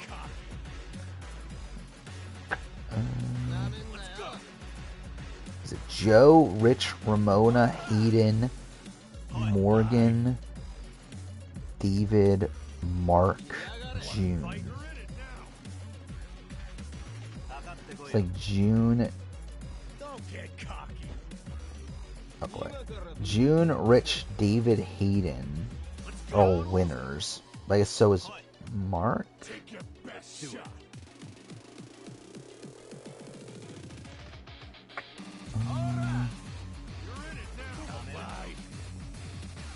I guess Morgan is technically too, isn't it? Yeah, there we go. And then Joe, Ramona, Mark, David are Survivor staff. Okay, wait. So, Dr. Joe, Dr. Ramona, Mark Burnett, I guess. Who the fuck is David? Anyway, finish that one. Still don't have a single thing done. This Forever 45 one. Is this a well underrated player? I would say so.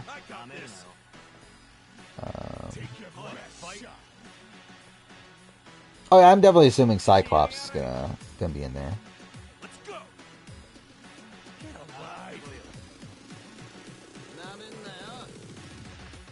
David's an EP on Survivor US.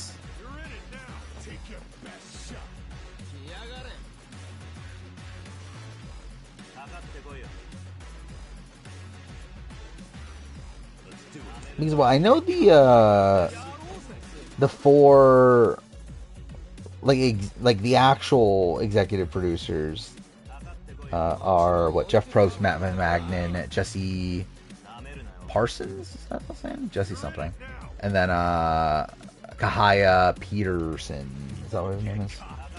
But then after that, there's like a whole bunch of like lower executive producers, which like, I don't know why they're called executive producers when there's other people called executive producers. Like I don't get the hierarchy there, but whatever. But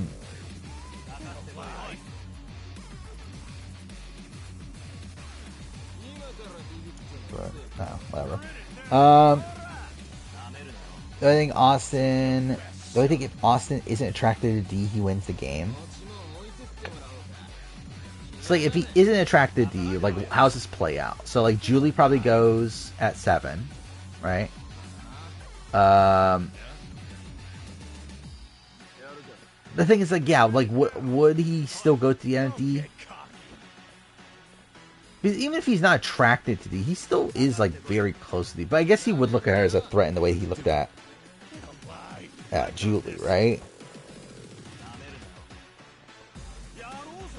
Like, but like, supposedly a reason why they went for Julie as early as they did is because they felt like Julie had so many connections outside of the Reba 4 that made her dangerous. Which, like, D didn't really have.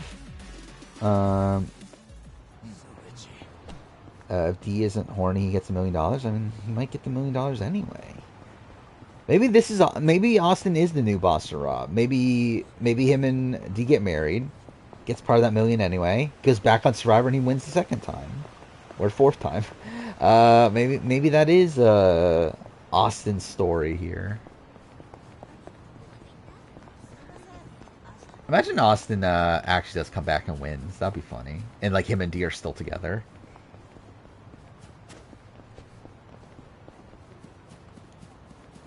Yeah, I think Austin would do pretty well in return. Like, I don't know how much of a target he would have on his back. Like, I mean, I think he'll obviously have some, but like, I don't think it'll be like, like, I think it's like, I think it'll be manageable. I think a worry there though is that people are like going to know that he's not like just a dumb surfer guy that people like assumed he was on this season. So like, that might be an issue. Yeah, I could see him being like comparable to Cody. I think he probably has a bit more of a target on his back than Cody, just because Austin at least got to the end. But also, like, Austin, I guess, was portrayed as like this like love-struck person, right? So I don't know. Maybe it is like kind of comparable. Then if they bring back Austin over D, I think Austin's probably more likely than D on most given returning seasons. But also, like, I don't know how high Austin's going to be like long term though. If we're doing fan favorite for the season, I would not be shocked if Austin. Actually, it's probably Jake, right? I think it's probably Jake, but I think Austin would be top 3. I think it's Austin, Jake, and Caleb, and probably Emily. But I think Austin's definitely up there for fan favorite. I don't think production's like... I doubt they're like dying to bring D back. Kelly's not fan favorite. I think Kelly couldn't come back, but I don't think she's like a fan favorite person. No, I'm talking about like people that would win a fan favorite award on this season. Like I think Austin is like one of the fan favorites. But through that, I think it would lead to him like having returning chances. Star 45 is basically season 8 if Jenna joined Rob and Amber at Final Tribal, and no one hated each other. Is it? I mean, like, I feel like Jake is more of like the Rupert, if anything. Like, I feel like Katura is like Jenna. I feel like that comparison I could see.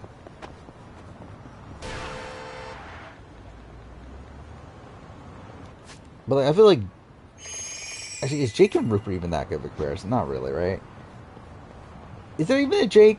Really, I don't think there even is a Jake on All-Stars.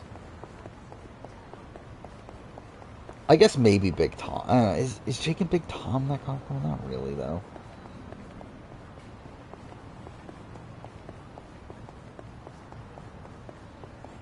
It's funny that potential fan favorites from past 2 and maybe even 3 seasons were 0 vote finalists. Yeah. I mean, I wanted to just go. I think a lot of that has to do with like a lot of those people were like underdogs, right? And like obviously just like naturally people like to root for the underdog. Like I think Xander, yeah, like I think obviously this season I think Jake would win. Xander would win 41.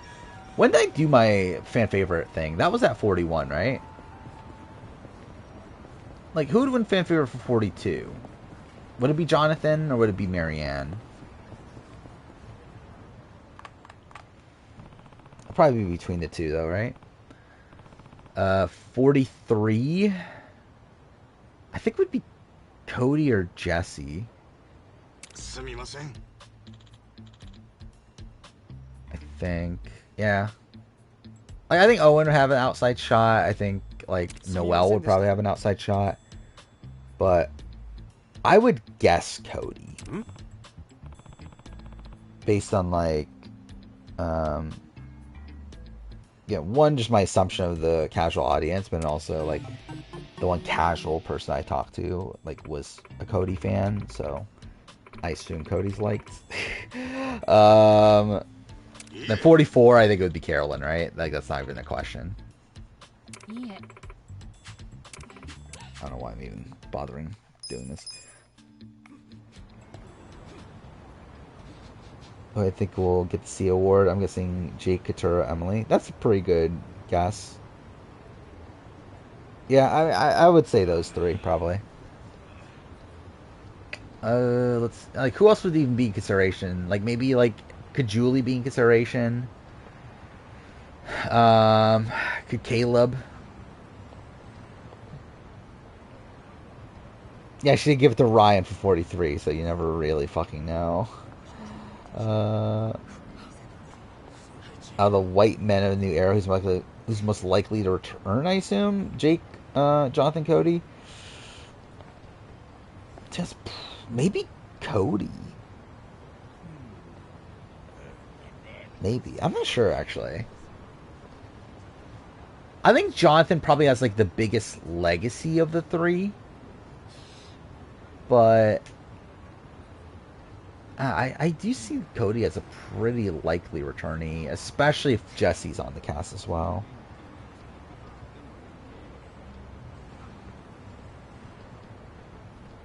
I haven't been paying attention to that. Have people been speaking Japanese and English dub? That's kind of funny.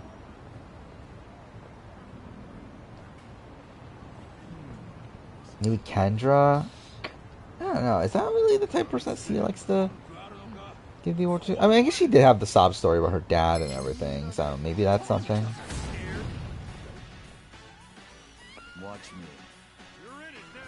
Oh, you mean are those like the three most likely white men to return? I mean, I would add like Xander, right, as a potential white guy that could return.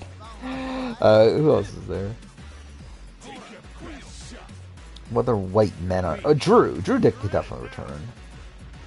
Especially considering how much like fucking Jeff was just frothing at the mouth at everything Drew was saying at the after show. Carson could definitely return. Danny can. Probably not as much of a lock though.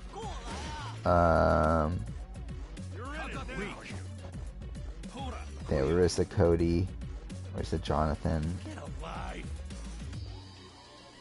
Then yeah, I'll just add Xander. That's probably the group of white men that can return from New Era. Mike is Puerto Rican, right?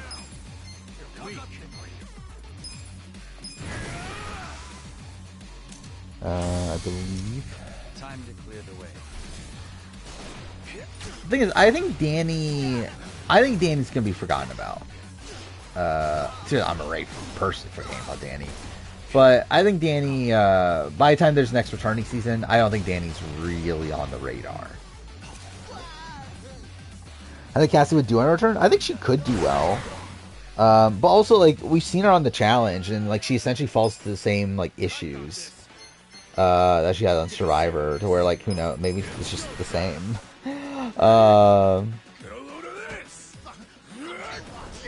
So I can see it going well. I can also see it just not going well. It could also just be anything too.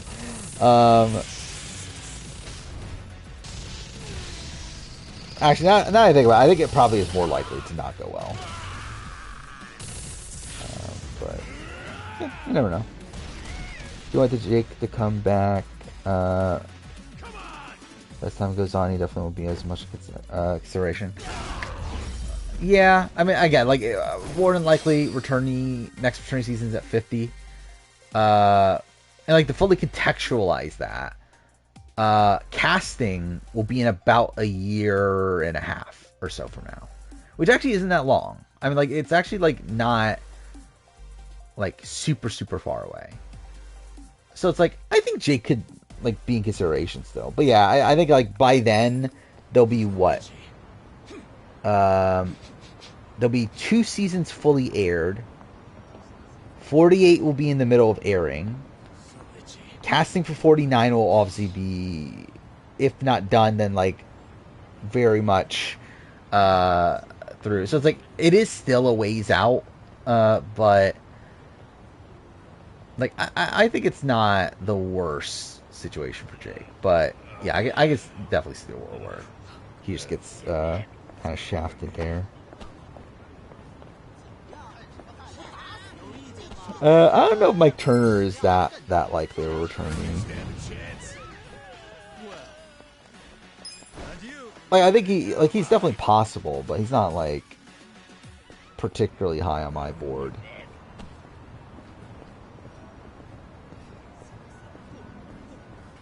Zach Wernberg for fan favorites, obviously. I think anyone who's on 49 will come back for 50. I think, like, they'll save, like, 1 or 2 slots. That's usually what they do. Unless it's like an actual, like, a winter season or something like that, then obviously no. But, like, it's not going to be. It's probably just going to be a general All-Star season. So again, I think they'll save at least 1 slot, like they did with really every other returning season. Like, literally every other one has one, right? Like, that could have had one. The Game Changers, they saved 2 slots. Caramoan, they saved the slot. Well, I mean, Caramoan, they technically didn't, but they just said, fuck it, and we're going to kick off Troyzan. Then, what other ones are in the same cycle? Here's villains. Obviously, they gave Russell slots. Micronesia, they put 2 people from China. So, I think they will. Like, obviously, like, All-Stars, they put Rupert. It's like, I think there'll at least be 1 person. Tristan must hate Malcolm for that. I mean, I think I would assume he would be kind of upset. Especially because, like, he was, like, literally cut the following season, too. That's why I feel bad for Troyzan. Like, I was happy that Troyzan got Game Changers. I know a lot of people were like, oh, why are we keep on trying to make Troyzan happen? But, like, I feel bad for the guy, dude. It's like, I mean, he, again, was on 34, and then, again, was going to be on Fans vs. Favorites, gets kicked off at the last second because they replaced him with Malcolm. Was going to be on Blood vs. Water, loses his spot to Aris and Vetus. And then again, was going to be on, like, they wanted him to be on Second Chance, but he didn't make the fan vote. Oh yeah, I forgot. Yeah, he was on Game Changers. He never got. Yeah, I still feel bad for Troy's name. He never got a Second Chance. Hopefully he's on Second Chance too. So yeah. Mike Turner does feel like a good one and done character. Yeah, I feel like that's kind of where I'm at. Like, I feel like I'm fine with him only having 1 run. I don't need to see him again. Pray God JD gets another chance. Not looking great. Yeah, and then I mean, even after Game Changers, like, he obviously gets shit on there too. So it's not even like his, like, legacy necessarily improved.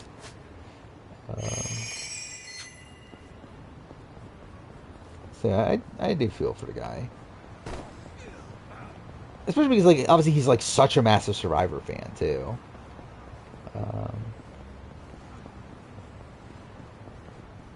And, like, yeah, I mean, obviously there was, like, at the time, One World, there definitely were some delusions with him, where, like, he talked about how, like, oh, people are comparing me to Richard Hatch. It's like, Which, I mean, maybe, but, like, maybe not that flattering of a way. But yeah, he like very much did think very highly of himself at the time. One World. But,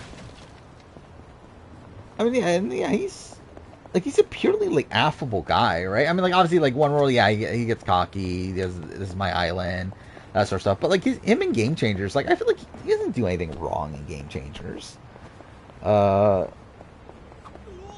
Season 8 Richard. I mean, hopefully not season 8 Richard. Remember when Troyzan loses fan fave to Kim? Oh, yeah, that was also a thing. Yeah, he loses fan fave to Kim, and like his shot, like his face too, where like he like seemingly really thought he was gonna win.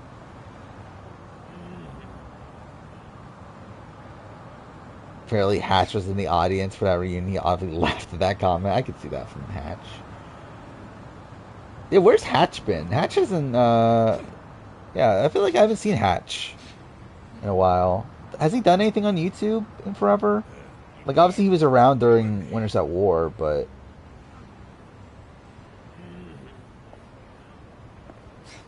yeah, he hasn't done anything since mid-season of 41.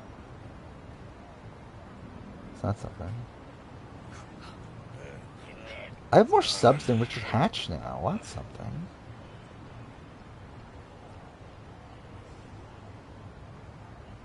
It's actually like funny, like his top videos are why I was not Survivor 40, and his side of the story for Survivor All Stars. Oh, imagine Hatch hosting On Fire. That'd be something. That'd be pretty insane. Actually, I've seen a lot of clips of Survivor. Is this just? Oh no, these are just the challenges. Wait, Final 3 letters? The Final 3 got letters? Why'd they get letters? Oh, letters they wrote for themselves. Fuck off. Thank God that got cut from the fucking show. I love like one of the comments is, yes, more of this. It's like, no, fuck off. I don't need this. Like, stop making everything about fucking Journey. Oh my god, I can't move. Just want to see what this scene actually is. Now as you reflect on everything you've accomplished. Yeah, fuck off. They're actually making that like a segment in the show. Fuck off. Yeah, thank God that got cut.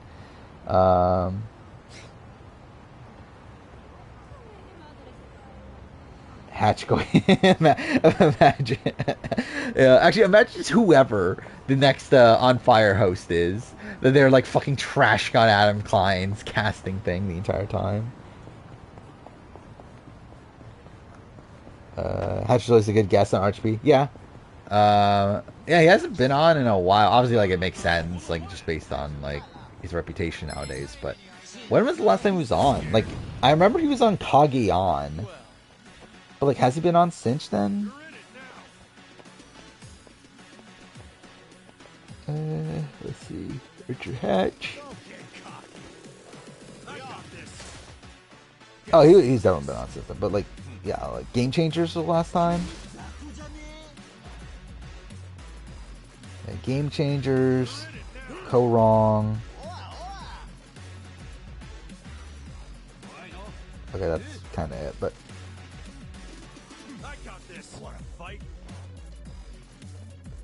is for the Malcolm boot. That's a pretty interesting episode to be there for.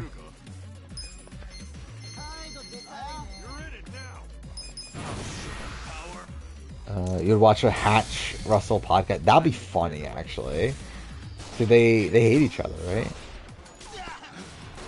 Or is they hate each other's games, I guess. I don't know if they hate each other's people, but would not shock me. Yeah, Randy hasn't been on in a while. Yeah, actually, there's been a lot of like people that used to be like RHP staples that aren't on anymore. Actually, and now that I think about it, yeah, and we talked to this last stream, or like one of the last few streams, about how like RHP's gotten a lot more like new era focused. I guess that really is the case, right? Like, I think like new era plus also like late 30s, but like it has become a lot more like recent.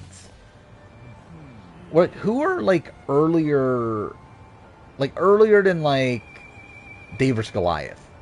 That are still like main fixtures on the podcast. Like Sophie shows up here and there. But yeah, I mean that's like pretty much it, right? Oh, Adam, yeah, Adam. But yeah, it doesn't feel like there's that many anymore. It's like, you know, like Gabby's there, Christian is there, Davey is there. Even like 38, there's not anybody, right? 39, Jamal is there. Like does a podcast every season. Yeah, obviously I'm not including. And everyone else feels like new era. Ethan, I feel like Ethan, like he did one, like on a recent season, right? But like he didn't do any this season. Oh, I guess Hannah Shapiro, actually. I forgot about Hannah Shapiro. So I guess Millennials Gen X is one that is pretty often.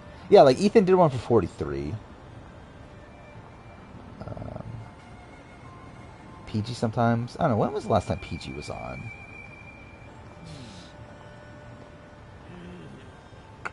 She was on at 43 and then 41.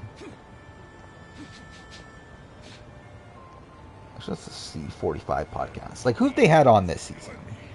So Jesse was on the finale podcast. Jamal, Hannah Shapiro, Omer, Bryce. Oh yeah, Bryce. But again, that's kind of like its own like special kind of separate thing. Carson, Christian, Zach.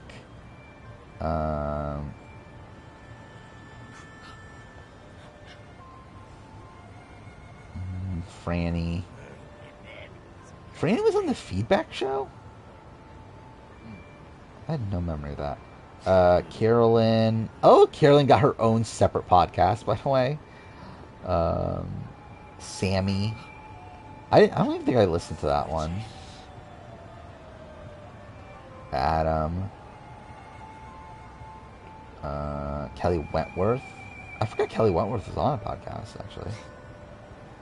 Kellen. I forgot Kellen was there, too. Okay, I guess that's like some older ones. Dr. Mike. I forgot Dr. Mike was on a podcast this year. That was pretty insane. Tyson gets a way better guess. Yeah, I could see that. And the thing is, like, I think Rob doesn't like having like some of these other people anymore. I forgot Cass was on, so that's another older one. Yeah, I think there's just some people I just like outright forgot, but still, it still feels pretty like new era focus. Claire, I think Maddie was on at a point, right?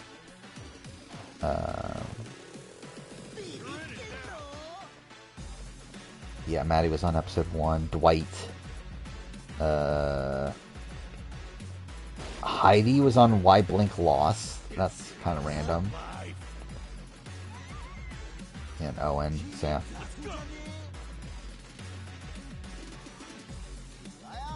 It's kind of crazy. What is this? More women have already won the 40s in the entirety of the 30s. Yeah, that is insane, right? Yeah, so 3 women won in the 40s, while only 2 won in the 30s, right? Sarah and Michelle. And both of those were in the first 4, like essentially, like within the first 4 seasons of the 30s. You had all the winners, all the female winners of the 30s. All the RGP events are essentially new era at this point too. Yeah, I mean, like the New Orleans one was like pretty much all new era outside of like Christian and Gabby, right? And Davey, right? And I guess like Bryce Wendell, but like again, that's like kind of, I don't know. I like don't really include them as that because like I feel like they're kind of there for like, I don't know, like it feels like a separate thing to a degree. Even though I guess it's not really, but whatever. I see a reality TV fan posted, deconfirmed on Jeff's podcast On Fire that her and Austin are still together. Thank God that got reposted.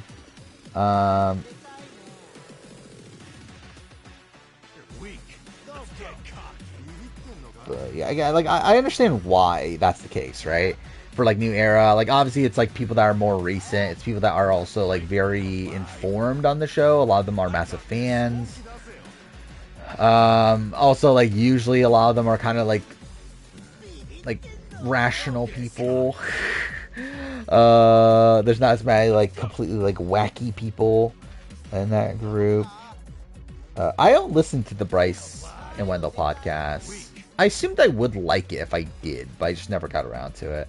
I don't even have time to listen. Like, I still have, what did I listen to? I didn't finish the Mike Bloom podcast. How much do I still have? I have an hour left of that. I was going to listen to the B&B. I didn't do that. Which I really haven't for, like, the last few weeks.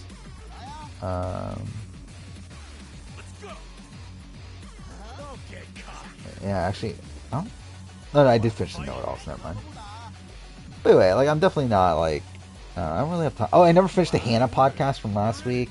Like, I'm definitely just, like I don't have time. Actually, I probably do have time. It's just, I don't know. It's like, I feel like my attention span for, like, podcasts is kind of, like, less nowadays. For whatever reason. I feel like the OGs would expect to get paid. I think it matters like what OGs are we talking. Are we talking like Boston Rob, that sort of thing? Then yeah, probably.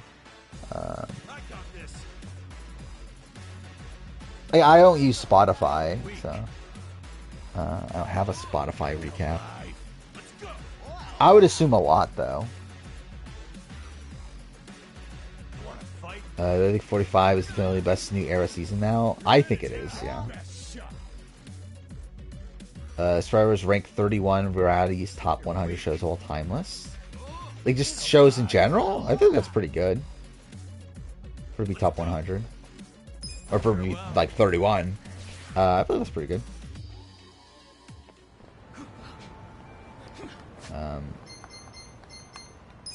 Yeah, again. I think we're probably winding stream down at this point. It's already 3:40. I probably want to get up relatively early tomorrow so I can get the fucking Survivor review set before I go to work. Piers Morgan was outraged there was only one British on the top 100. That's a shame. I can't believe Piers Morgan was upset about something. Who would have guessed?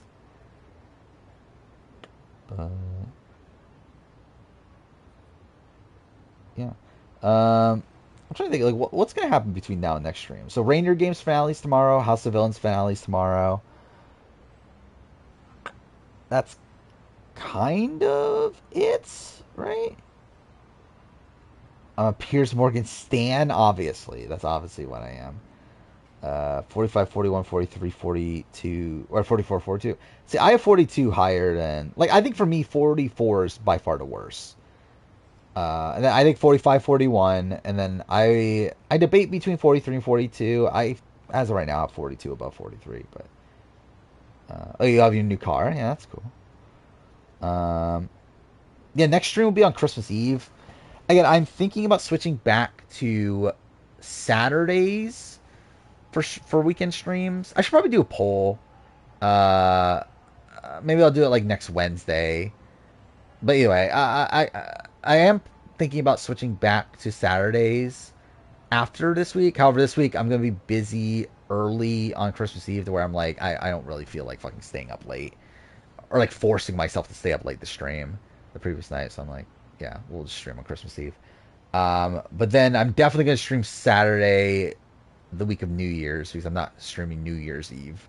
So stream Saturday then, and then after that we'll get to whatever I decide on Saturday or Sunday. But I think I'm leaning towards Saturday, just because it seems like that's what most people want, even though I would rather actually probably keep it on Sunday. But anyway. Yeah, I think next stream, I think will be from Xbox. I'll test out Xbox. We'll see how that goes. Again, we'll probably just juggle around a whole bunch of random games I've installed, like play like Redfall and like Wolong Fallen Dynasty and like games like that I don't actually care about, but I'm like, I'll pop them in for like a little bit. And yeah, I mean, I guess that is it. I'll probably work on, well, obviously, like 45 review will be out by then. It'll be like almost 4 hours probably. I'll probably also have the 45 player ranking. So I think this is the plan, is that like like what, tomorrow I'll prep the 45 review before work. After work, I'll probably record it and record the 45 player ranking. Friday, I'll try to finish editing both of them. Because again, I literally just need to record. I just need to edit the finale part, obviously, of 45 review, and then with the player ranking, I actually already recorded like half of the ranking. So I would just need to edit the other half. So I think I can get both of those done on Friday. Then after, I need to work on the Year in Reality TV video, which will be coming out the following Saturday. So probably try to record that Friday night, maybe, and then like edit it across actually, how's that gonna work? Yeah, maybe try to have it done by Christmas.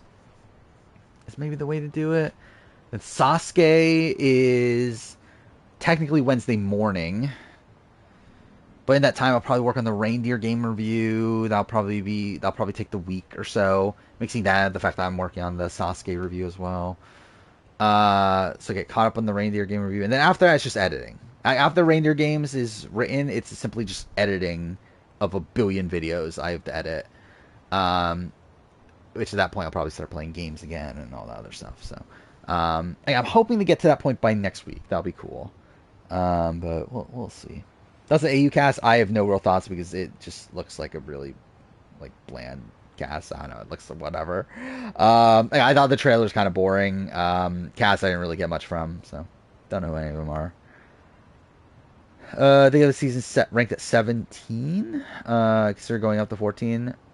Yeah, I mean, I think 17 sounds about right for me. Yeah, Australian Survivor more than likely is going to be number one. Again, like literally there's only 2 shows left, House of Villains and Reindeer Games, and I doubt either of them are going to pass it. So, I mean, really the top 3 seasons are probably going to be all Survivor seasons. So, that's something.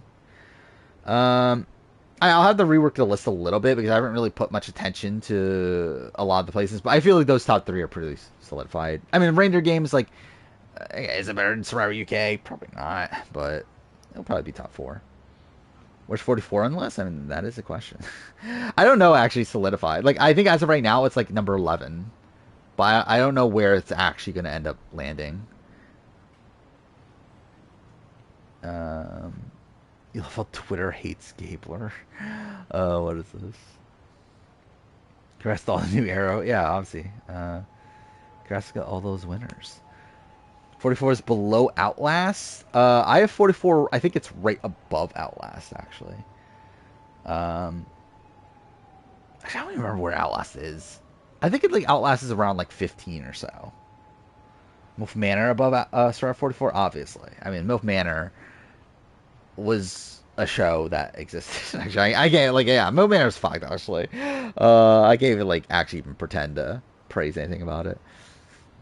44 went from the best new era season to being up there in MILF Manor. Yeah, that's how it goes. Again, gotta take a fall sometime. But yeah, again, well, I think we'll end here. We'll be back on Sunday, right? Yeah, test out Xbox, see how that goes. It'll probably be a disaster straight up because again, I straight up don't even know how it's gonna end up going. I don't know how it even like works, so we'll have to figure that out. But and again, it's gonna be on a shittier mic because I can't use this mic on that one for whatever fucking reason. So that'll be something. Please explain why Sifu sucks at Survivor. Well, you'll hear that next Wednesday when the player ranking comes out. But yeah, all right. See you guys next time.